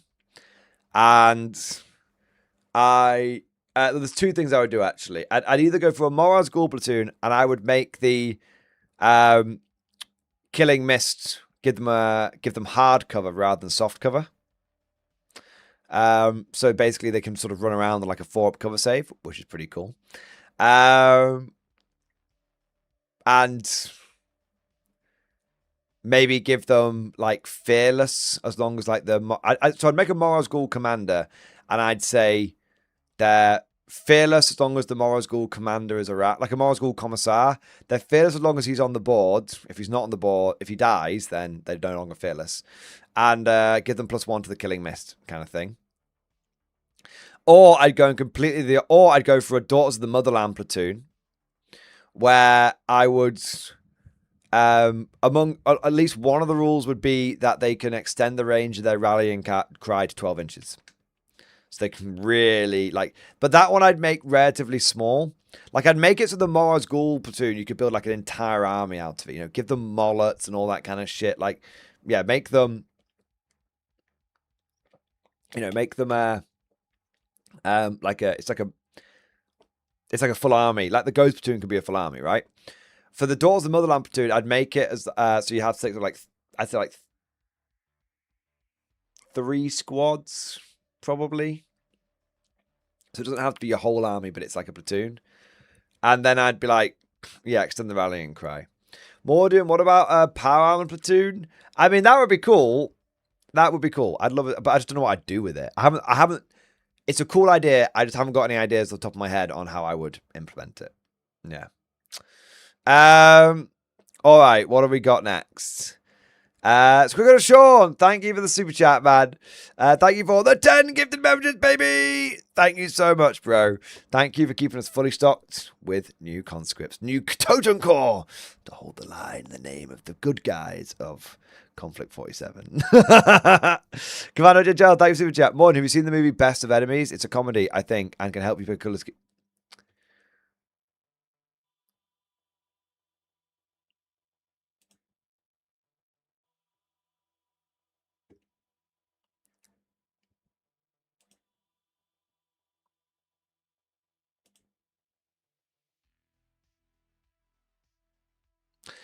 Actually, I was going to only time you out for 5 minutes, but you've done this before and I told you to stop doing it. So clearly soft on crime doesn't work.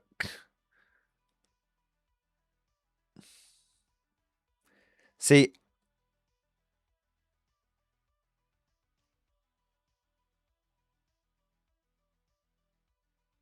fuck it.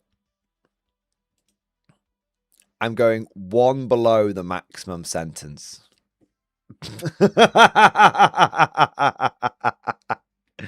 All right, SnowPC, thank you for the gift of membership, sir. Thank you for your support.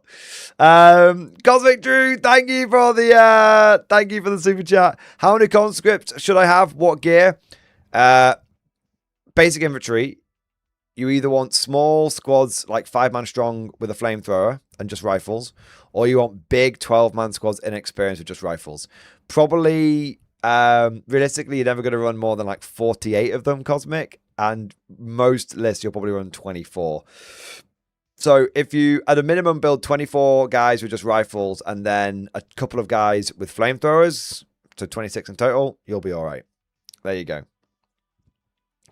Master Pef, thanks for super chat. My officer name stream discussion, good or need adjustment? I mean, you can name whatever you want, mate. Let's have a look. For my participation in membership drive, I'd like my officer model to be named Officer Fowler. If possible, Style Trooping. If not, no biggie. Officer is whatever rank you do appropriate, but I believe Lieutenant is appropriate for Style Trooping. Thanks. I mean, you can have a guy called Fowler if you want. I'll make a note.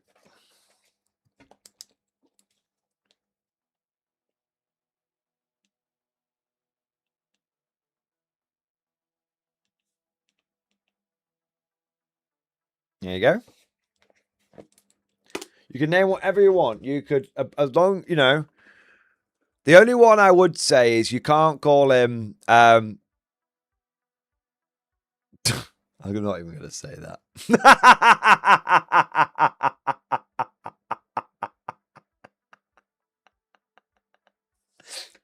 I'm not even going to say it. Yeah, respectable's better. Yeah, exactly. Yeah. All right. What do we got next? Okay, we're all caught up. There you go. We're all caught up.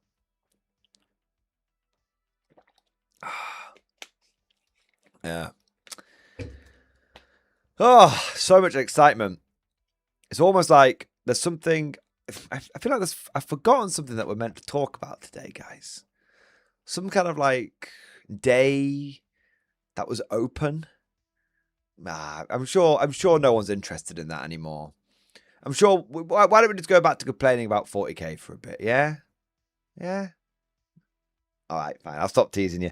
I'll stop blue balling you. I think it's time. I think it is time for the hype. It's time for the Warlord hype. Okay, so let me just prepare myself here.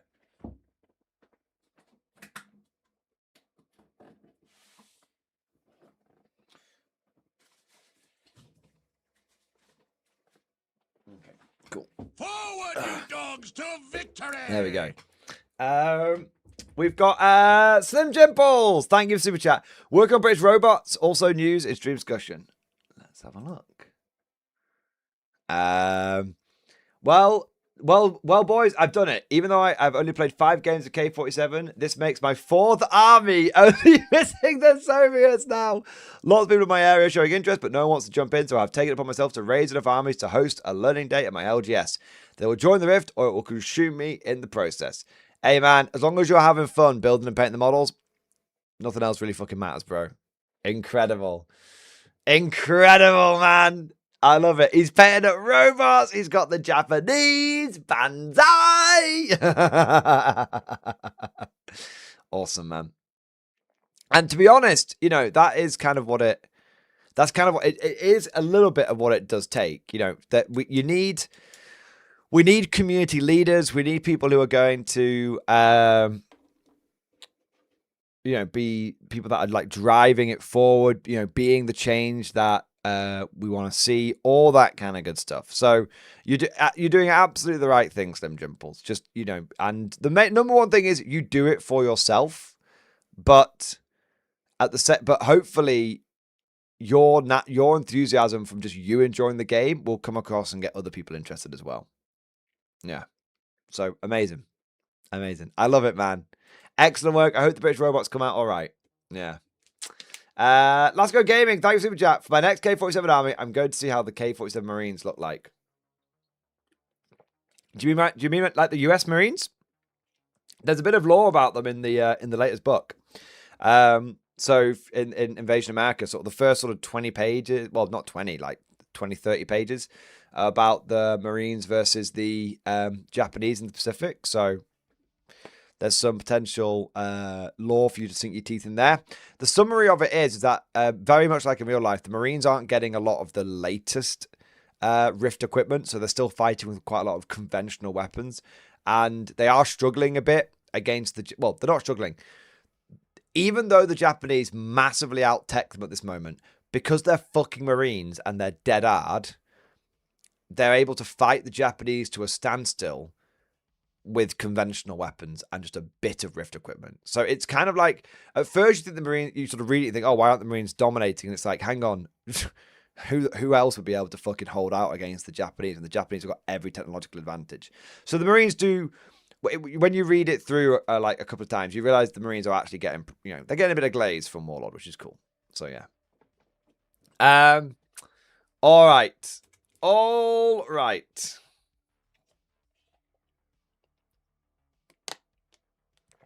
Michael Gibson, do I buy into K-47 Japan? Of course. What? If you're asking me and you're saying, if Tim says yes, I'll do it, what you're really saying is, I'm going to buy into it. I just need to put up the appropriate amount of covering fire to make it seem like I hadn't already made my mind up that I was going to get into the Japanese. I know your game, son. I know. Don't make me make the decisions for you that you've already made.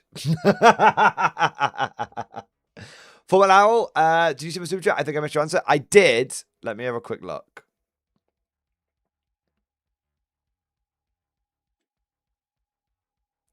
Shit, I might not be able to go back and see it, man. I did answer it, but there was a lot of excitement going on, but I did answer it.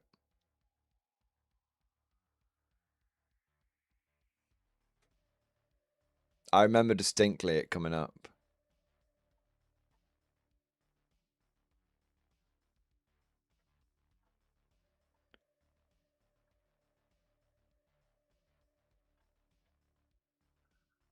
Aha. Where can you get those? Full Metal, thank you for super chat. Mordian, love the Battle March game. Where? Do you know where I can get the Halfling models? Yes, UK Resin Prints. UK Resin Prints does them. Okay, there you are, man. All right. You forced me at gunpoint to buy the Japanese, I swear. I didn't need calling out like this, but yes, they will go and fight my Scots. All right. You know what? It's time, boys.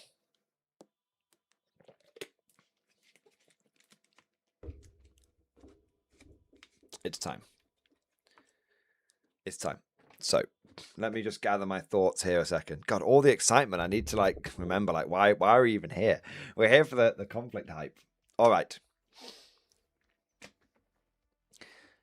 Gentlemen, ladies, small furry creatures from Shinobi space.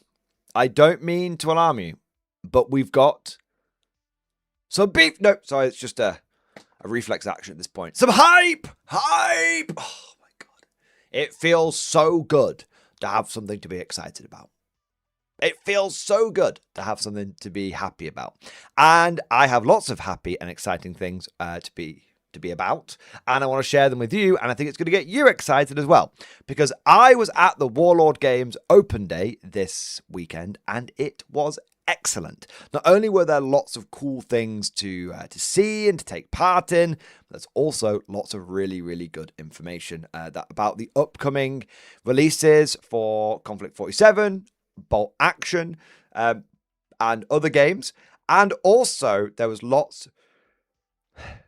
there was some very interesting things that were said by the Konflikt 47 team, which I think many of you are going to find very exciting, but I also think many of you are going to find very reassuring, especially if, in the wargaming world, there's been a little bit of turbulence recently. I'm trying not to, say the quiet part out loud, but if you know, there's been some maneuvers that have been happening from other by a certain other company that, it's been bothering people a little bit. And it's very interesting because when I tell you about some of the things that were said in the Konflikt 47 seminar at the open day, I think it's going to really, it's going to reassure a lot of people, and it's going to make a lot of people go, maybe I should check this Konflikt thing out. All right. It was really big. It was really important. It was really awesome. And because of that, I'm going to save it to the end. I'm going to blue ball you for the first bits of the highlight. Now, I know that this is a bit of an unusual way of doing a summary of the Warlord Open Day. I know when I've done these in the past, I've actually done them pre-recorded, and I've also had like pictures and stuff thrown up. I will still be trying to do that. This one's going to be a little bit more rough around the edges because I am essentially doing it as part of a live stream. But the reason I'm doing it this way is because if you want to see the sort of pre-recorded Warlord Open Day stuff, the tour that you go on is the same every year. So I've already kind of done that in previous videos. So please feel free to type in Mordy and Glory Warlord Open Day, and you'll see things like metal casting and Scio casting and resin casting and all that kind of good stuff in detail there. What I want to do is go through a brief overview of that for those people that maybe haven't seen it before and show off some of the goodies stuff that I got. But what I want to do is, like I said, share some of the information from the seminars. But the reason I'm doing this live is because I want to be able to take some questions from you guys in the chat at the same time. Because I know that many of you won't have been there. And if I do this as a pre-recorded video, I'll think of some of the questions that you probably had, but I won't think of all of them. Right. So this is the reason why I'm doing it like this way is so that I can sort of answer the questions that you guys have got at the same time. All right.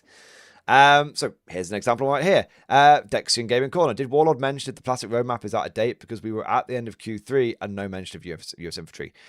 Some things have absolutely been moved around. But I think they were asked, are we going to be getting a new roadmap? So people asked in the seminar, the roadmap's a bit got all over the place. We've had some stuff early, which is great. Some stuff which hasn't turned up. Are we going to be getting a new updated roadmap? And they did say that, yes, we will be getting a new updated roadmap. They've got to dot a few I's, cross a few T's, but they're going to be locking in on a few things so that we can have a clearer roadmap going forward. One of the reasons why the roadmap has been slightly all over the place is Warlord has been slightly suffering from success. Hey, it's a good problem to have. I've mentioned this earlier, but weeks ago, but I mentioned it again. I mentioned it weeks ago, but Warlord actually, one of the cool things about the K47 seminar is they were so open about things. And one of the things they said is that the game has been so successful, it's gone beyond anything they ever expected. They said it has exceeded our wildest, most optimistic business projections for the project. And as a result, what's happened is they've been able to do so much more in this first year than they originally planned. But this also has led to them learning some lessons and having to work out how they can get more production in the pipeline, essentially. So that's why some things have been moved around. That's why some things have come early and all that kind of good stuff. But the point is that now they've sort of learned those lessons in the first year, and they're now applying those lessons for the future. And so hopefully when we get the next roadmap, it'll be a bit more stable than the last one. All right. Now, with that, so that's an example of what I'm talking about. You guys can ask questions and I can answer them, which is a lot easier to do as part of a live stream than it would be as part of like a pre-recorded video. Okay, so with that said, let me take you through the overview of what the open day is like. So the open day is held at Warlord HQ in Nottingham, and what you've got the store which you can go into, and obviously you can buy stuff like you can anyway. But the big thing about the open day is you get some swag, and I'll be showing off some of the bits of goodies that I got. And also, you get taken around on the tour. Now, they actually do tours fairly regularly, not just on the open day, but one of the advantages of it being on the open day is they make sure they've got all of the design studio staff, all of the head honchos are in there as well, so you get to actually meet the people at Warlord Games. It helps put faces to names. So, for example, Alessio Cavatore, I think it's Cavatore or Cavator, I'm never quite sure how to pronounce his name. He wrote Bot Action. He did lots of other things. He's a bit of a wargaming legend. He wrote things like the Lord of the Rings strategy battle game and everything, which was excellent. Obviously, the GW has worked on a new edition of that now, which has kind of been a bit mixed, but he wrote the original version, which was very, very well regarded. He basically runs the Bot Action team, and you can literally go and talk to Alessio and ask him questions. Hey, what was your inspiration behind this? What's your favorite unit? All this kind of stuff. And he's just wandering around, and so are people in the K47 design team, and you can go meet all the painters and see what they're working on. And also what they tend to do, and I love this about Warlord Games, is they don't do this as much on the normal tour, so there's always an element of it, but on the open day they really kind of give you a peek behind the curtain, like, oh, look at this interesting model that I happen to be working on my screen. So to give you an example of this, you just let me bring up my pictures here. I kind of had this prepared before. To give you an example of this, one of the big bits so the first thing you do is the first stop is the design studio, where you get to meet people. I think you get people. I think his name is pronounced Wojtek. I'm always mispronouncing. I do apologize. He's a 15-year veteran of Warlord Games. He is responsible for sculpting some of their best models. He's a very, very talented bloke, really, really top bloke, and he is there like every year, and he just kind of very sort of cheekily goes, "Oh, I'm just working on this. You might want to take a look at this," for example. So, he had up on his screen whilst I was going around the design that he's got for the new plastic Ziz gun, which seems to be coming soon. So if you've been enjoying the plastic pack guns for the Germans and the plastic 57mm for the Americans and 6-pounders for the British, you've been enjoying all of those new things, it looks like we might be getting a plastic Soviet Ziz gun, which is very, very cool. And so that's for a lot of people, they're going to be very happy about that. Anyone who's built the metal Ziz gun, you're going to be breathing a huge sigh of relief. There's a plastic one coming. And not just a plastic Ziz gun, but also some plastic Russian, plastic Soviet heavy weapon teams as well, and as you can see on the screen here, it looks like we might be getting a plastic Dushka soon, which I know I've been wanting to get myself a few heavy machine guns for my K47 Soviets, and I've been waiting eagerly for the plastic variant to come along. So there you are. So it looks like we'll be great for Bot Action, great for K47. I absolutely love it. And one of the things that he showed me with the Ziz gun is that it's going to have... I love this level of autistic detail, all right? Because for most people, what you see here would be enough, right? The fact that, hey, look, that's a Ziz gun. But in the plastic kit, from what I can see, you're going to have like 2 different muzzle breaches for the Ziz gun. One to represent when it was used only as an anti-tank gun. One when it was represent when it was used more of a field gun. Like, it's a tiny detail, but that's going to be... It makes 0 difference in game, right? Let me make something clear. It's literally they're going to be adding more parts into the box just so if you are someone that's like, well, actually, this unit only ever had the variant with this muzzle brake and that and this battle, you can do that now. You are being accommodated. Your special gifts from God are going to be well satiated. And there was, speaking of some other stuff that's, you know, some new plastic kits that are coming for bolt action. He showed me them, but I wasn't allowed to take pictures of them. He showed me some of the plastic polish that they're going to be working on, and holy shit. I've been meaning to get another plastic army for bot action for a while. I really like the idea of going for the Polish stuff because they can take big 20-man squads, and I'm a horde guy, right? I'm a horde guy, and I've wanted to have Polish in bot action forever, but the reason I've not pulled the trigger on it is because they only have meta models at the moment, and if I want to run like 4 20-man squads, I'm gonna want that in plastic. Right? I'm gonna want that in plastic.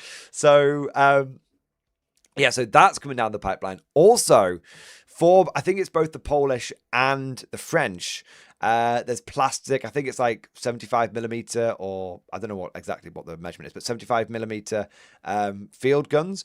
And again, to really massage your historical autism, I think they said this gun is going to come with 3 different sets of wheels.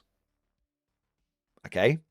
So again, this will have no impact whatsoever on the game, but it's just because there were certain kinds of wheels depending on which army was using it, or which formation was using it, or which regiment, whatever it was, or division was using it. So you are going to be able to have the exact correct wheels on your French gun.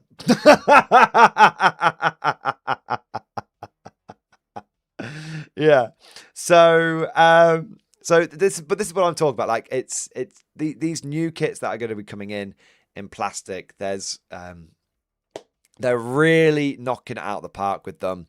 They're really trying very hard to get the extra detail in there, to pay the fine attention to those bits, because they know that you guys, because Warlord kind of respects the history.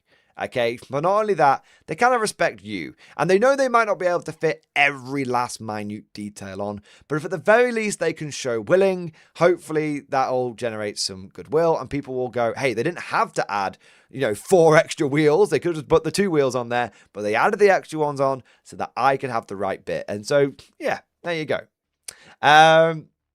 Yeah, I believe this is the wheels were a time thing. It might even be a time period thing, right? But the point is, we're getting 6 sets of fucking wheels on the French gun, which is amazing. There was one other thing. They are going to be doing Polish cavalry as well. And originally, they weren't going to have them with lances, because the historical evidence for the Polish ever actually charging tanks with lances is, from my understanding, non-existent. But Warlord, they thought about it, and they were like, even if it's not completely historically accurate, even if the evidence for it is kind of weak, we know that it's kind of one of those urban legends that has like built up around the Polish effort of World War II. And we know that there's a certain element of romanticism to it. And we know that our players would want to, would maybe want to recreate it. Even if it's just, like Bob was saying, that was literal propaganda. Even if it is propaganda. So the Polish cavalry is going to come with the options of lances. So if you're someone that's like, I want to play with my Polish cavalry historically accurately, they didn't have the lances, then you're done. You're sorted. You're great. But if you're someone that's like, I want to see like a what if scenario. What would have happened if we had lances versus Panzer IIs and stuff?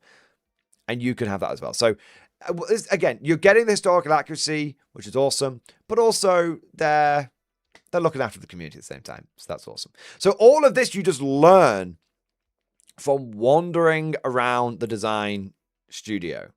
And it's so open. I mean, Warlord themselves is basically like just leaking this stuff, which is crazy. Can you imagine going around like any other like company's design studio and then they're being like, hey, look at this. This is going to be coming in 3 months.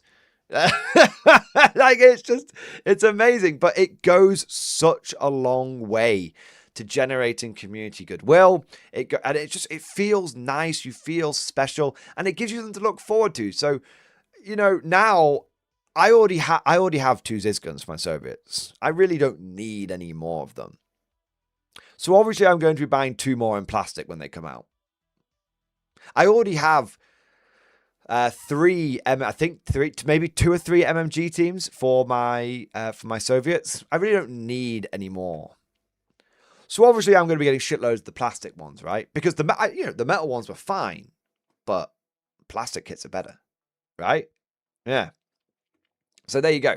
Now let me just have a quick look here. So that's the first stop, but it is certainly not the only stop because there's loads of other cool bits to see as well. So let's go back here. So we had the Ziz gun, we had the Soviet teams there. They also had some cool. This is again just in the design studio. They also had some cool like display boards and stuff. So you can see here.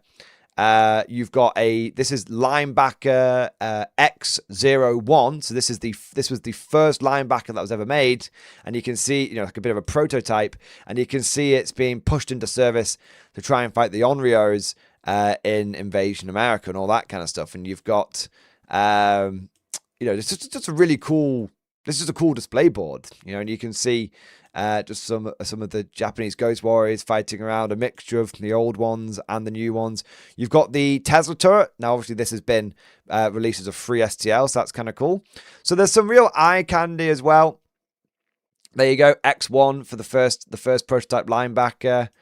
There's the new Onryo. If you really want a close-up, sexy pic of the new Onryo, look at that. I took that and I thought, because you can see it in Invasion America, but that is really a good close-up of it without anything getting in the way of it. Look at that beast. Yeah. Picture of new Slammer Samuels taking on Kimura Tadaki, the Scourge of the Spirit Realm. Very nice. There's going to be a video at some point here. There you go. Is it muted? There it is. There you go. So yeah, I took a video. Can I replay that? There you go. So Chansey was with me on the open day. So there we are. So Chansey was there. Alex was there. Alex always, I never wear my Mordy and Glory t-shirt when I go out. Alex always wears it. And we always joke that Alex is my Saddam Hussein body double. And he's like, get down, Mr. President. So we must have been to like a dozen events right now. And Alex has always been my body double. Yeah. There we are. So you can see, this is the design studio, and you just got loads of cool shit that you can see. Also, they have a cabinet with loads of new and old models in it. So this is all the stuff that you can see them using in the some of this stuff. This is all stuff that's been released or is been announced, and you can see this is the stuff that they use in the pictures when they for both on the website for the models, and also you can see it for the rule books and the army books and all that kind of stuff. So yeah, so lots of cool stuff to see. They've got a memorial to Paul Sawyer, so to the fat bloke, which is I think that's right and proper in it. So there we go. The Incredible Hulk job bursting out of shirts. There you are. And then we've got some of the cool models that you can see. I think some of these have been released. I think these are a lot of the Soldier of Fortune kind of models as well, which is excellent. And then we get to the bit which I'm sure many of you are going to be very, very excited about. This is the desk of John. John is one of the lead designers for models of Konflikt 47. One of the first models that he worked on, the first 2 models he worked on, I think, was he helped work on the linebacker, and then the first model he ever designed from scratch was the Mollet. And there's a funny story with the Mollet, how it was the first model that they let him design, and it was originally meant to be a replacement, not replacement, it was originally meant to be an updated model for the Kazakh, but he kept adding more armor onto it. and making it bigger. And by the time he was finished, they were like, that's not a Kazakh, John. That's an entirely new mech. And he was like, yeah, but it looks cool. And they were like, fuck's sake. Okay, it is cool, so we're definitely going to make it. But can you now also make a redesign for the Kazakh? He was like, yeah, all right. Now, John's desk is always a treasure trove of bits and pieces, many of which are not all, many of which are new things that are coming down the pipeline. Some of these won't make the cut, or haven't made the cut, or have left on the cutting room floor. But many of them, they do seem to be potentially things to look forward to. So the big, because he designs and prints and does a lot of stuff in his spare time, right? So the big question with a lot of this stuff is, what's a prototype that's going to make it to the game, and what is just a personal project of John's. And the fun part is trying to work out which is which. So not everything you see here will make it into the game, but some of the things you see here absolutely will do. So let's have a look at some of the stuff that's on John's desk. So we'll start off down here. So you can see there is it's labeled here, a Percival. So that's a British mech, but it says with rad cannon and HMGs. Very interesting. Do we think that is a legit model? Do we think that's one of John's special creations? There you are. We've got a Chinu with twin Shiboru cannon. We've got a Chaffee with a light Tesla turret. Now that would be. We've got Stuarts with light Tesla turrets, and we know that Warlord is releasing a new plastic Chaffee. Are we going to see a plastic Chaffee with Tesla turret? Maybe. Now, for me personally, out of all of these, don't get me wrong, I love the mechs, right? I love the mechs, but you guys know me. I'm a main tank kind of guy, right? I am at first and foremost, the thing that gets me out of bed and gets my dick hard is a proper tank. You know, what I would call like a main battle tank, but obviously in World War II, they didn't have that. They had light, medium, and heavy, and like super heavy tanks, right? But, you know, the equivalent for me in bolt action / K47 is there a proper medium tank? And so this here, this was the bit, out of all the weird and wonderful things on John's desk, this is the bit that really started getting me salivating. Because that is a Sherman Easy 8 with multiple different turret options. It looks like we've got a heavy Tesla cannon on there. It looks like we might have a twin Tesla cannon on there. And, again, weirdly, just because I love that conventional shit, that looks like an Easy 8 with twin autocannon. Gentlemen, I think we just got the K47 Russ Exterminator right here. I am going to run so many. I mean, think about this. We've got Sherman Executioner, Sherman Exterminator, right? Oh my God. Yeah. So I'm just saying, if we get an Easy 8 with twin autocannon turret, and potentially even with swappable twin autocannon and twin and Tesla, I am going to be a very, very, very happy bunny, because I might have a number of Shermans already, but I don't have any Easy 8s, and I've been holding off. I got loads of the M4s, but I'm looking for some Easy 8s. Yeah. There you go. Sherman Vank with the Firefly. Exactly, right? So, and I see this thing. I'm a guard player at heart. You give me a proper fucking medium tank that I can slap. Guys, can you imagine my 50th Infantry Division, my National Guard boys rocking up, and suddenly we're rocking like multiple fucking Shermans with Tesla and autocannons? Boys, come on. You know that's my dream right there. You know that's my dream. I might not be able to run infantry and tanks in 40k right now, but if I will, whichever game lets me run them, that's the game I'm going to be fucking playing, right? That's what I'm going to be fucking playing, right? Now, we've also got some other bits over here that might very much appeal. So, we've got a Mark II automated platform. And what looks like updated Mark 1s. So these ones here are the new... these ones here are the old Mark 1s. These ones here are what look like to be new Mark 1s. Now, what's really interesting to me is the Mark 1 seem to be very similar. So this looks like an updated version of the anti-tank version. This looks like an updated version of the howitzer version. I do love it's got a backpack mounted howitzer. I love the fact that it's got like a sleeve of howitzer rounds that just picks them up and puts them in the howitzer on its back and fires them. That's brilliant. And then look at that for the machine gun. I mean, it's just a giant bucket of, it's just a giant vat of heavy bolter of 50 cal rounds on the back, and then it's just got a fucking Gatling cannon.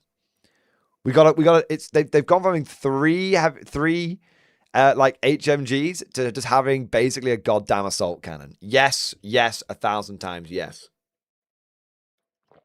But the big one for me here is, fuck me, look at how evil that Mark II looks. Look, the Mark 1s, you know, they kind of look a little cute, a little cuddly, like they're just fun little guys, you know, just kind of just like a little doo, look at me, I'm a little robot with tracks. And you get to the Mark II and it's just like, oink. Yeah, it's very, very fucking Skynet.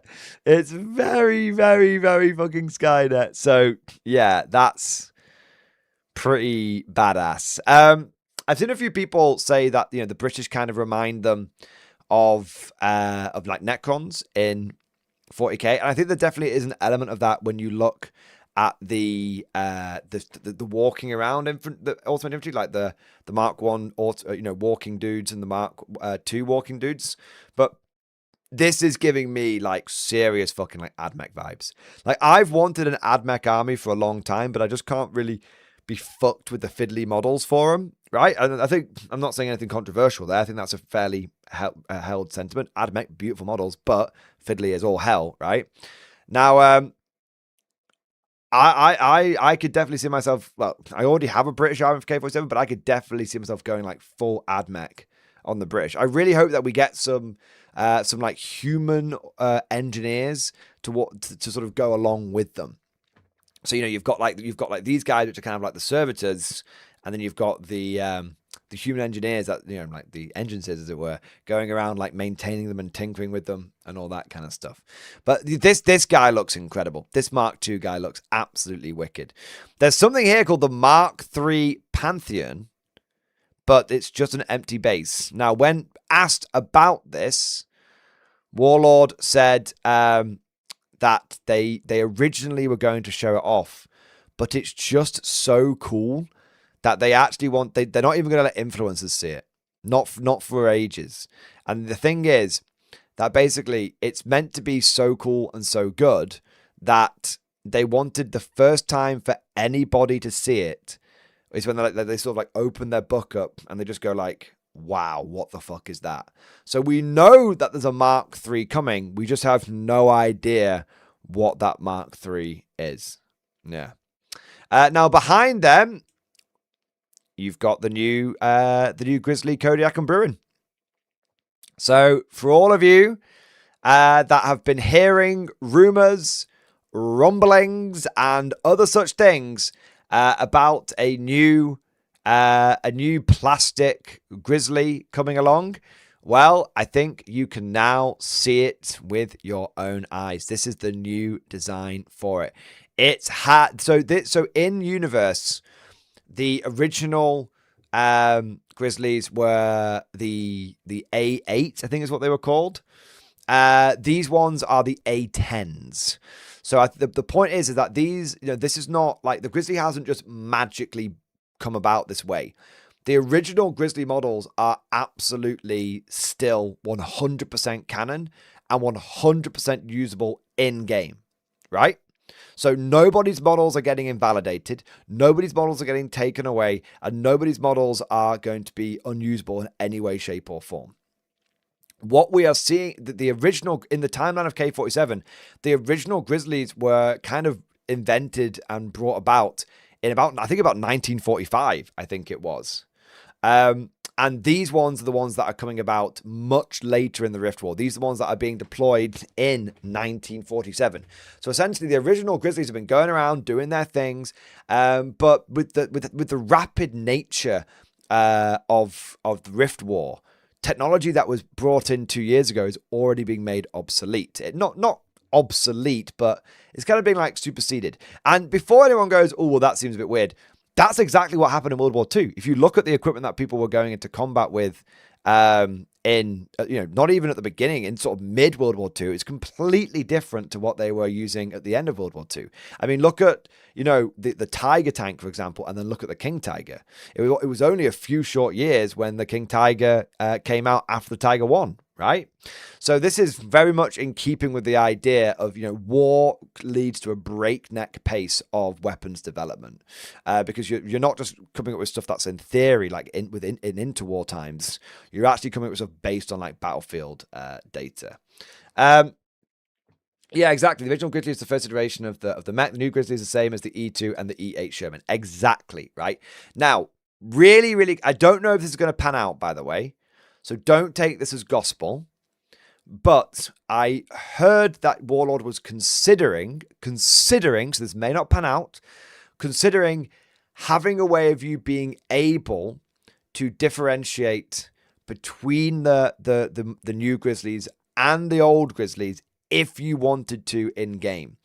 But it's not like hard and fast, if that makes sense. So my understanding is that the old Grizzlies will be there, and but then there'll be like a weapon option, I think. So it's not going to have a separate entry. It's not going to have like a separate data sheet. You can have the same unit entry, and you have the same basic loadout that you have now, but there'll be like a weapon option, or like I don't know if it's like a weapon option or add like an extra piece of armor on. Maybe it's like add reinforcement armor or something.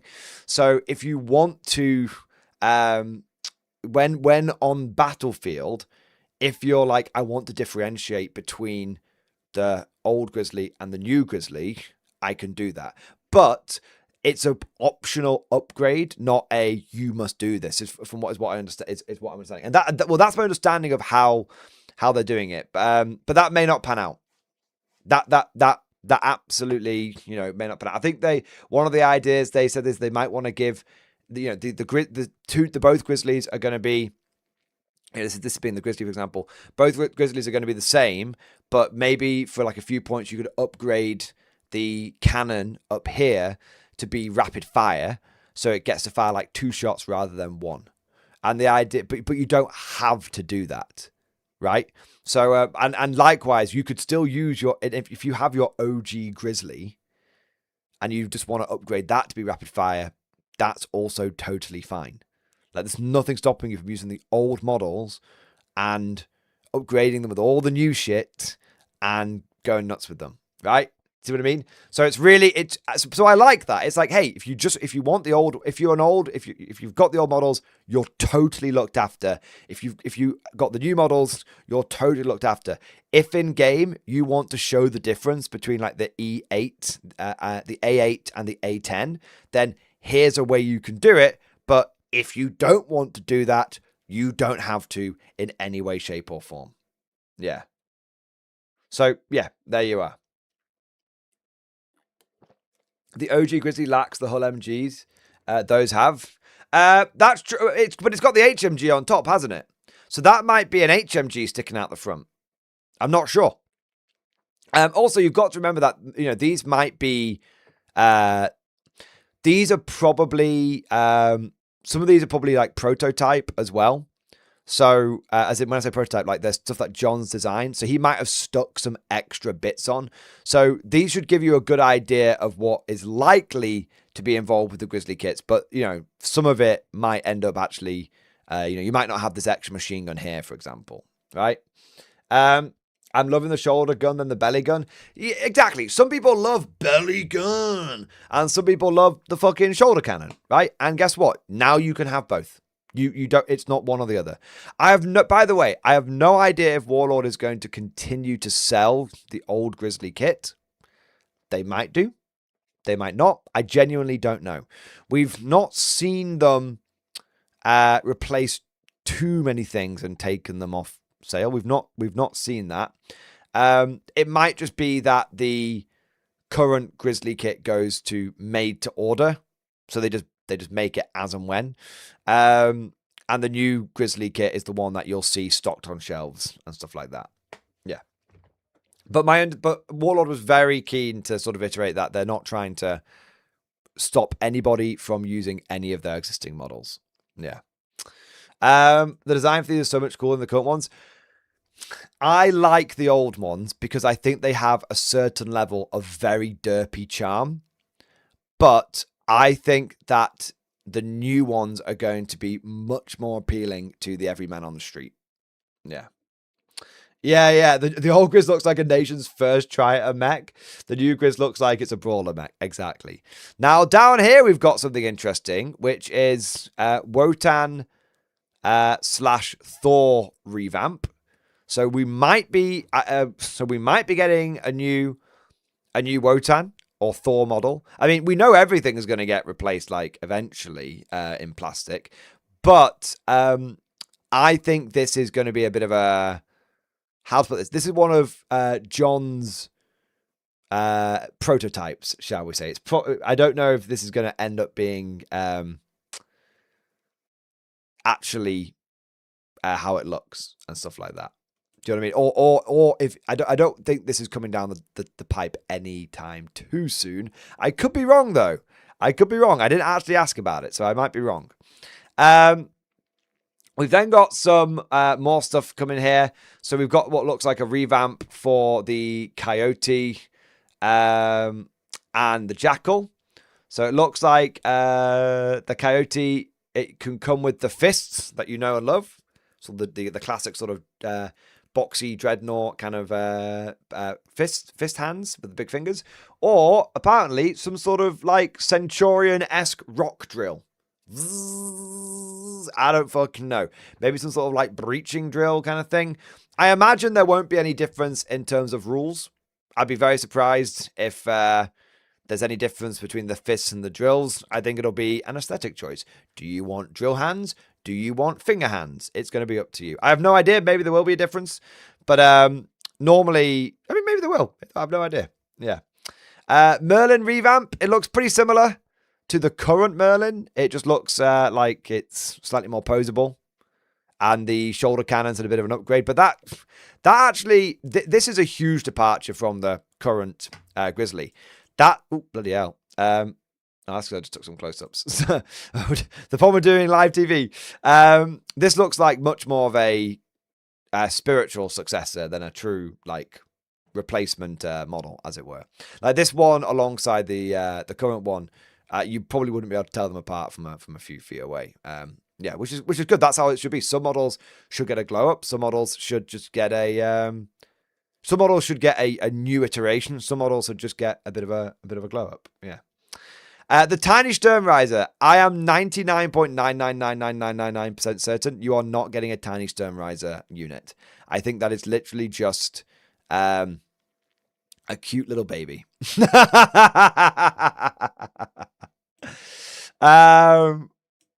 And then we've got some other bits on here. As always, you can see we've got the hover Stuart. Now I can confirm that the hover Stuart isn't coming to game. So this is one of the things they reveal. They were very, very open about this in the open day. Someone asked them, was there any mechanics that didn't make it into the game? Any things that got left on the cutting room floor? And they instantly were like, hover.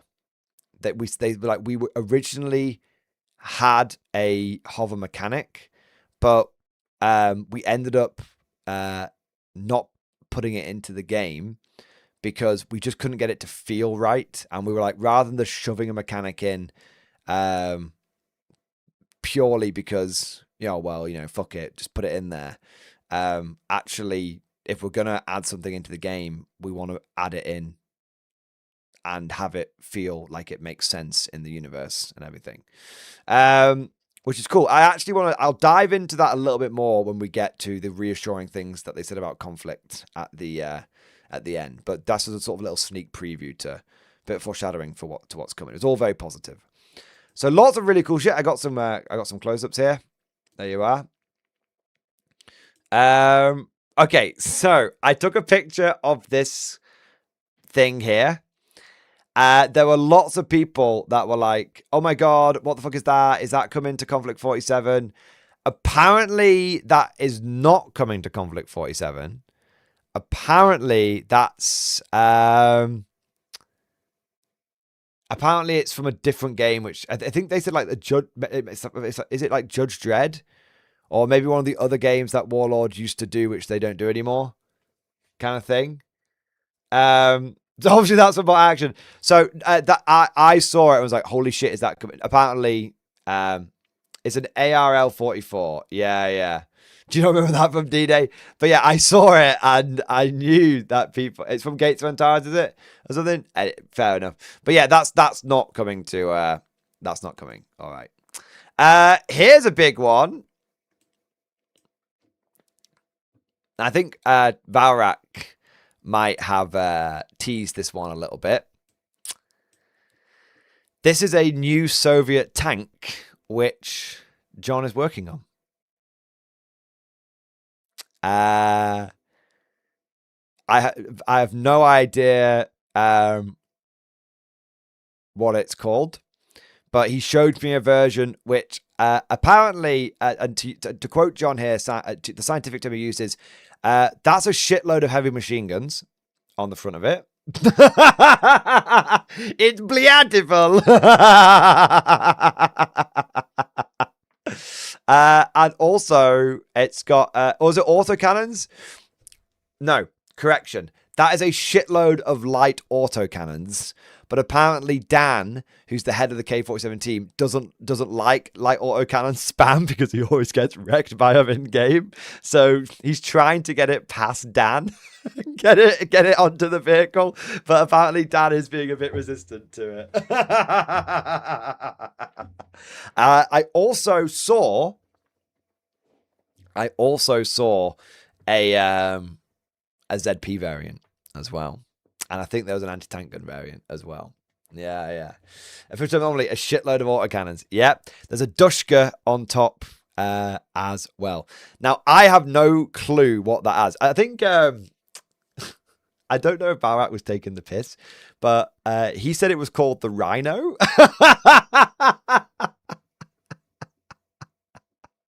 Now, it might be called the Rhino, or maybe that was just Barak saying it looks like a rhino. I don't know.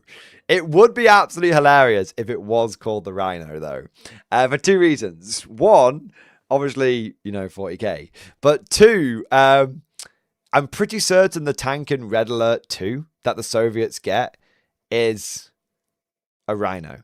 It's the Rhino tank, right? You've got the, I think it's the Grizzly for the Allies, and it's the Rhino for the, for the Soviets in Red Alert 2. I think it is anyway. Yeah.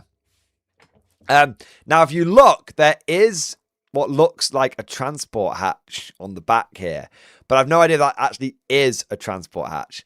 But if this is some kind of like mad heavy, like tank transport or something, oh my God. But boys, how fucking cool is that? I told you I'm a tank guy, right? I told you I'm a tank guy.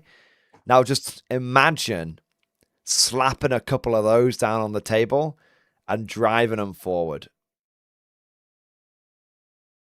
Imagine that. Imagine that, and then having a bunch of fucking Mark 1 or Mark 2 power armored guys fucking hopping out. And like, that's a goddamn armored fist squad right there. That's just the imagery.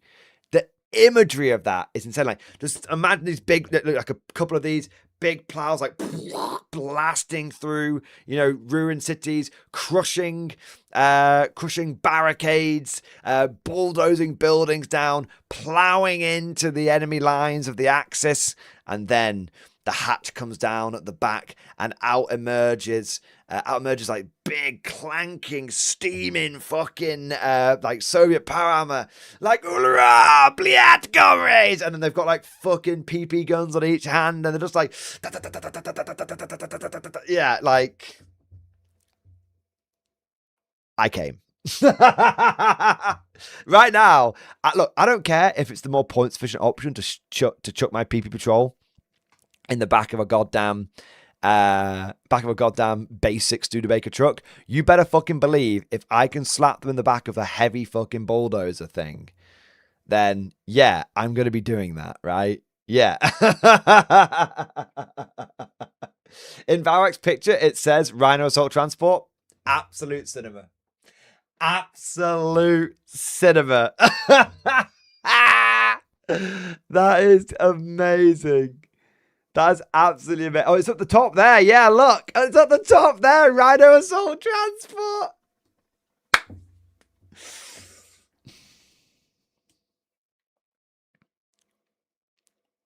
Perfect.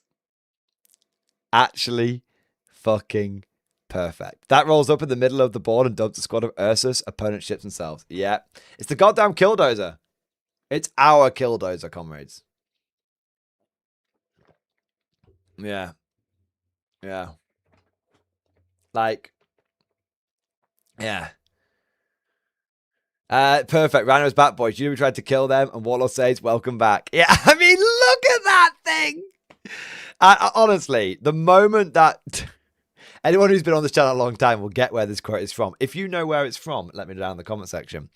But the moment that thing comes out, I'm going to say one thing. I'll take 6 of them.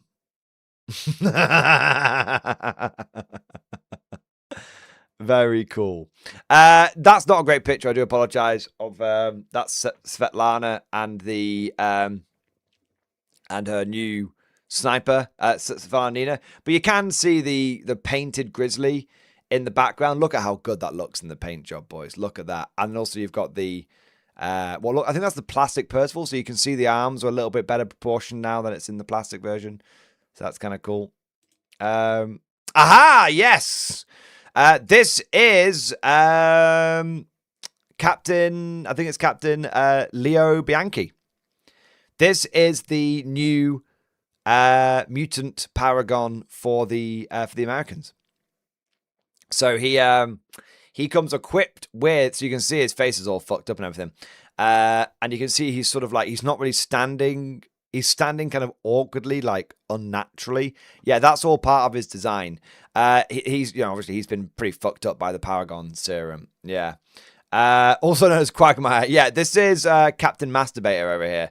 Now, he comes with a Tesla rifle and with a katana. And let's put it this way. He wasn't given that katana. He's taken that katana. Yeah. So there you are. And there's a better picture of those things. I mean, look at that new Grizzly when it's all fucking painted up, boys. Look at that fucking thing. It's gorgeous. Imagine a bunch of those stomping around. Look, right. If you're down the local game club and you see someone stomping around with a couple of these bad boys, and you don't immediately go up to them and say, what the fuck is that? That looks amazingly cool. And don't just start wanting to learn about K-47. I can't fucking help you. At that point, you're a lost cause. Right? Yeah. Yeah, like just look, like that is so eye-catching. That is so eye-catching. That is so badass. That is so cool. I know if I saw that, I would genuinely be like, I need to know what that is. Like, I need to, I need to know more about what this game is. Yeah. Not a fan still. Give me the old one. Have people who like this more though. Well, that's the great thing, Old Scratch Johnson. You're not going to miss out because your old one's still totally valid. Like 100%. Your old one is not going anywhere, and for the foreseeable future, you will be able to use your old one, and you can be busting riffs and having fun with it. No dramas whatsoever. Yeah. Jacob Strong, linebackers are infinitely more badass and look way more American. These are like mass-produced stamped trash mechs. That's because they kind of are, right? So, here's a good example of it, right? The Grizzly is the mass-produced mech of the US. The linebacker is the best that they can produce. Okay, it's the best. That's why it's got the sleekest design. That's why it comes with all of the Tesla guns and everything, right? The linebacker is the mech that is given to the elite formations of the US Army. The Grizzly is what everybody else gets. The Grizzly is what, you're a new unit that we've just formed, like the 300th Infantry Division or something. I don't know. I'm just making that up. If that's a real division, I do apologize. We're shipping. Yeah, we're gonna ship you out with all your equipment. Here are your Grizzlies. See what I mean? So the point is that these are meant to feel kind of clunky and mass produced. I mean, it's a Grizzly. It's meant to be a bit brutal and a bit crude, yeah. But Jebba Strong, it may not be for you. You may like it, you may not, but that's fine. Guess what, Jacob? The linebacker isn't going anywhere. Do you know what I mean? The linebacker isn't going anywhere, right? So if you like the linebacker, have fucking fun with the linebacker. Like, I fucking love the linebackers. Yeah. It's not a leftover. It's just a mass-produced vehicle. You know what I mean? It's just, it's not an elegant scalpel, right? Like, here's a good example. Here's a good way of looking at it. The linebacker, think about Scions versus Guardsmen. Okay? The linebacker is what is the sleek, cool, top-of-the-line mech that goes with your elite, cool, top-of-the-line jump troops. The Grizzly is like the Lehman Russ. They fucking churn these motherfuckers out, right? That's kind of how you want to think about it. Yeah. James Talks, super valid, my man. Just do my payroll duties, man. Good to complain about anything. No, that's fine. And this is the thing this is the point I'm making. I really like the cool of this, but not everything is going to be for everyone. Some people in chat are looking at this and going, that's amazing. Some people in chat are looking at it and going, I prefer the linebacker. That's cool. Guess what? No models are getting replaced. No one is missing out. If you love linebackers, you get your linebackers, right? That's the best bit. Everybody has things to look forward to. Some bad pictures of the new Onryos. I do apologize. And this is, I think, the new French stuff that's coming. So big one for bot action here. French Foreign Legion. So this is the thing that Warlord has kind of been keeping under wraps until the open day. But we are officially getting French Foreign Legion models for bot action. And obviously you can use these as basic infantry inside your K-47 armies as well, if you so want. You can see, look, there's the French gun with 3 different kinds of wheels. So you can have all, that's what I was telling you about. Look at all the different wheels, boys. The wheel game is on point.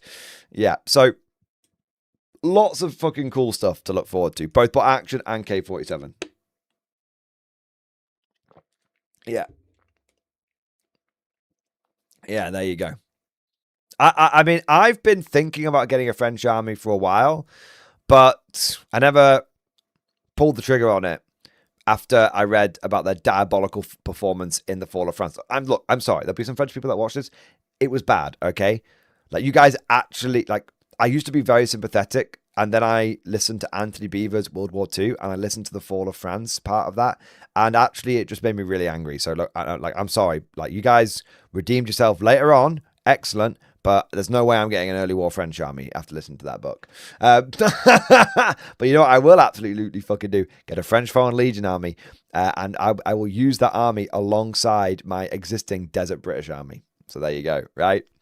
All right. And we've got the new Gurkhas. Yeah. Pretty much everyone but de Gaulle shat the bed. Exactly, right? You still can't convince me that Charles Huntsinger wasn't an inside agent for the Nazis, right? The guy was literally responsible for the defense of the Ardennes, did everything humanly possible to make it possible for the Germans to break through, and then after the fall of France happened and the Vichy government was formed, became the head of defense. Like, there's no way that you are that incompetent and then get promoted into that position unless you are on the inside. Yeah. Anyway. There you are. Now, this is a little preview of Epic Zulu. So we've seen the infantry models for Epic Zulu and stuff like that, but you've also got some of the artillery that's coming. So Eagle-Eyed Observer you will be able to see some cannons, but also we've got cannons, we've got rockets, but rather worrying for our Zulu brothers, there is a Gatling gun. In fact, there's a couple of Gatling guns. You can see one there and one there, and so that doesn't bode well. But yeah, there you are. All right, and then we've got some Zulus over here, and they're not very. You can't see them very well in this picture, but trust me, I get some very nice pictures of the Zulus later on. I don't know what the fuck this is, but I took a picture of it, and it looks kind of cool. Is this Ottomans? Or British? I actually can't tell.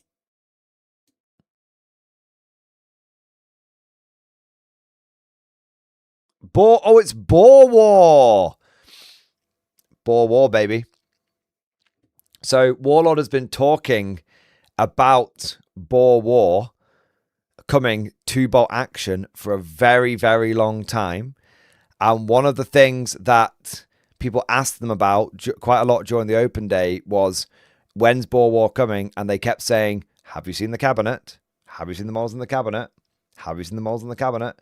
So I think Boer War is tantalizingly close.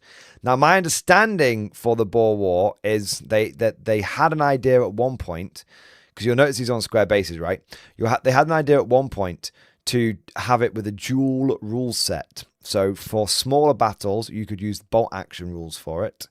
And for bigger battles, you could use black powder rules for it.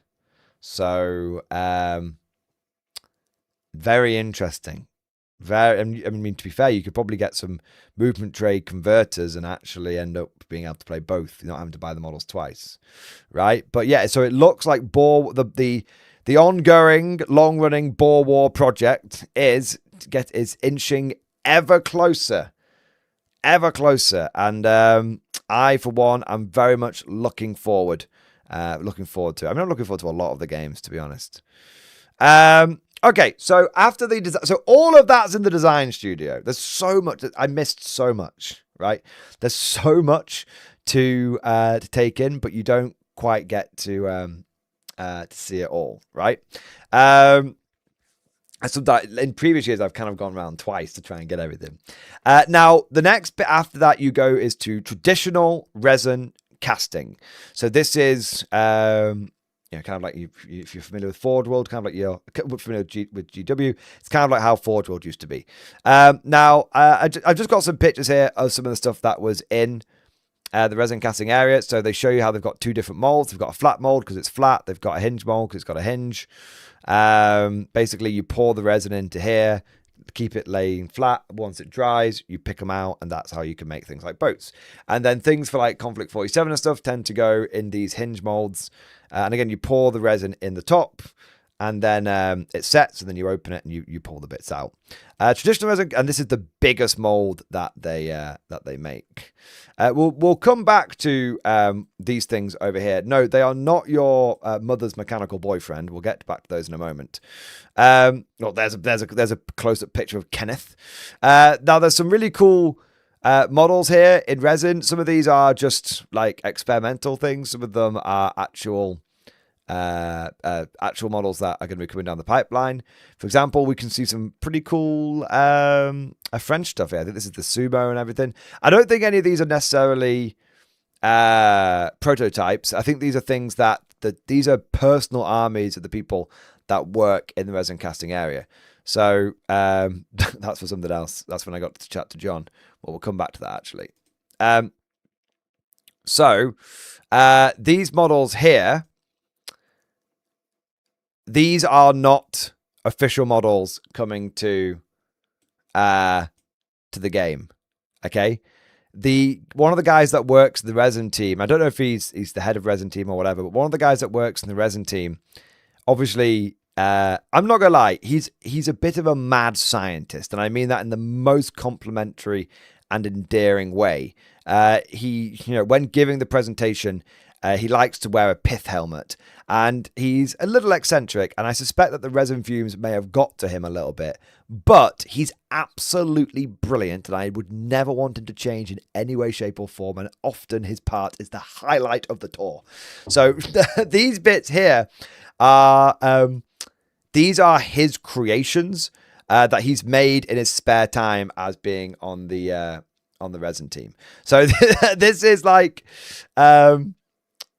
the Sasori arms on the Locust Mech's top with bits from the Nax era and all that kind of stuff. Yeah, I think I did get some close-ups of these a little bit later on, but yeah. So these are things that he's just made. He's just kit bashed the fuck out of these for his Konflikt 47 Japanese army. And then you can see he's got his Australian British army, and a lot of the mechs that you can see here, he has made little slouch, a lot of little slouch hats for the Aussie automated infantry. Yeah, so there you are. Very, very cool. So let me go back to this. So this was a really, really cool, interesting development. So for traditional casting resin models, it's done by hand in jugs. So you get 2-part epoxy resin, you pour in a ratio of it. Warlords got their secret recipes for how, for the ratios that they like to have in there. And then you use you mix it up, and then you use that to pour it into the molds. And the idea is that, they have different recipes for different parts, because depending on like the size of it and all that kind of stuff.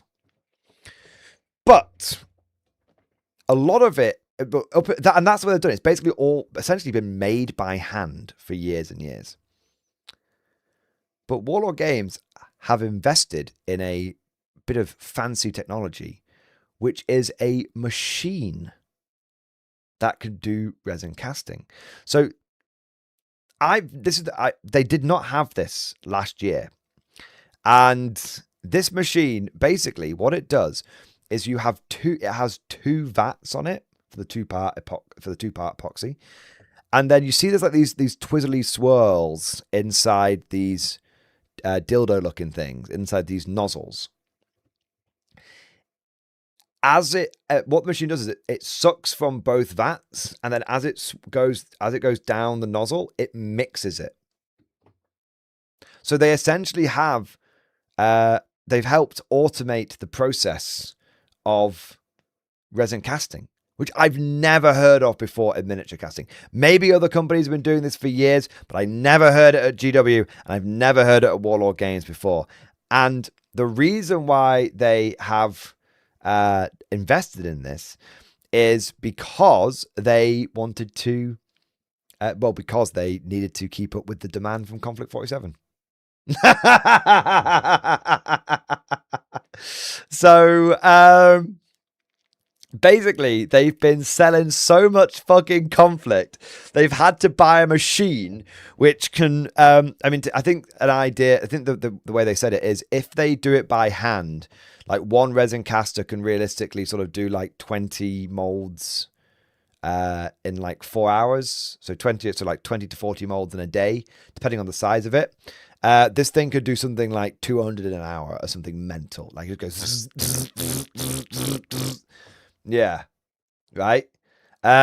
So this thing is, and this thing is working non-stop every fucking day.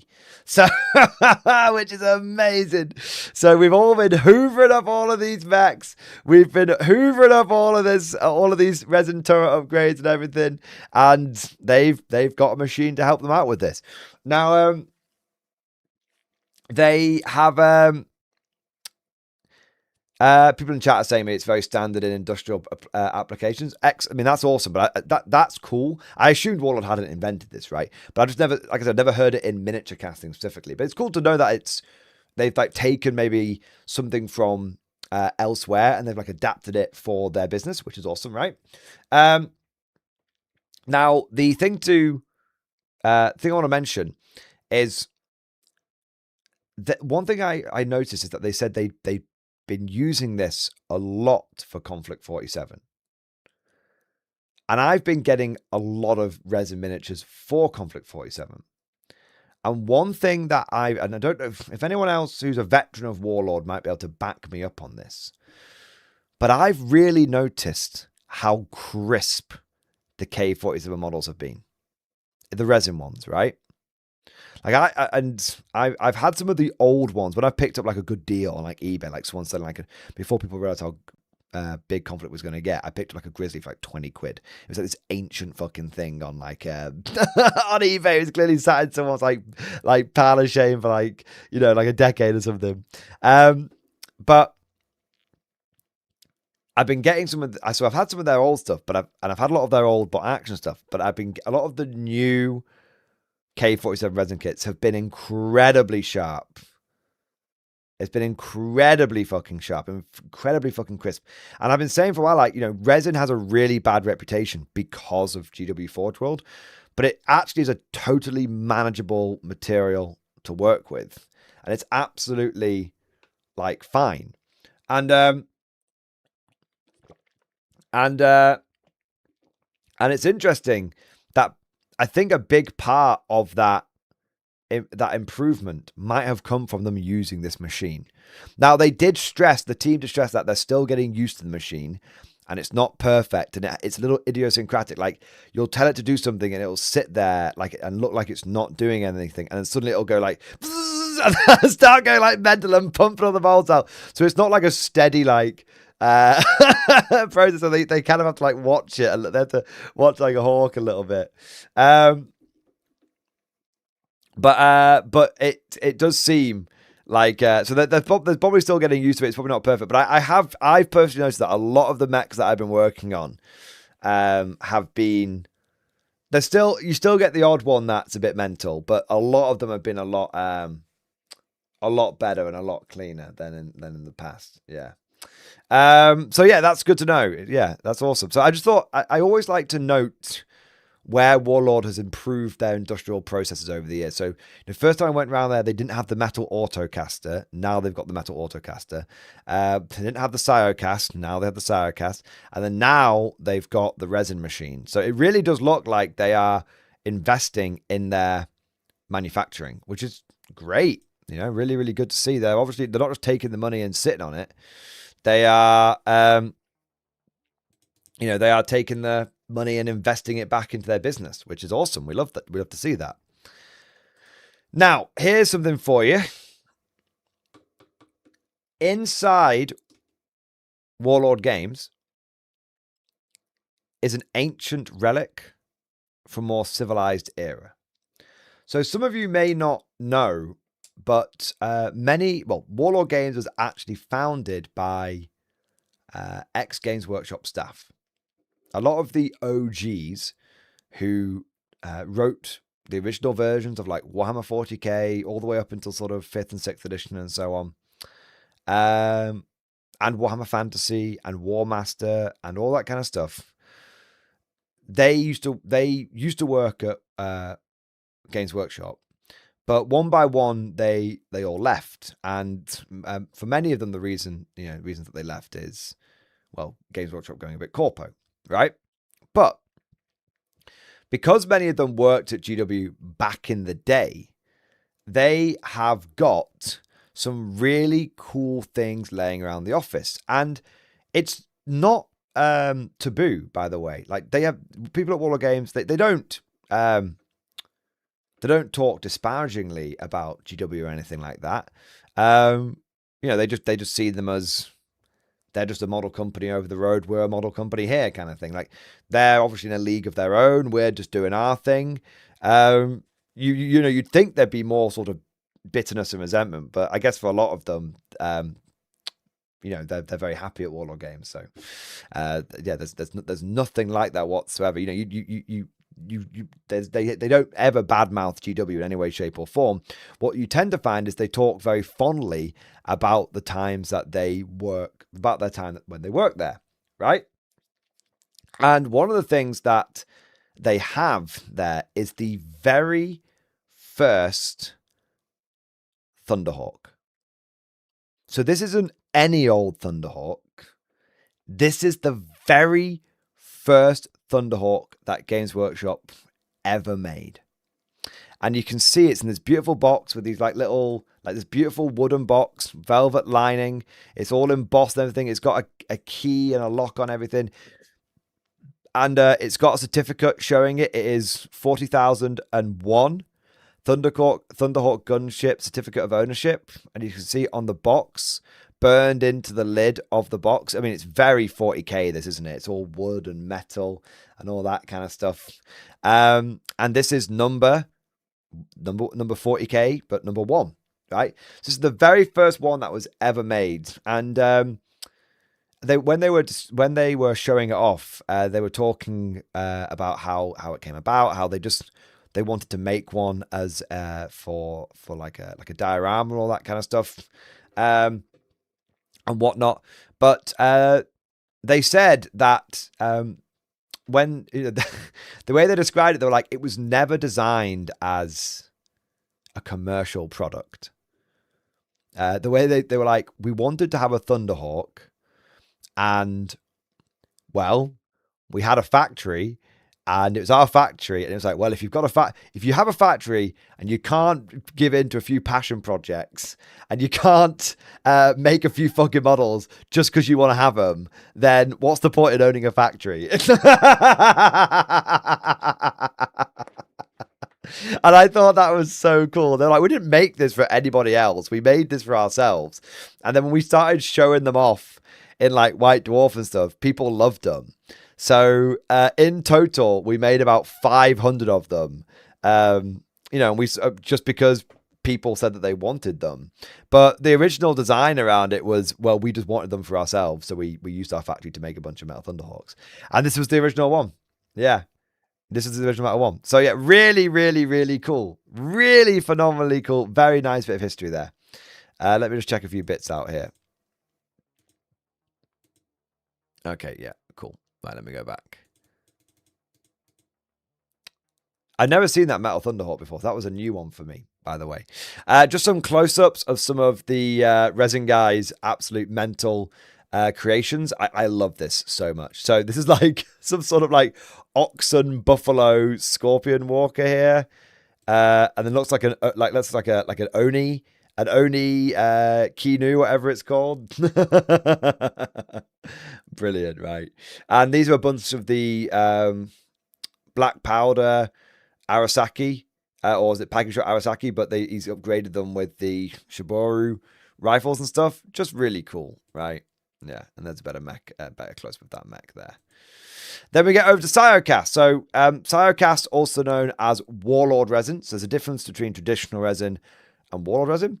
And Cyocast is basically what you find some of your Some of your bits are made out. So, for example, the legs on the Panzer IV Walker, and the Naktul Ben, and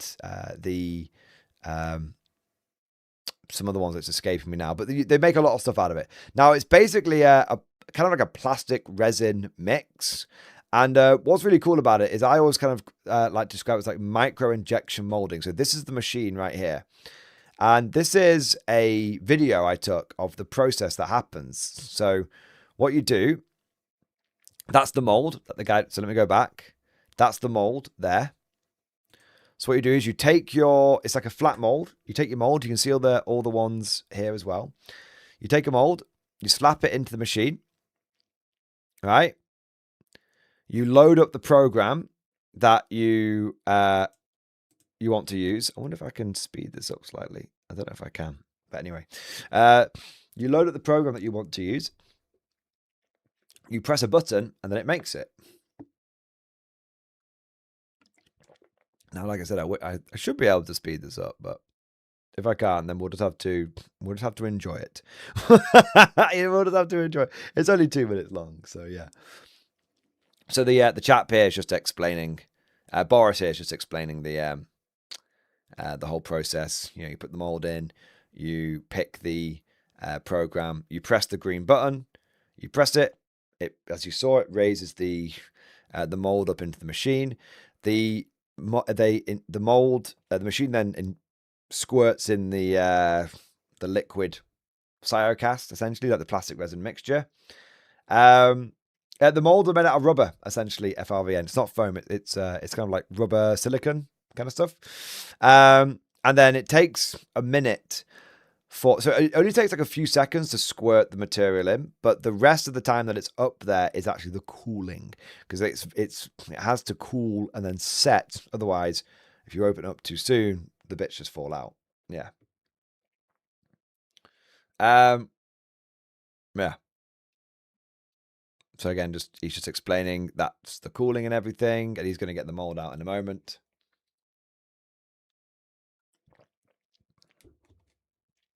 So this is the material that they use. So you can see there's it's a mixture of all these different bits that they can use. Oh no, these are just the different colors. So they actually, what's interesting is they can make the material any color that they want, but they've tried making it in other colors, and the moment that they make it not out of gray, people don't like it. So all of the plastic models that you buy from Games Workshop and everything, the color of the plastic isn't gray. They dye it gray.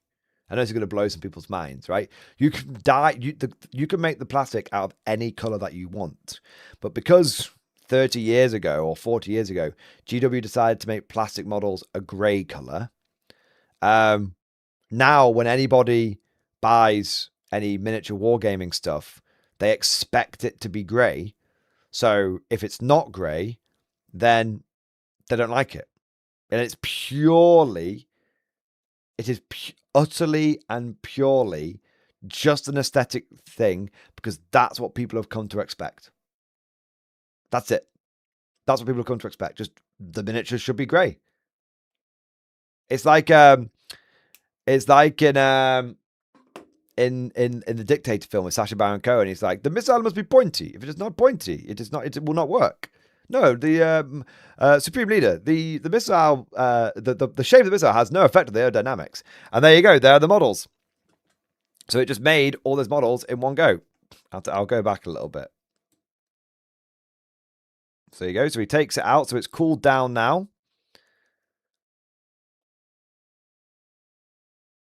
It's cooled down now, and they open it up, and here you go. That is the Soviet naval officer from the Black Death bundle that Warlord did. I don't know if they still do it. For the Soviets in Bot Action, and they actually give you a bunch of those models when you got to pick from one of 3 models. There was like a War Dog for Hail Caesar. There was this naval officer. I obviously went for the Soviet naval officer, and there was a Totenrotter commander guy. I already had a Totenrotter commander. I don't have a Soviet naval officer, so now I've got one. Yeah, there you go. So there you are. That's kind of cool. What do we got next? I thought I'd found a sneak preview, and I snapped a picture of it. It turns out this is absolutely nothing. This is just the blister that comes in the starter army. I thought I misread it as Ghost Attack Commander, and it's not. So you can all just laugh at me for being like, "Oh my god, I found it! I found the Holy Grail!" No, I didn't. Now we get to the best bit for me, anyway. The best bit, Zulu. So I got to play the new Zulu game, and holy shit, is it good! It is so properly good. All right. So it's so for something like Zulu, I think, there's the perception that it might be a bit of a very niche game, but it's a proper game, people. So the way they've designed it is it's essentially using the core Black Powder rules. So if you learn how to play Zulu, you learn how to play Black Powder, and to a lesser or greater extent, Hail Caesar and Pike and Shot. They all operate on the same fundamental mechanics, and then really it's just basically some of the equipment and some accoutrement and stuff that differentiates the different game systems. But if you learned how to play Zulu and then went, I want to go and learn how to play Napoleonic, then you can translate over to that system almost seamlessly, which is amazing. So this is not a gimmick. It's not a little side product. It's not something which they haven't put the effort into. How to put this? This is not like Warhammer Quest Dark Water, right? A little fire and forget side project, which is cool to have and to play through, but it's basically like a little mini board game kind of thing. This is a full-blown game, and not only do you get to recreate the Battle of Rorke's Drift, but the book and the miniatures, and we saw there's like cannons and artillery and stuff that are coming. The book and the miniatures are going to be expanded out so that you can fight the entire Zulu War. If you and a friend want to go through like the 12 battles of the Zulu War, or you want to have like a pickup game, you can do that, right? So it's properly cool and it's properly good, and it's just so much fun. It's so much fun. And I got loads of close-up pictures of the miniatures. Considering that they're like 15 mil, they're actually very nicely detailed. And I got some close-ups of the Zulus as well. I mean, they just look absolutely epic. And I actually got to play this game as well. And I actually got to play as the Zulus. And we'll come back to that in a moment. As I suspected, the Zulus are so much fucking fun. Like, don't get me wrong, right?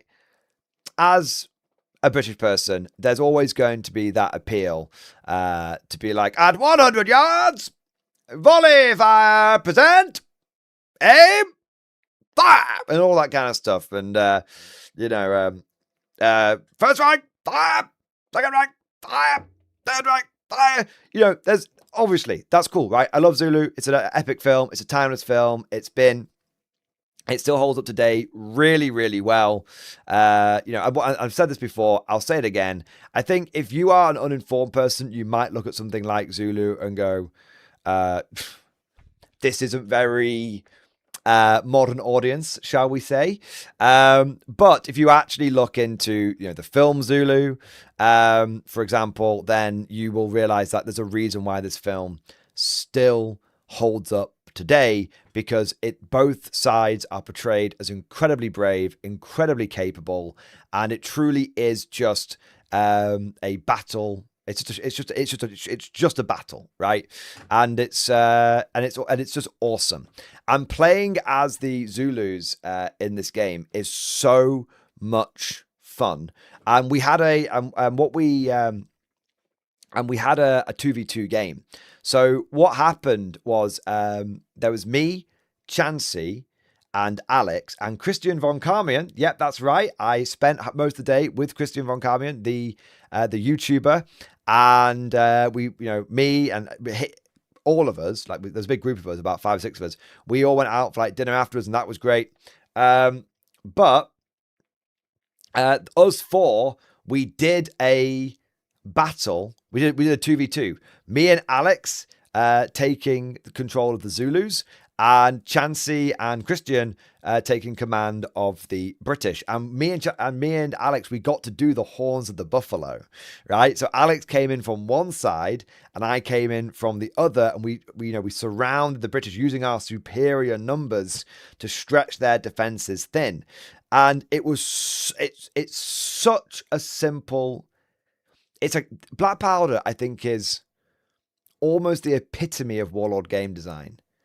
It's very simple to pick up. After like 2 turns, after like 1 turn, we basically knew what we were doing, right? But after like 2 turns, we knew what we were doing. After 4 turns, the guy that was showing us the game didn't even really need to guide us anymore. And we got through about 12 turns of this with in like an hour. So good. Now we were playing a demo version of the game, so there's as the guy said, it's a bit stripped back. Like we haven't got certain things, like we haven't really taken into account like veterancy, and if you roll like a 6/6, you guys can do more stuff. If they roll like a 1/1, they're like FUBAR and all this kind of stuff, right? Or maybe the other way around. You get my point, right? But the point is, we got a really good feel for the core game mechanics, and it's so much fun because the game plays so smoothly. It plays so quickly. You just flow from one turn to the next. Each faction, even though, it's kind of like in bot action, and man with a rifle is a man with a rifle, but even though there's this basic sort of level, each faction feels very distinctive. And so we obviously with Epic Zulu, you get that feeling even more so because the Zulus don't have guns and the British do. But the Zulus tend to be a bit more ferocious in close combat. That's not to say the British are any slouches. Let me tell you, it takes a brave, just ferocious Zulu warrior to bring down one of these British redcoats. But you've got the numbers and you've got the discipline. Like these guys, this is one of the things that often gets overlooked about the Zulus. These were not a bunch of people running around with no idea what they were doing. They were not savages or anything like this. They were an empire. They were a civilization, and their military conquered a huge part of Africa, like a huge part of it, right? And so this is not just a case of having a bunch of British people shoot down a bunch of like colonial people or anything like that. It's not like that whatsoever. Like the British are absolutely, especially in Rorke's Drift, are absolutely on the back foot, and it is a desperate fight for survival. And you playing as the Zulus, you really do have that feeling of, we have the overwhelming numbers, but not only that, we have incredibly brave warriors and disciplined. Like the difference between like the Zulus and the British in terms of do you pass your orders or not is only one. The British have, the British pass their orders on a 9 or less. The Zulus pass their orders on an 8 or less. That's it. Right? And the British obviously got guns, and the British get like 3 attacks in close combat. The Zulus get 4 attacks in close combat, right?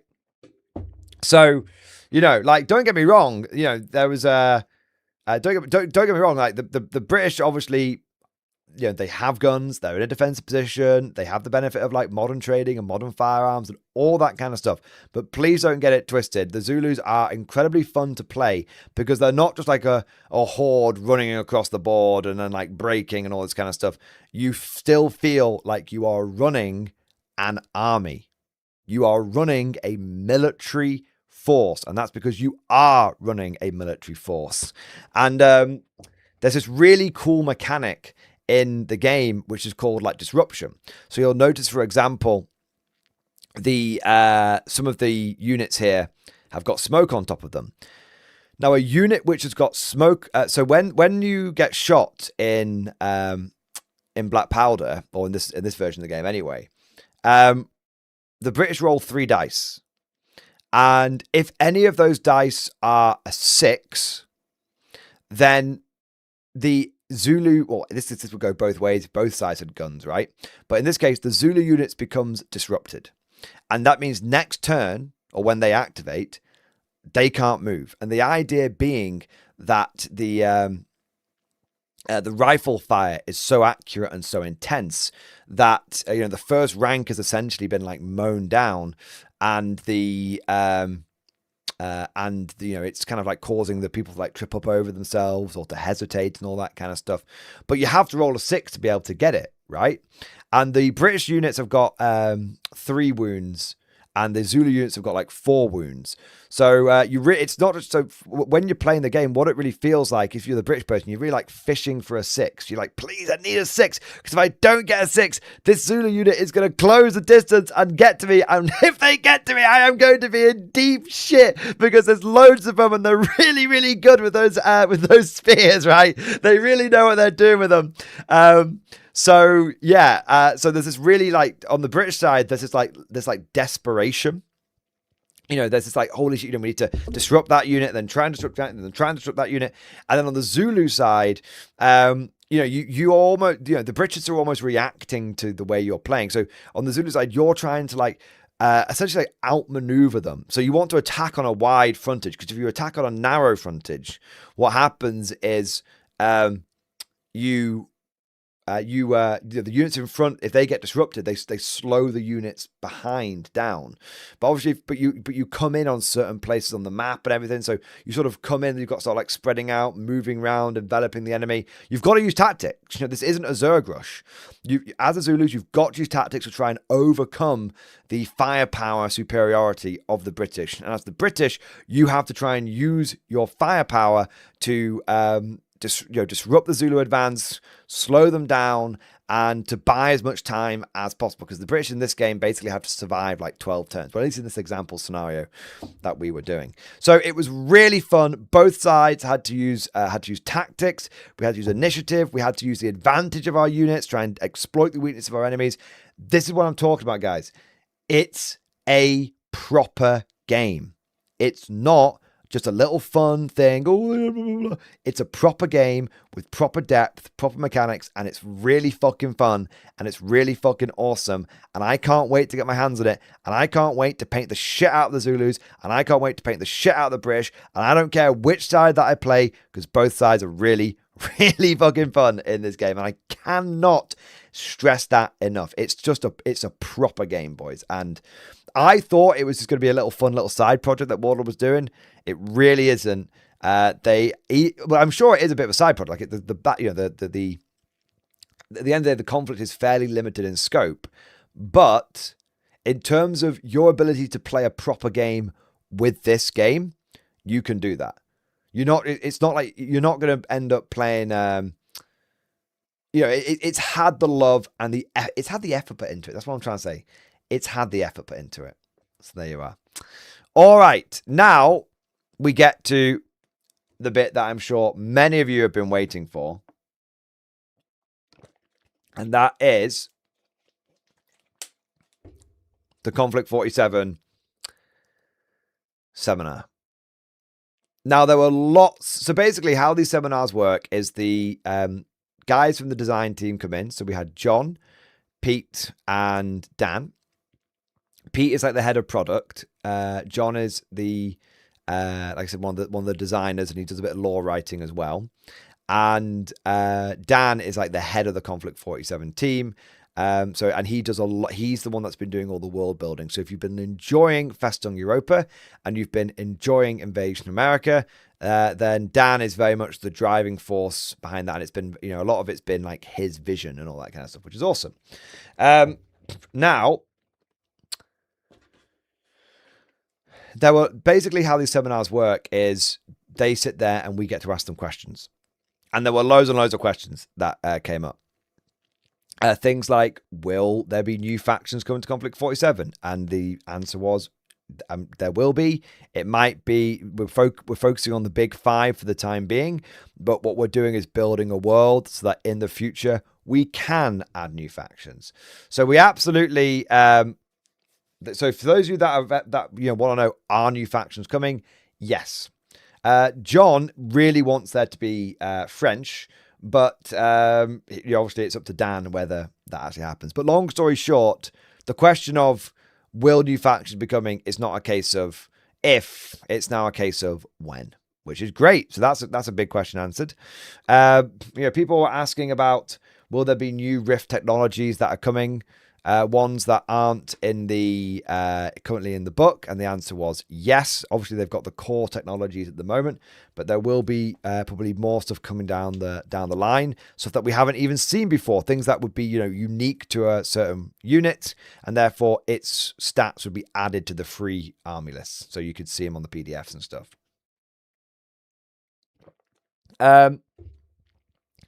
There was also. Lots of fun questions around like the lore and the world building. Lots of it was quite specific. But this is where I want to say, and I'll take some of your questions. I'll say this one bit, and then we'll take some questions from chat. So this will take like 5 minutes for me to go through it. So in chat right now, ask any questions you've got about Konflikt 47, and it'll probably prompt me to remember some of the things that they said. All right. But this is the really, really big thing that I took away. The first thing that I noticed with the team was that last year you could tell they were a little nervous. Not massively, but you could tell they were a little nervous. And I think the reason they were a little nervous is obviously it was the launch of the game, so they would have been very tired, getting it across the line. But also, it was the launch of the game, and they had no idea how successful it was going to be. And I know there were definitely some people inside Warlord Games who were like, look, we've tried getting this Konflikt thing to work. It hasn't worked. What are you doing? This is a big risk kind of thing. But, and that's not that. Look, you want people who are going to push back, who are going to make you go, do the homework, do the business case. Can you make this work kind of thing? Do you have a plan, or are you just winging it?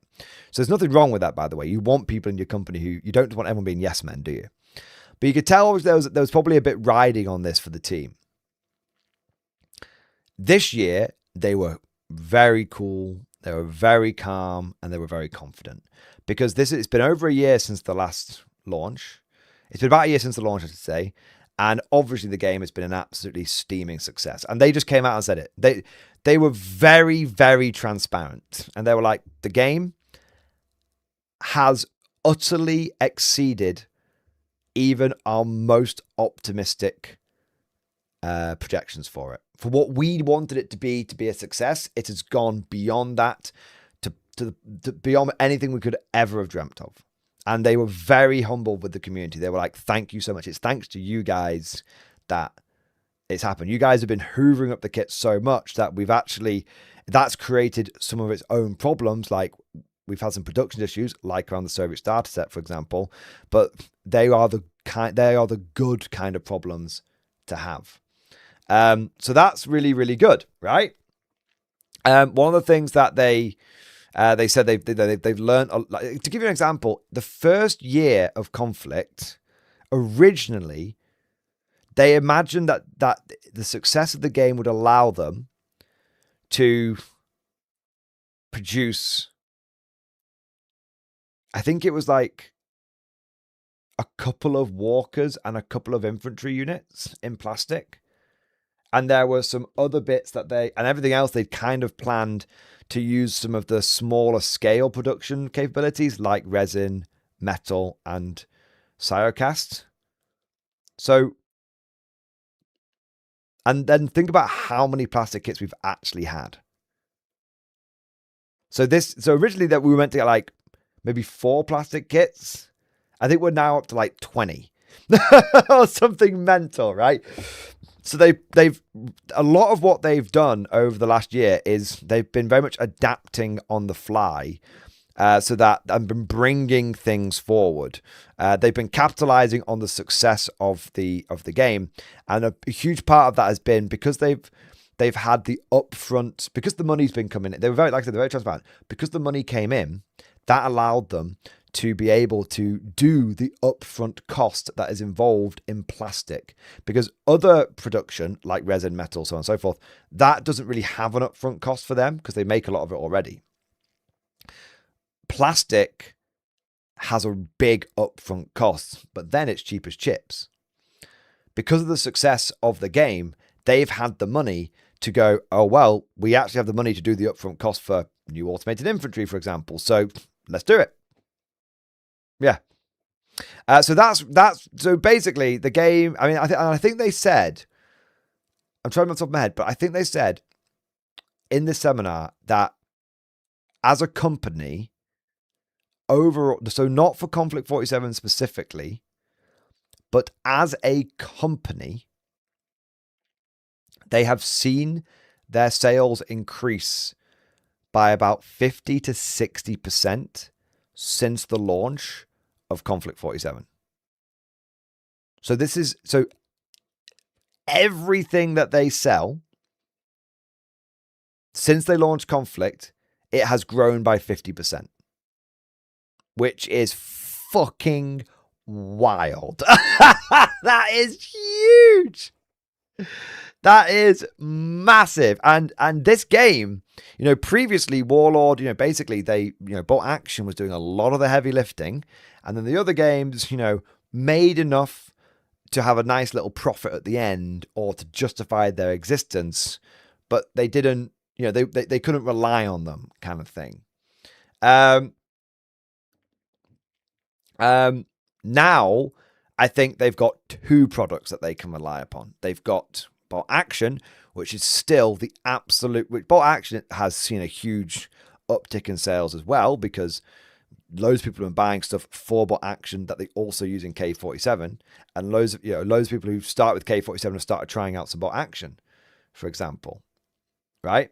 So... but now they've basically not so much pressure is on the Bolt Action side of the business now. Now you've got Bolt Action and K47, which are both doing amazingly, and it gives Warlord just loads of confidence and loads of flexibility for the future, which is awesome, right?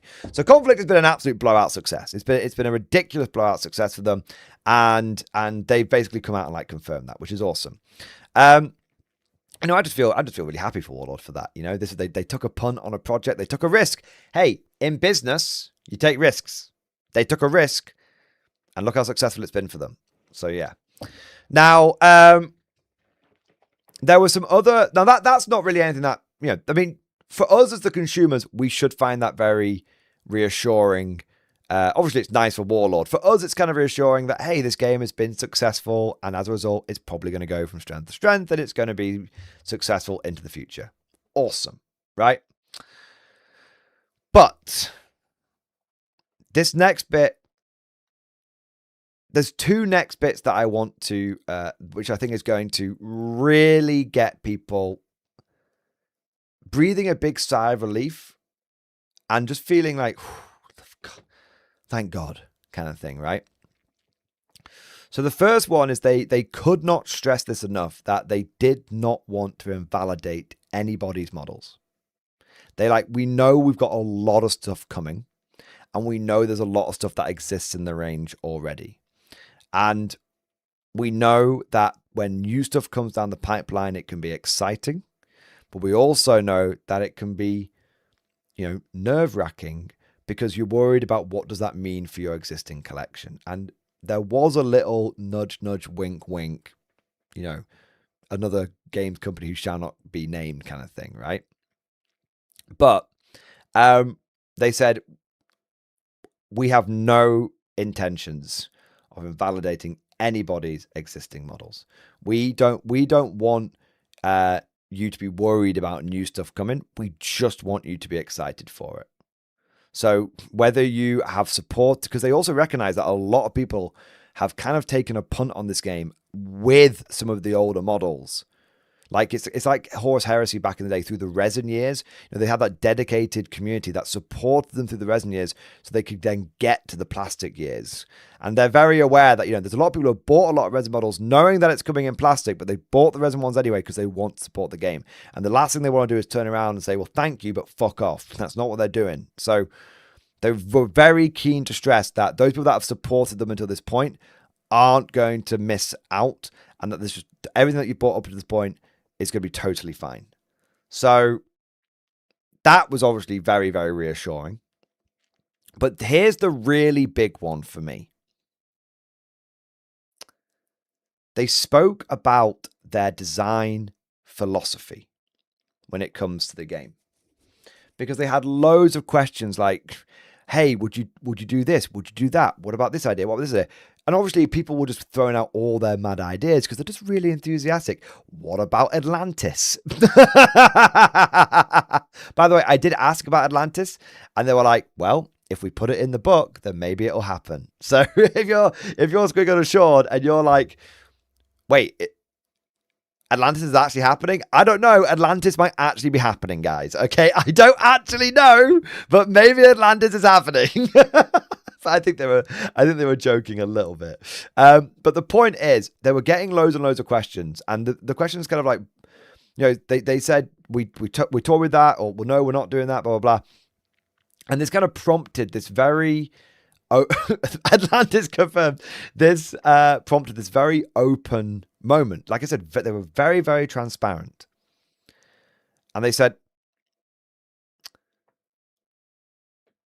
we want Konflikt to be weird, but we also want it to be grounded. We have loads of ideas that we put into the game, but we have this philosophy and it guides us through pretty much everything that we do, which is grounded first, impossible second. And what we mean by this is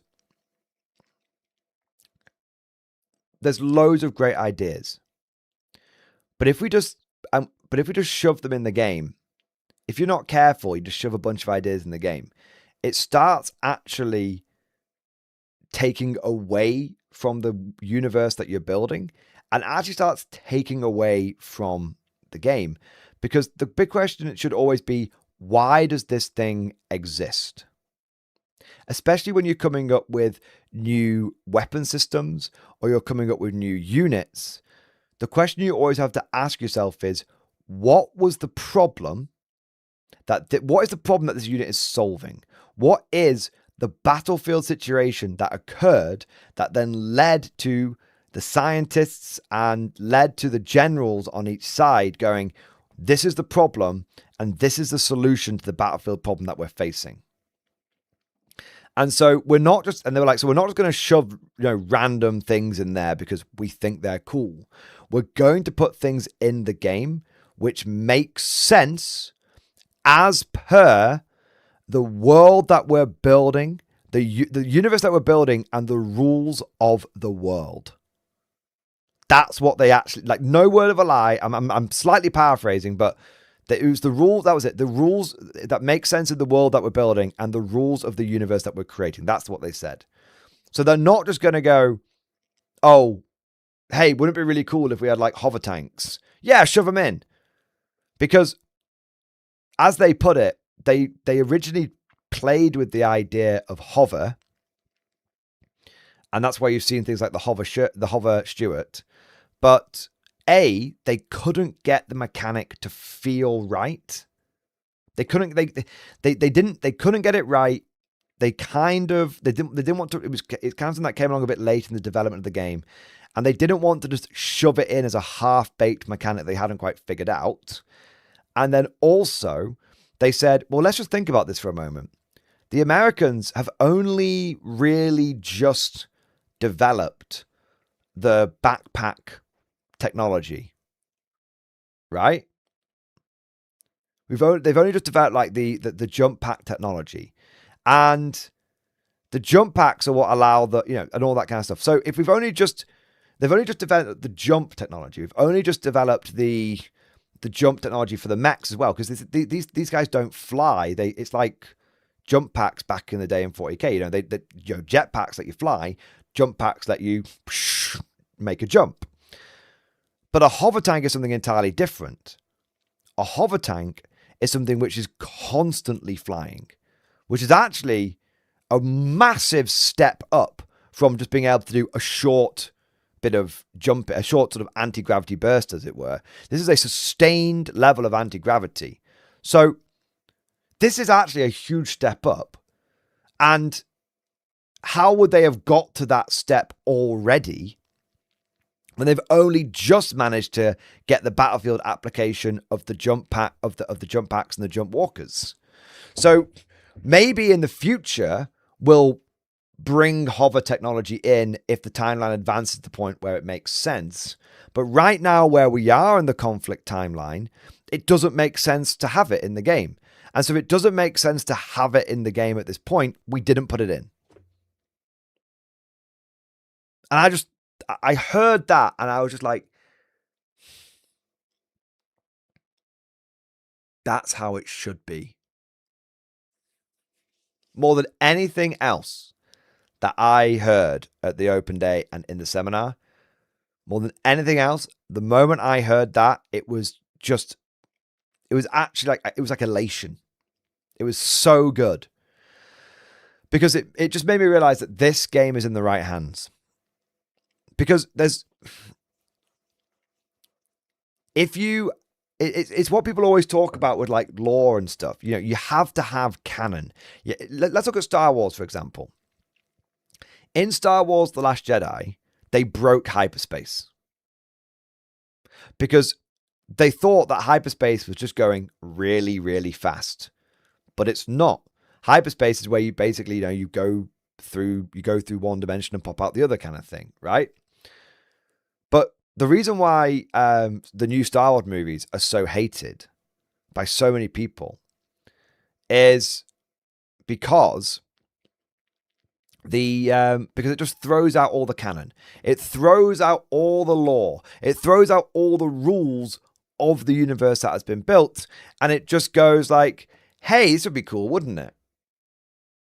Let's just fucking do it because we think it's cool. Yeah. So I think it's really important when you're building a game like this and you're building a world to have rules. And those rules define what you put in the game.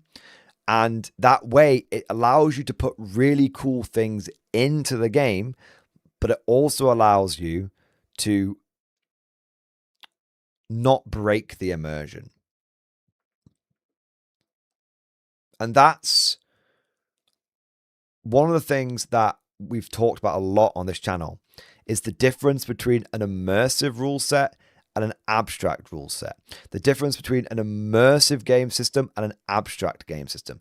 An immersive game system creates emergent narrative. It naturally forms epic moments. And you don't question, like, why do they have phasing technology? You don't question why do they have big mutant bears? Obviously these things are ridiculous and they're silly and they're over the top, but it doesn't break your immersion, because within the rules of the universe, it makes total sense why they have these things. Right? So all that allows you to get fully immersed in the game. But if you have an abstract rule set, then it's like, why does this thing exist? To serve the game mechanics. Why do we have this thing? Because,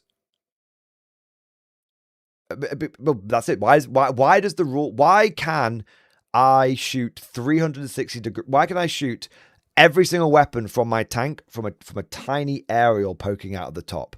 Because the rules say so.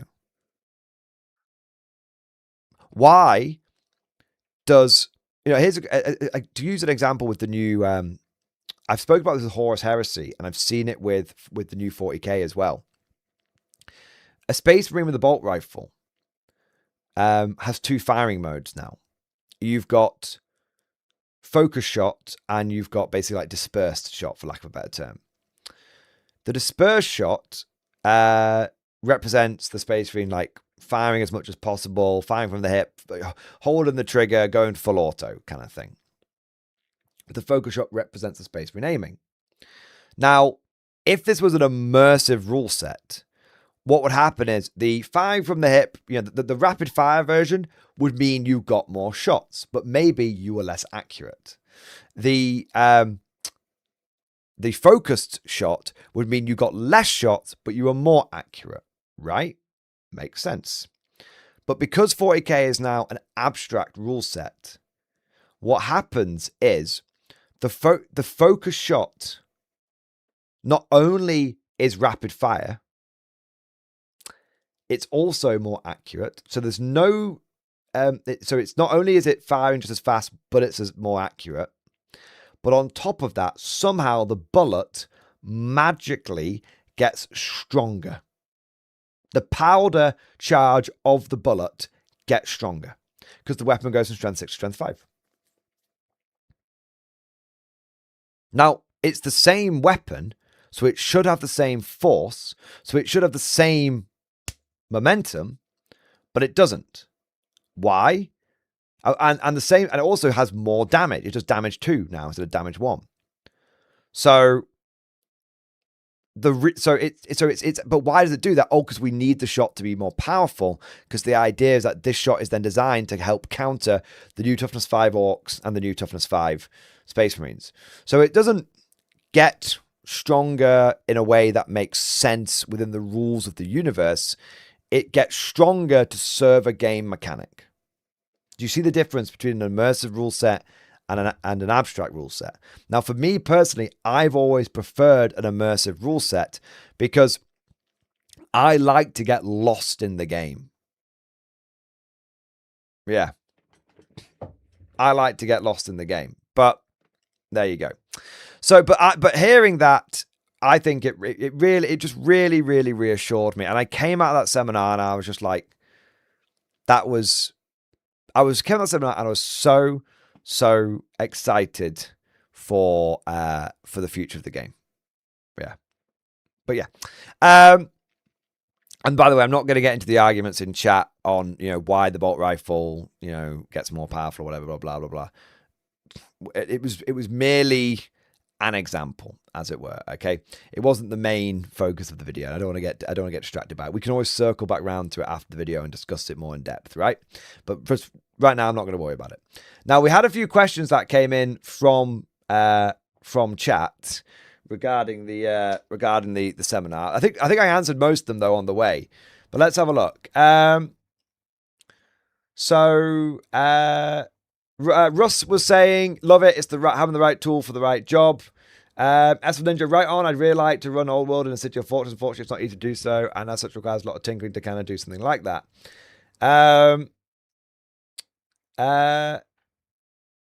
There was also Marty do we get US heavy infantry with Tesla rifles? It's in the book. Yes, that is coming. They confirmed that.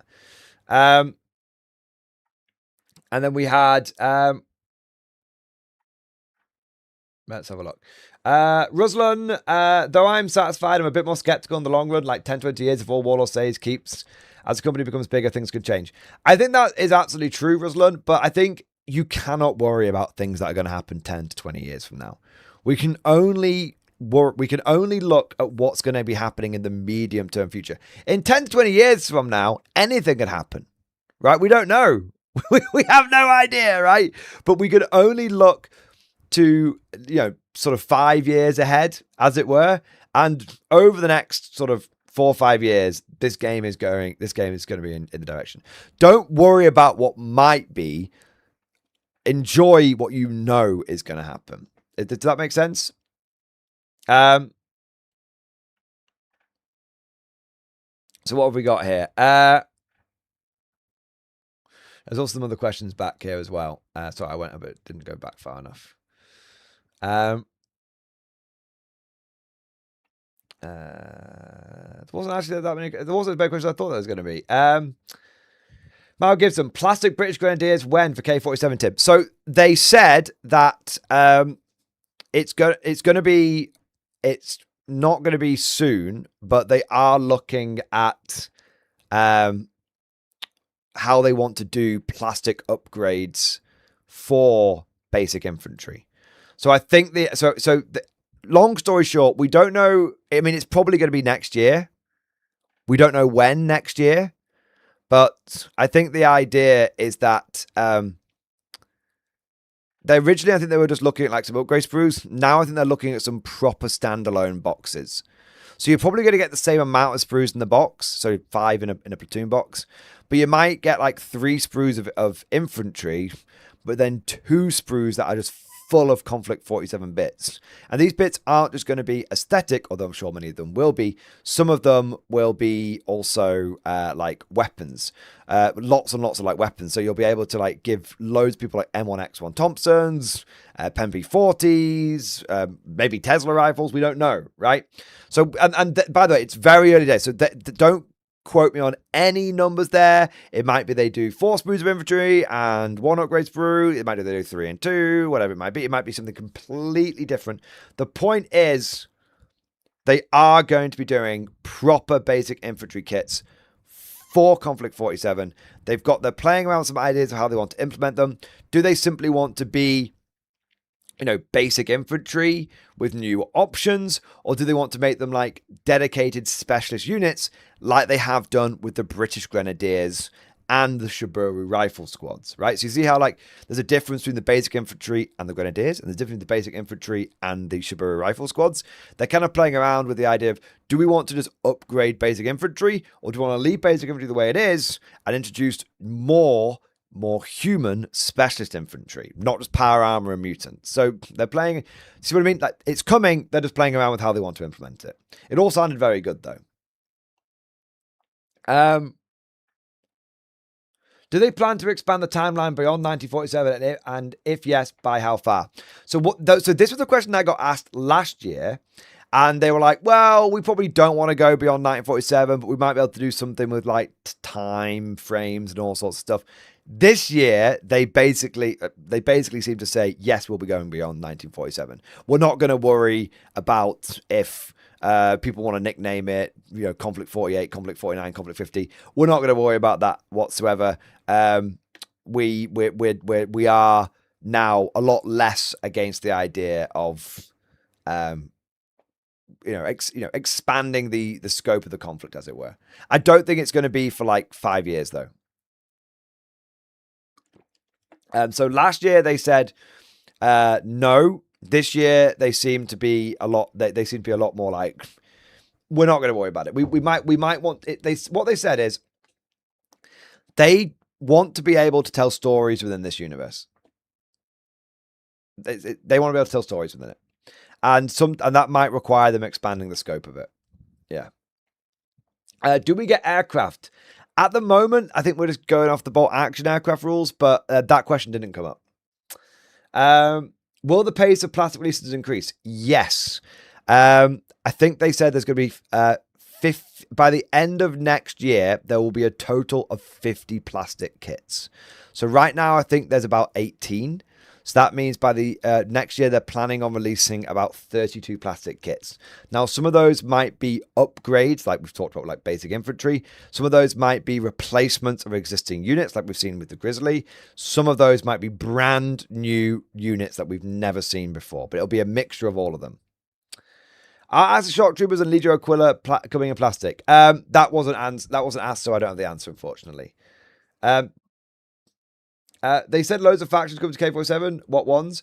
The one that got mentioned, the one they seemed quite keen on, was French. But again, I don't think that's going to happen in this. I don't think that's going to happen for a few years. But maybe if the game keeps growing and being successful, it may accelerate things.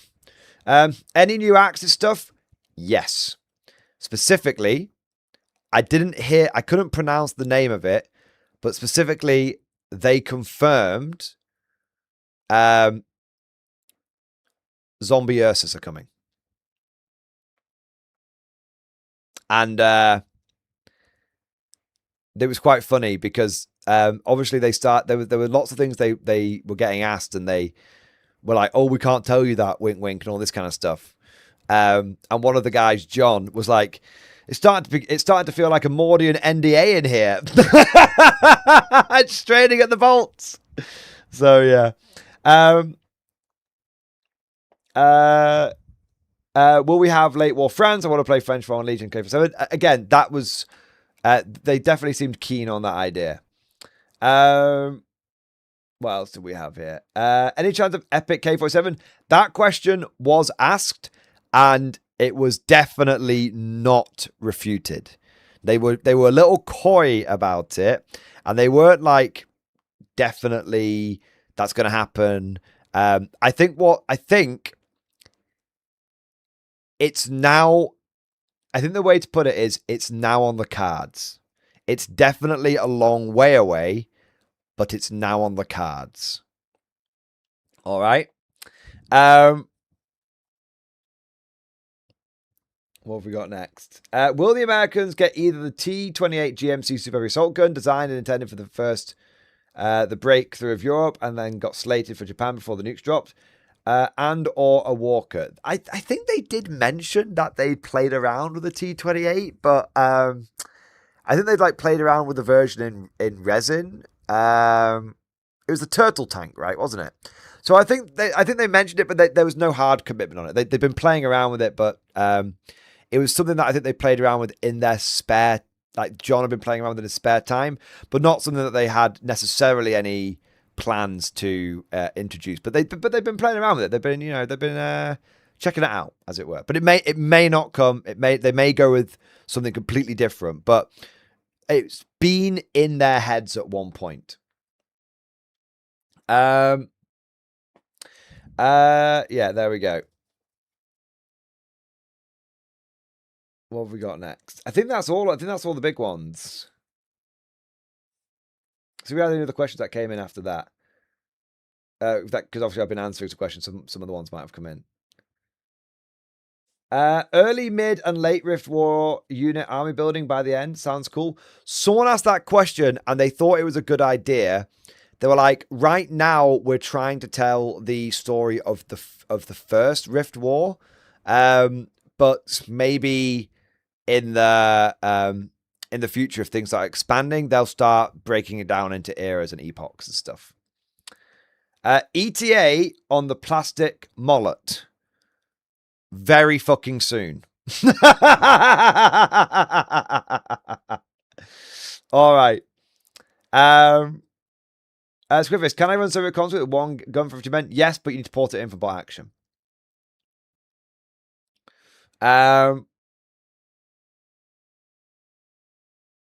What do we got next? Patrick H, they said they would hold off completely on new facts till the main Rift War story they have planned for the next 5 years. Exactly. So I think what they're doing now is they've got the confidence to enact this first phase. So we know that basically a lot of stuff is getting planned for 5 years' time. But so they've got the story they want to tell now. They've got the plan that they've got for the next 5 years. But a lot of what they were asking, a lot of what was being asked about and stuff, that's probably not going to come for years, but it is going to come. But maybe sooner. Yeah, it is. Not everything, by the way. Just some of the things like, new factions maybe might be coming a little bit later and stuff like that. But we'll see. Yeah. It might. A lot of stuff's already been accelerated for it. Come on, epic, amazing. K47, amazing. Epic K47, holy shit! I'll need to donate organs for how much I drop on that. think of how many fucking totem core you could have running around the board at epic scale, right? Holy shit, man. Are they planning on releasing novels or some lore books for K47? Yes. This was absolutely confirmed. And they didn't want to say too much. But they were like, we are in talks with novels and for proper novels. And I think the first idea that they had is so I think the first I'm not I think there's proper novels coming. One of the first things that I think they said that might emerge on this front is going to be some short stories. But when they say short stories, they don't mean like 6 pages in the book. They mean like 5 or 10,000 words. So like maybe like a little novella kind of thing. But beyond that, they are absolutely in talks for full-blown novels. And they did not say who, but they said they're talking to some extremely talented people, extremely capable people. That's what they said. Now, I've no idea, by the way, this is not a hint. This is not a hint in any way, shape, or form. Let me just make something abundantly clear. This is my personal theory, but I wonder if they're going to get Dan Abnett. Now, some people, whether you like him or you don't like him, I think most people. I think most people like Dan Abnett, but I've no idea if it will be. But if they fucking got Abnett, that'd be such a propaganda win. Yeah, if they manage to get Dan Abnett on this, I mean, God, can you imagine? Like, God, boys. Can you imagine Gaunt's Ghost, but in Konflikt? New regiment. Maybe an American regiment. Dan Abnett would probably do it with like some sort of crazy, because he likes to, just Gaunt's Ghost K-47. That's all we want, right? That's all we want. The new regiment, very specialized in some way, and it goes through a series of like battles, and it goes from being like a green unit to like a really veteran unit and all sorts. Can you imagine? K-47 John Grammaticus? Can you imagine? Yeah, I mean, it would be summer. Gaunt's Paragons. Yeah. Now let's make something abundant. I cannot emphasize this enough. It very well may not be. In fact, it's probably not, right? It's probably not, but we can all dream, fantasize, and gush a little bit, can't we? So yeah, there you are. I need to know. I need to know K-47 Navy. Anything? Yes, but probably not for a long time. But they had a mad idea to do an underwater Navy game for K-47. But it's like, let's put it this way, it's one dude's mad idea and it may never happen. But the idea of, someone was like, what about doing like, what's it called? Victory at Sea, but K-47. And they were like, that would be a really cool game, wouldn't it? Yeah. Cool. Is it Cruel Seas K-47 or Victory at Sea? I can't remember, Patrick 90. I think, but one way or another, I'd like it to be big boats. I don't really want the small patrol boats. I'd like big boat game for K-47. Yeah. When does K-48 launch? We're stuck in 1947. I think the game's always going to be called Konflikt 47. Like 40K is always called 40K, even though now we're in the 42nd millennium. But yeah, I think we're going to go beyond. I think we're going to go beyond 1947 at some point. But they're going to be telling like, they're going to be telling it in epoch. I think the way it was, it's not going to be like an advancing timeline, because obviously the issue if you've got like a constantly advancing timeline is that you don't want anyone to like ever die or anything like that. I think the idea is that they're going to tell like it's going to be like a series. So you're going to have this first series is the Rift War, which covers from World War II through to 1947, and then that would be like cut off, and then they'd tell like a new series, and that way each series can have consequences, which is important. Yeah. What have we got next? I think that's all the questions we've had so far. I think. I can't see anything else. People saying, what? I'm sorry, the first report? That's what they said. They said that's what I'm saying, boys. We might get the first one. There might be a second Rift War. There might be a prequel. We don't fucking know. Yeah, I love how everyone's like, wait, the first Rift War? Yeah. Any K47 Bulgarians coming? I don't think it's going to be quite that specific, but I think there's going to be ways for you to like use some of the bolt action books, like Armies of Commonwealth and stuff, and Armies of Italy in K47, but they weren't specific on that.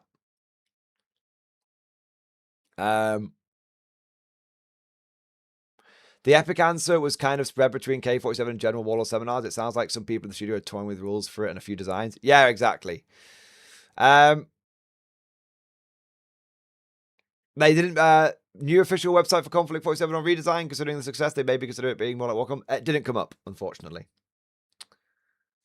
Have we got anything else?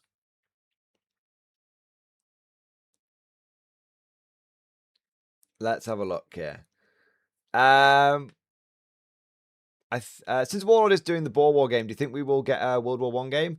And if so, do you think that influenced Konflikt 47 at all? This question, I don't know if it came up. I don't think it came up this time, but it came up last year. I think Warlord gets asked about bolt action World War I all the time.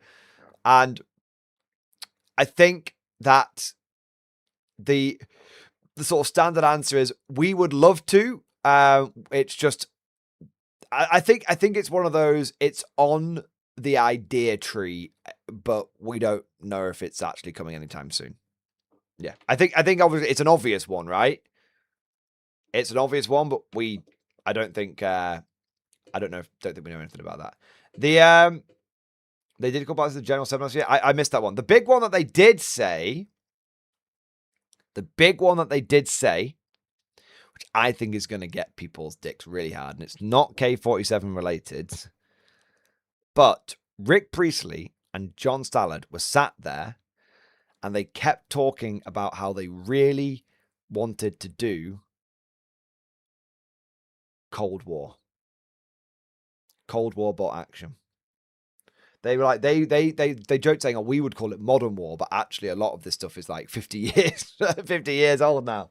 So they were like, it would be really cool to do. They were kind of very keen on the idea of doing what as it were, sort of like NATO, bolt action NATO, as it were. Yeah. No, they said yes. They said, did they confirm it? Did they actually confirm it? I wasn't sure if they NATO era was. Yeah, I remember sort of. I watched the video a bit today whilst I was catching up. So yeah, NATO. Yeah. Keep politics out of my war games. A war game set in the Cold War awesome. I just feel how political that would get. Well, someone asked them about would that, include things like the Arab-Israeli war, and they were like, "Of course." Warlord does not give a fuck, boys.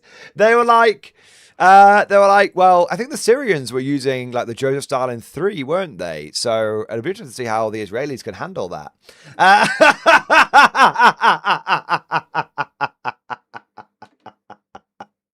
So, look, we have no idea if they were joking or not. I'm sure Warlord is aware that it's, obviously quite a sensitive topic. But it's, we're talking about the 1948 one, not the obviously way more recent ones. Yeah. So, but yeah, for them, I think the main focus for them was very clearly, like they were talking about things like Centurions and stuff like that. Yeah. So yeah, but the point is, I think, they said the new IS-3 and the Persian kit are each in development. Yeah, there you go. Damn the bleeding hearts, take my money. Yeah, I mean, we've Warlord Games has always been able to be like, look, it's just history. We just cover historical war games, and that's as far as it goes, kind of thing.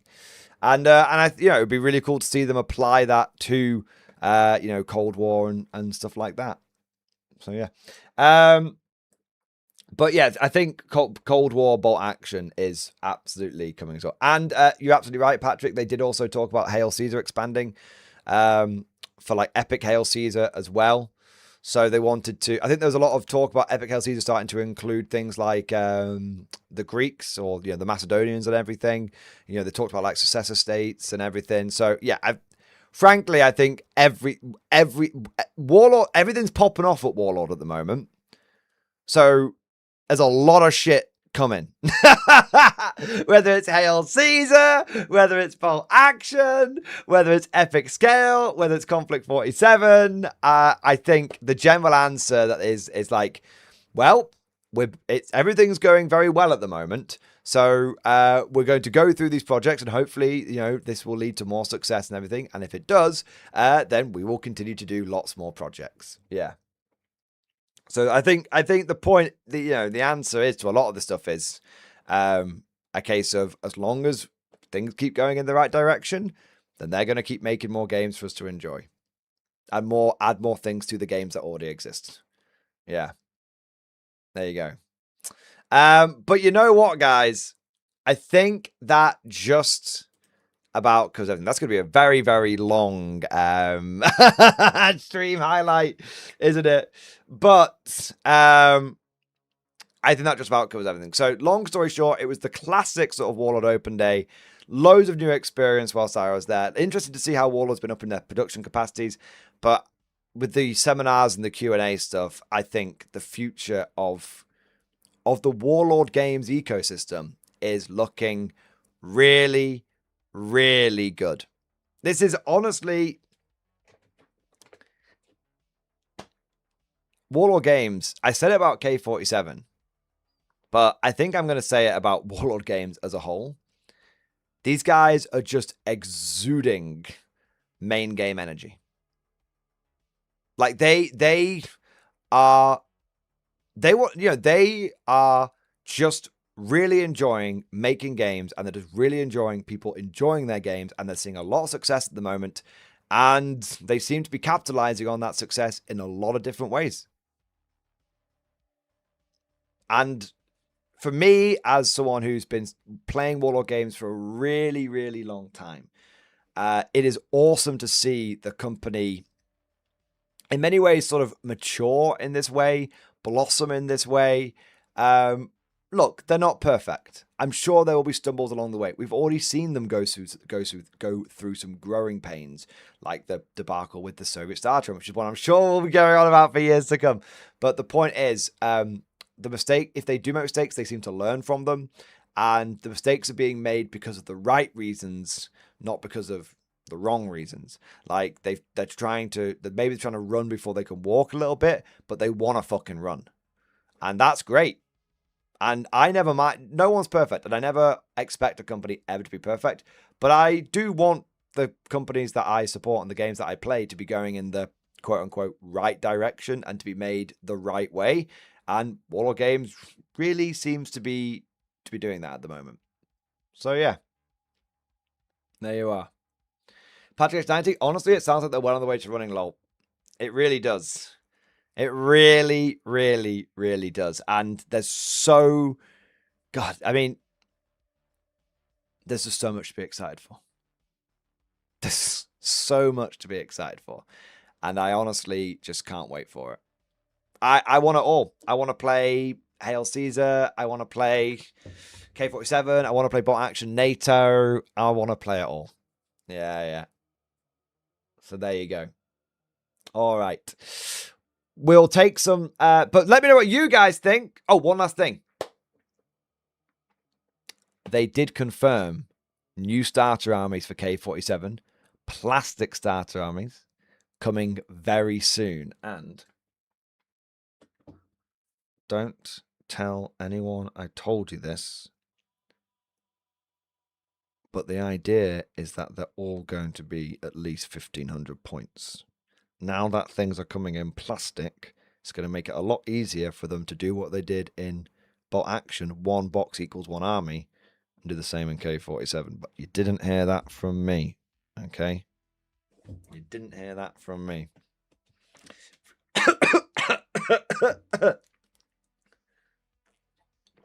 All right. I just choked on my own spit. I was salivating so much thinking about the starter armies.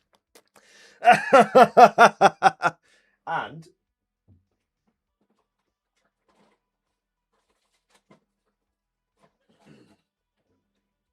I did say I was going to show you some swag, but I won't. I'll most of it's stuff that you already know about. But there is. I have a couple of boxes here. I'm not allowed to tell you what's in them. I'm not allowed to show you what's in them. But I mean, I might get in trouble. Let's just say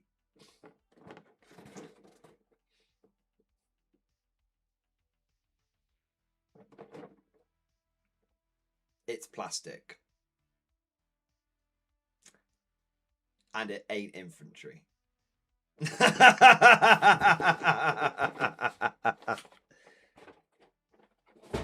And boys,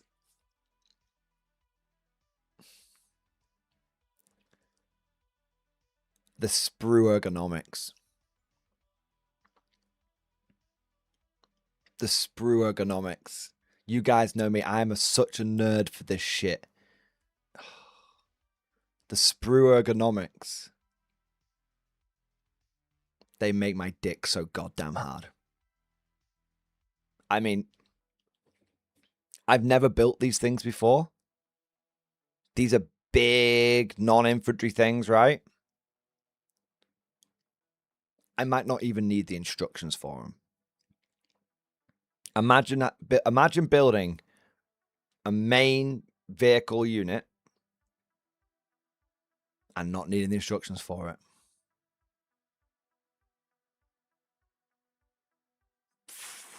Very exciting times. Very, very, very exciting times. My God. My God. I'm seeing some shit, boys, and I'm loving it. But I'll have to tell you all about it another time. That's everything I've got to say. Let me know what you guys think down in the comment section below. And I think that just about covers everything. Thank you for watching. All right. All righty ho ho. So we've got the super chats here.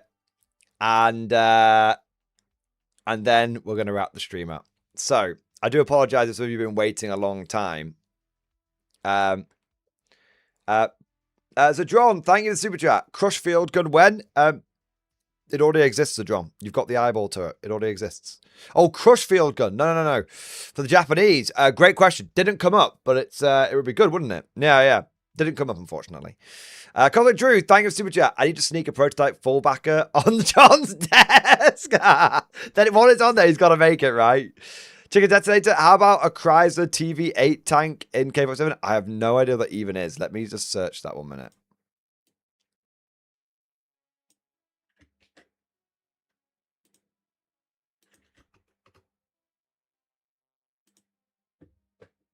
What the is there a fly? Is that a flying tank? What the? Oh, is that an underwater tank? No, it ain't flying. It ain't flying. It's swimming. Oh my God. All right. So John, tiny stern riser, Epic 47 confirmed. I don't think that it's. I think that's just a cute little model that's been on John's desk for like last year and this year. But hey, if we did get Epic, I think even for Epic, that thing's fucking tiny though, isn't it? Right. So I think that would be too epic. So I think that's just a little 3D print. But yeah, I mean. I think Epic, they want to do a lot with Epic. Epic scale games, they've kind of cornered the market a little bit. They've cornered the niche a little bit, and their Epic scale games have been doing very well for them recently, which is awesome. I mean, I'm really looking forward to trying it. All right. Patrick's 90, that's amazing. Only the plastic variants I can do for are the plastic Panzer 38T and the Panzer 3 and Panzer 4. So I feel like I'm missing out on something. They already have those plastic ones. Don't they? On the Hanamag? Yeah, it sounds like they're going to explode their range. So, but actually, I missed something there. Oh, build without instructions. Yeah. Yeah, I mean, guys, I can't even hint at what it is. I was told very specifically. I can't even hint at it. But yeah, it looks. These new things are looking amazing, looking really, really good. Yeah, it ain't flying. It's swimming with style. We know what they are. You don't know. No, you don't. I mean, do you? What are they then? What are they?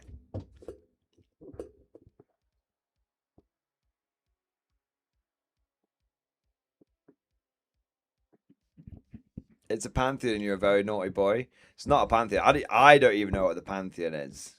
And I'm Warlord's #1 negatively paid ball washer. And I don't know what the fucking Pantheon is. There you are. Percival and Grizzly. I can either confirm nor deny. There you are. Churchill. I can either confirm nor deny. Obviously, the Japanese mechs. I can either confirm nor deny. Macon, thank you for super chat. Which epic range would be easier to paint? Definitely not Epic Napoleon. That shit is like, got to do all the little buttons. I'd say probably Epic Hail Caesar. Probably. Or Epic American Civil War. Probably. Because you can, that's just grey and blue, isn't it? Yeah. There you are. Obelisk, thank you for the super chat. Got a working concept for my K-47 Nazi vampires, which I'll probably make using Nactil-born, human-looking Nactil Ben. Think Green Vault wants to make post-human society. We'll probably get Thunder Warrior if Green Vault wins. Maybe.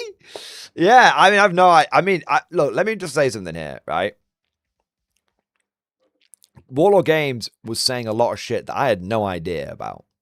Like, I had no idea they were thinking of expanding the timeline beyond 1947. Last year, they were quite fucking adamant. They were like, well, you know, we don't really want to because we're worried about people taking the piss and calling it like Konflikt 48 and everything. And this year, they were like, fuck it. No, bro, let's fucking see where it goes kind of thing. So, yeah, I mean, you know how in Old World, when the game absolutely popped off and the Old World team came out and were like, the scope of the project has changed? I get a real distinct feeling that Warlord Games went through basically the same thing. Basically, it's absolutely exploded. They've got more money than they've ever had before. And they're just like, okay, well, let's just fucking do something with all this then. Let's fucking, you know what? If we're going to go for it, let's fucking go for it.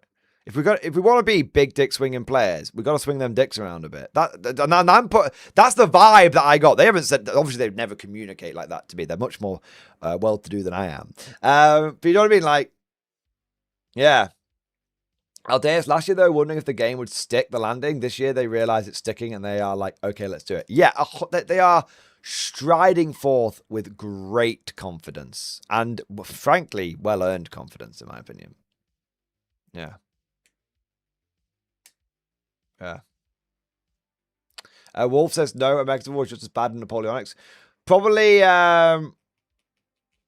I'd say then, Macon, you're probably looking for Epic Hail Caesar. That's relatively straightforward. But I mean, you don't have to paint any of it. Most of it comes in plastic, which is pre-colored. So if you're like, I don't really want to paint it, I just want to be like the red guys, the British, the blue guys, the French. There you go. Yeah.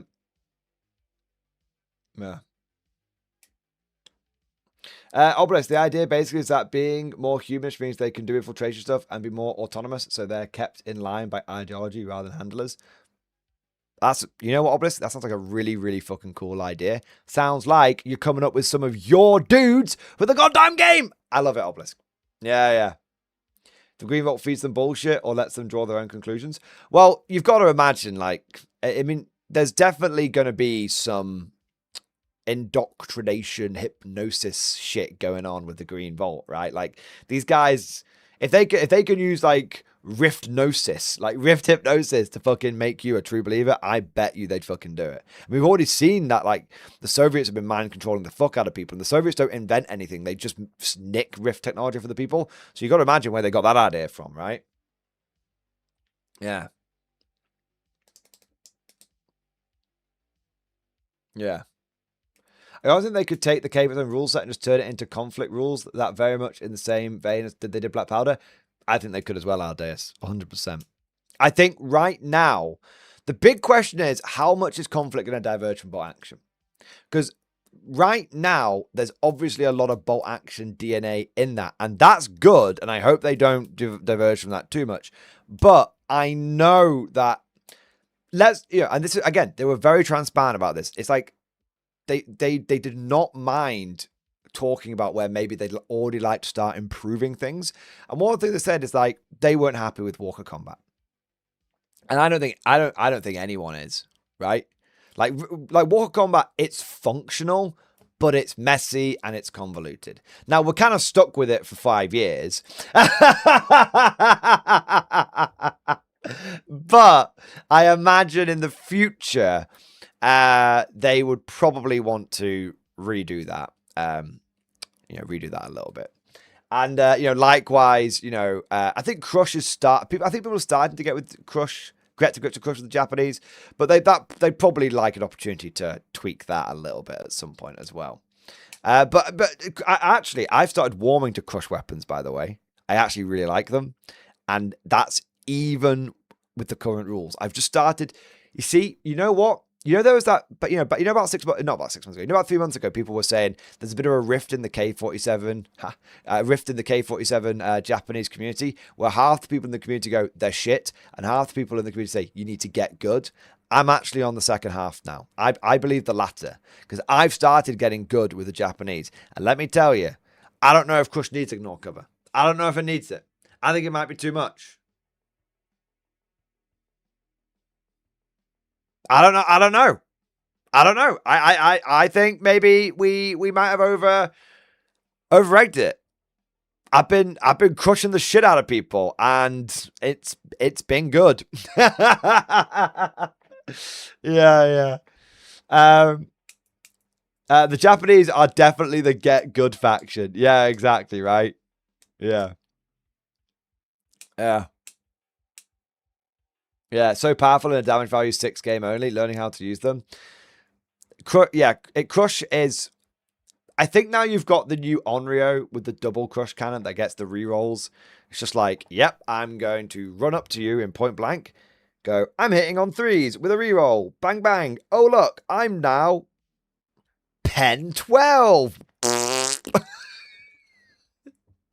Oh, did that not go very well? I'll teleport away and I'll try again next time. Yeah, so I think there's lots of really cool shit. Yeah. So I do think that I do think that I think that if I was to change anything about K47 right now, 1 year on, because look, the game is open to criticism. We're loving it. It's great, but it's not perfect. It's like 90% perfect in my mind, but it's not perfect, right? I would change Walker combat, and I'd go for some more unique missions, because I think the bolt action ones are fine, but I think it needs some more unique missions. But that is something that they did. I actually asked them about that. That was one of my questions.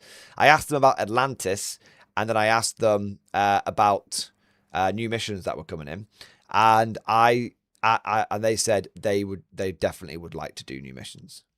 And they were like, well, how we introduce it, maybe as like a supplement, maybe as like a free PDF or something. But they definitely want to go. They've definitely, the idea of conflict specific missions is definitely on the cards. Yeah, which is cool.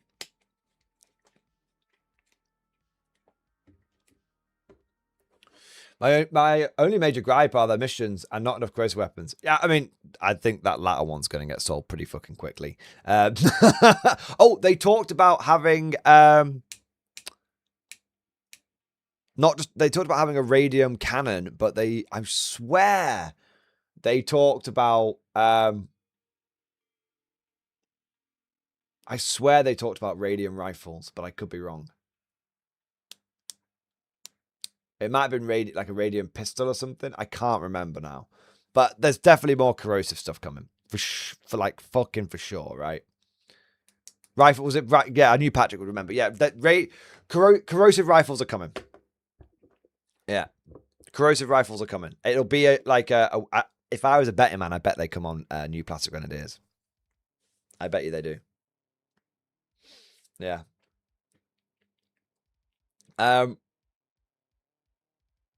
Yeah. If I was a betting man, I bet there'll be new plastic grenadiers. So this is my bet, right?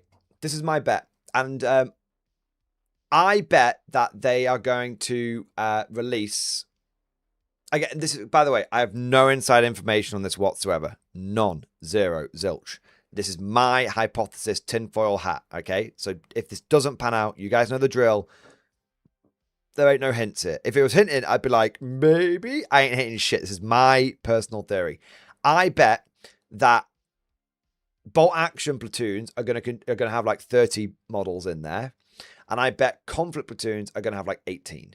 And I know there's gonna be some people that are gonna be like, that's not as many infantry, and you're right. But I bet, because I think what they're gonna do is they're gonna have like 3 sprues of bolt action infantry in there, so you can build them all with basic weapons if you want to. But I reckon I think they're gonna have 2 sprues in there, and those sprues are, using the grenadiers, for example. Those sprues are going to have like, do you want to fit your entire squad with Tesla rifles? Do you want to fit your entire squad with radium rifles? Do you want to equip your entire squad with shit we ain't even seen yet? Right? But it'll be all plastic. That's what I reckon it'll be. And there'll be all sorts of like, body armor bits, like bionic eyes, fucking night vision goggles, all sorts of mad shit. So there'll be like a sprue maybe of like aesthetic bits where you can make your guys, hey, these aren't just bolt action infantry, these are fucking conflict infantry, and you can tell from a glance at the tabletop that we ain't in Kansas anymore, Dorothy, kind of thing. And then there'll be a sprue of like guns, lots of guns. And if that was the case, I actually wouldn't even be against that. Obviously, I mean, I'd kind of like it. It was like I'd kind of like it was like 24 and then just guns to improve them. But if there's some enough aesthetic bits there to really fucking go to town, like I'm making fucking cyborgs, boys. That's what I'm talking about, right?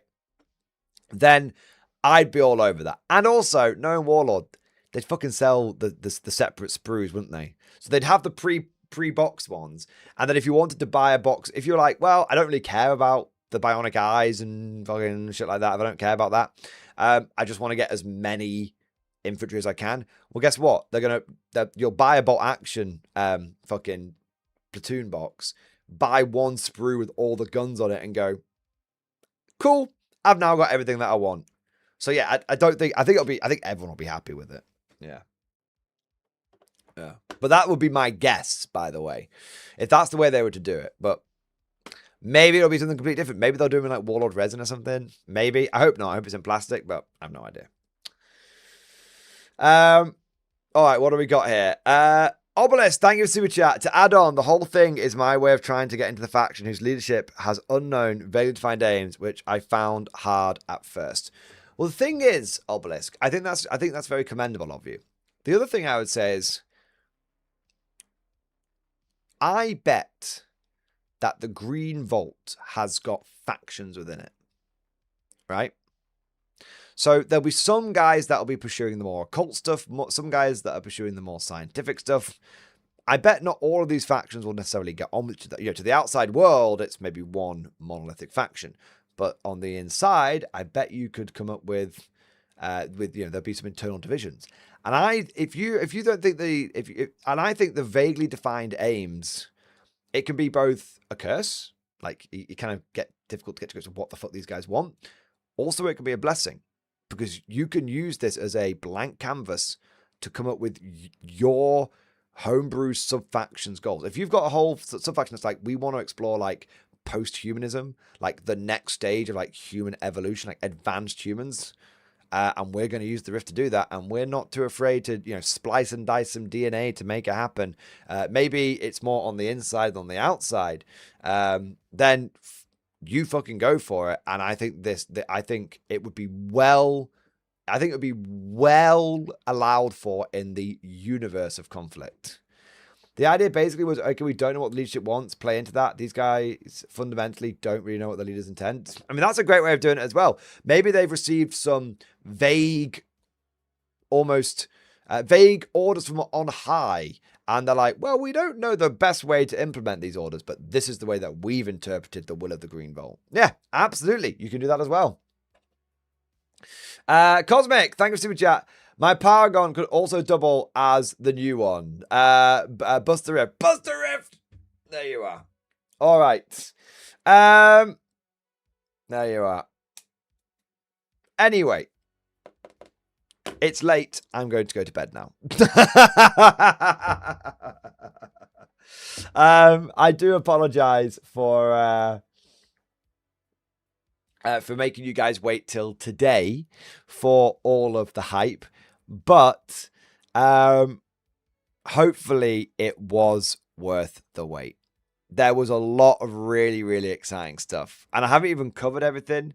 Like, I didn't even tell you. Like, I've covered it in a battle port. I got one of the Soviet mind control towers. Shout out to Goblin Box, who were there on the day and said, we saw you cover it in your video and we thought we'd give you one. So that's cool as fuck. So I've already used that in a battle report. Amazing. And loads of other shit that I didn't even show you. Oh yeah, I got the Russian. I got the.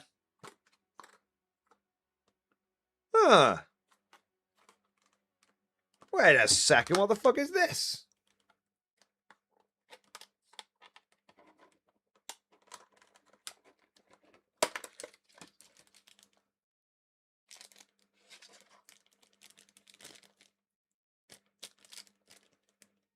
I don't know who this is. So in my Russian box, there was another miniature, and it seems to be for an Australian chap with a Bren gun.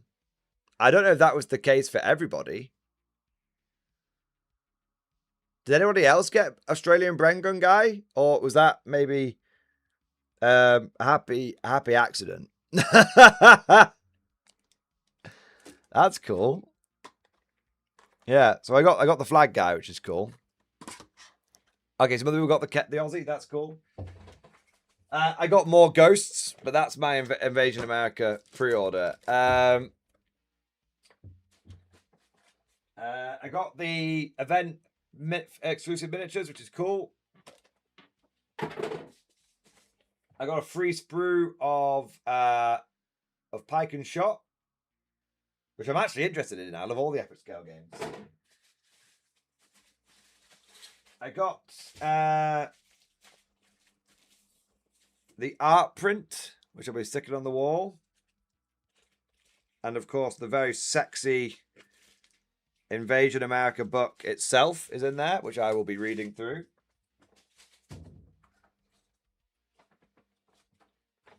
Soviet guy from the Siocast demonstration. Warlord Games themed tote bag to go with my Konflikt 47 themed sports bag. So I'm collecting all the bags. I got two of the new Power Armored guys, the T2. I got one, but then when I picked my Konflikt 47 pre-order up, they gave me 2 copies of Slammer Samuels. They said on here it says you get 2, and I was like, I was almost foolish enough to be like, I definitely should only be getting 1. But then I was like, okay.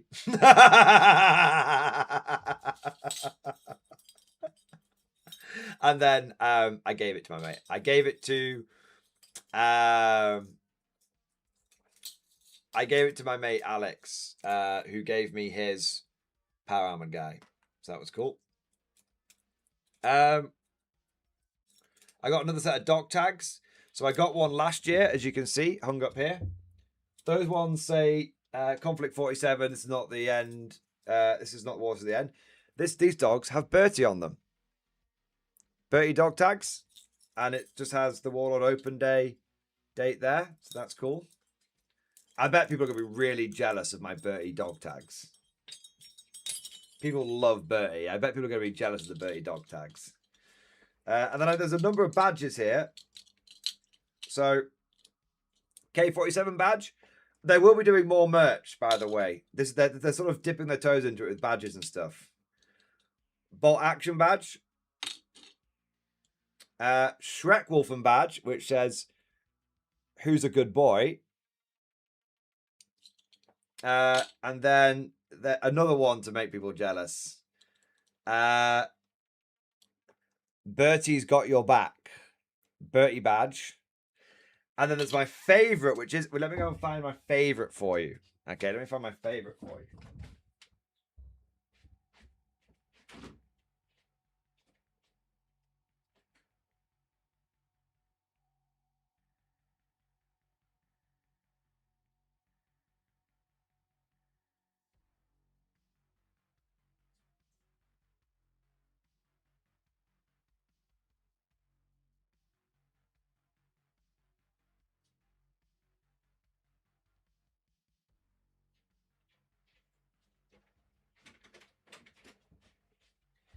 And then my personal favorite,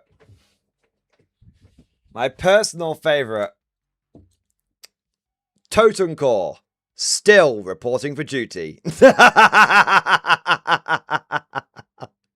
That's my favorite one right there. And by the way, I didn't get any exclusive things. I mean, I got the brown boxes, which I can't tell you what's in there, right? But everything that you saw, the event exclusive stuff was you got the miniature, the badges, the bag, the Siocast demo guy, the Pagan Shot sprue, the Style Troop and Firefly event stuff, and the dog tags. The stuff that I bought was the Ghost Platoon, this guy, and Invasion America. So it was a nice little swag bag, and then I obviously bought myself some stuff because I like to treat myself. And I got some really cool things which I can't tell you about, but I think some of the information's already out there. But but yeah, the Zero box of all stuff we'll find out sometime down the line, like 6 months. I don't think it's going to be that long. Oh, yeah. This may not pan out. Okay, 1 minute.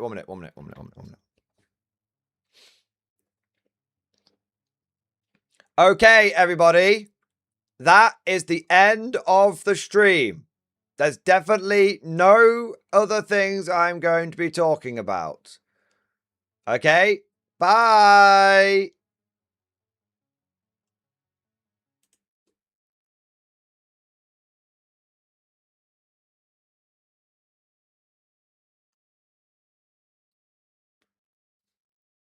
Okay, I think we fooled them. Okay. This might not pan out. Okay. There might be something coming on Friday. New pre-orders. Maybe. Right, but I didn't tell you. But just keep an eye out on the... It might not pan out, but keep an eye out on the website for Friday, okay? All right. Anyway. Oh, look, we're back. We've got a super chat here. So, John, thank you for the super chat. I want armor upgrades for basic troops, as I like upgrades sprue for each faction in game. I love the jump back instance with custom rifle at the JPIs with custom rifle and advanced armor, etc. I saw JPI and thought jump pack intercessor, but I imagine JPI stands for Japanese infantry.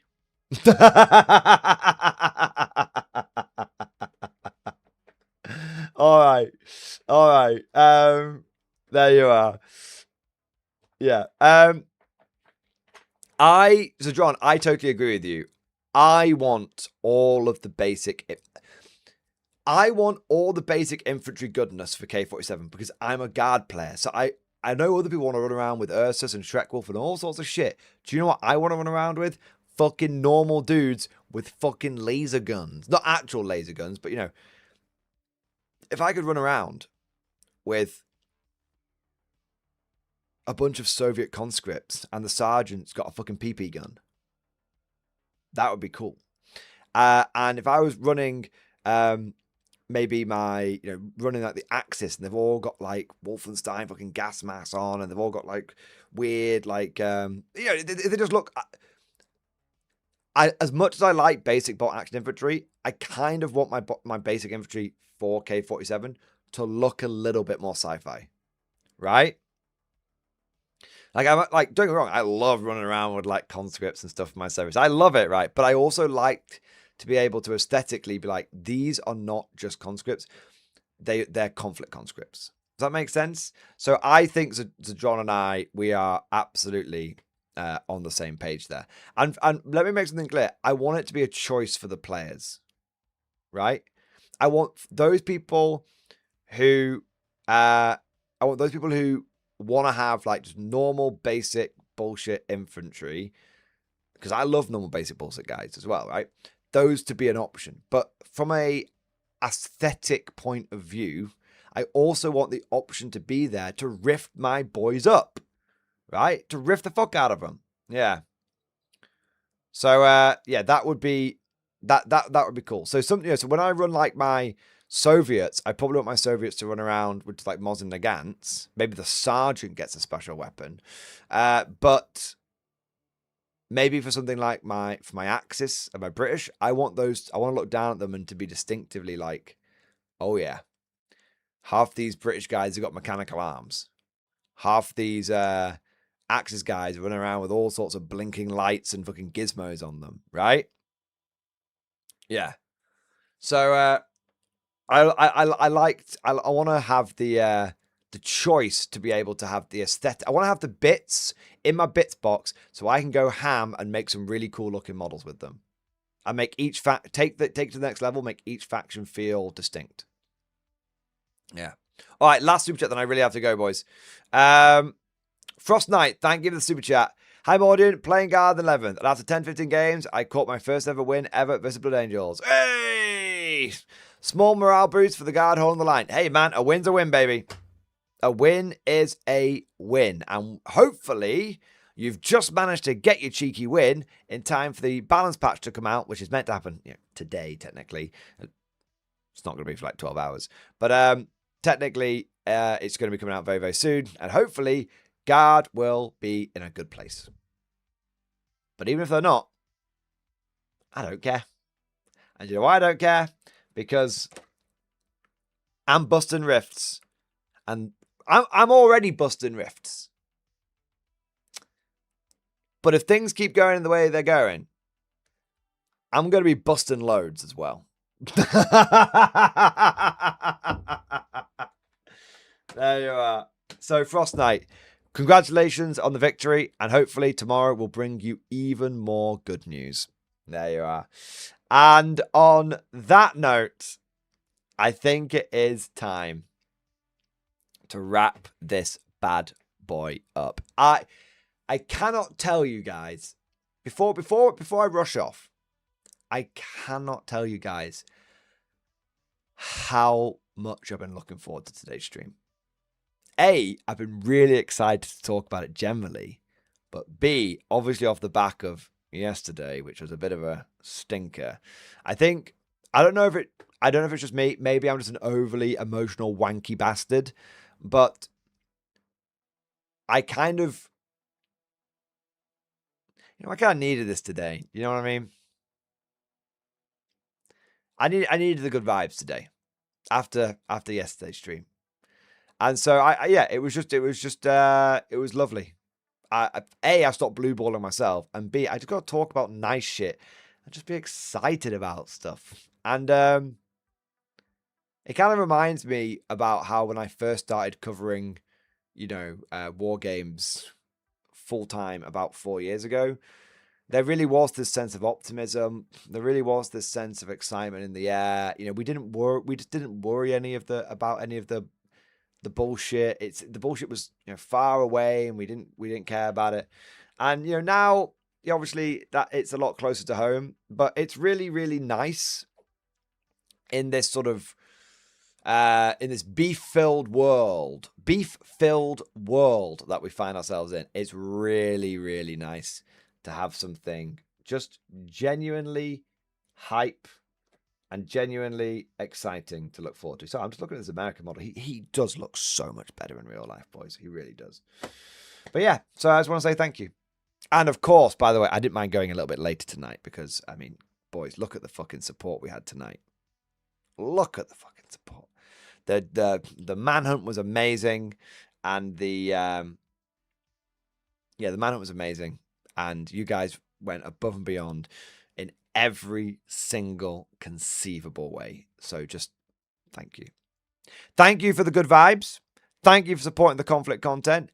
Thank you for putting up with me crashing out. I'll probably be crashing out again tomorrow, but I might not be because I might not give that much of a shit. And I just want to say thank you so much to everyone who joined, liked, subscribed, chatted away, and of course everybody who went above and beyond the Call of Duty, coming in with all of the super chats and the member flex and the gifted memberships and all of that good stuff. You're all absolute heroes. You're all heroes of the Soviet bloc. Even if you don't play Soviets, you're all heroes of the Soviet bloc. You all get a point of guts. There you are. Thank you so much. But we need a song to play us out. And I feel like it should be a Konflikt song. I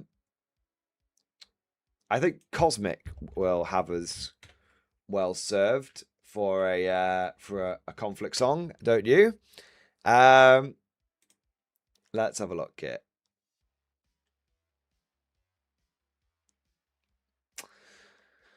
What's been the big thing?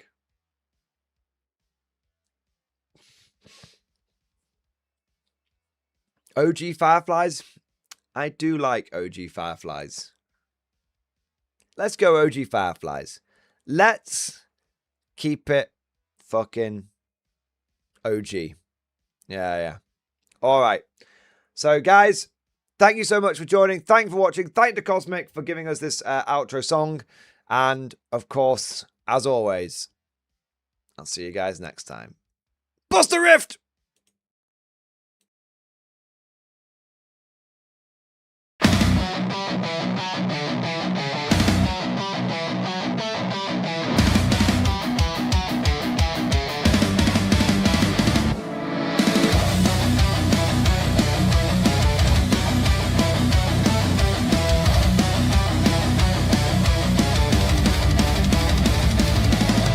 From the clouds we descend, with our rifles in hand. Soldiers of freedom, we fight for this land.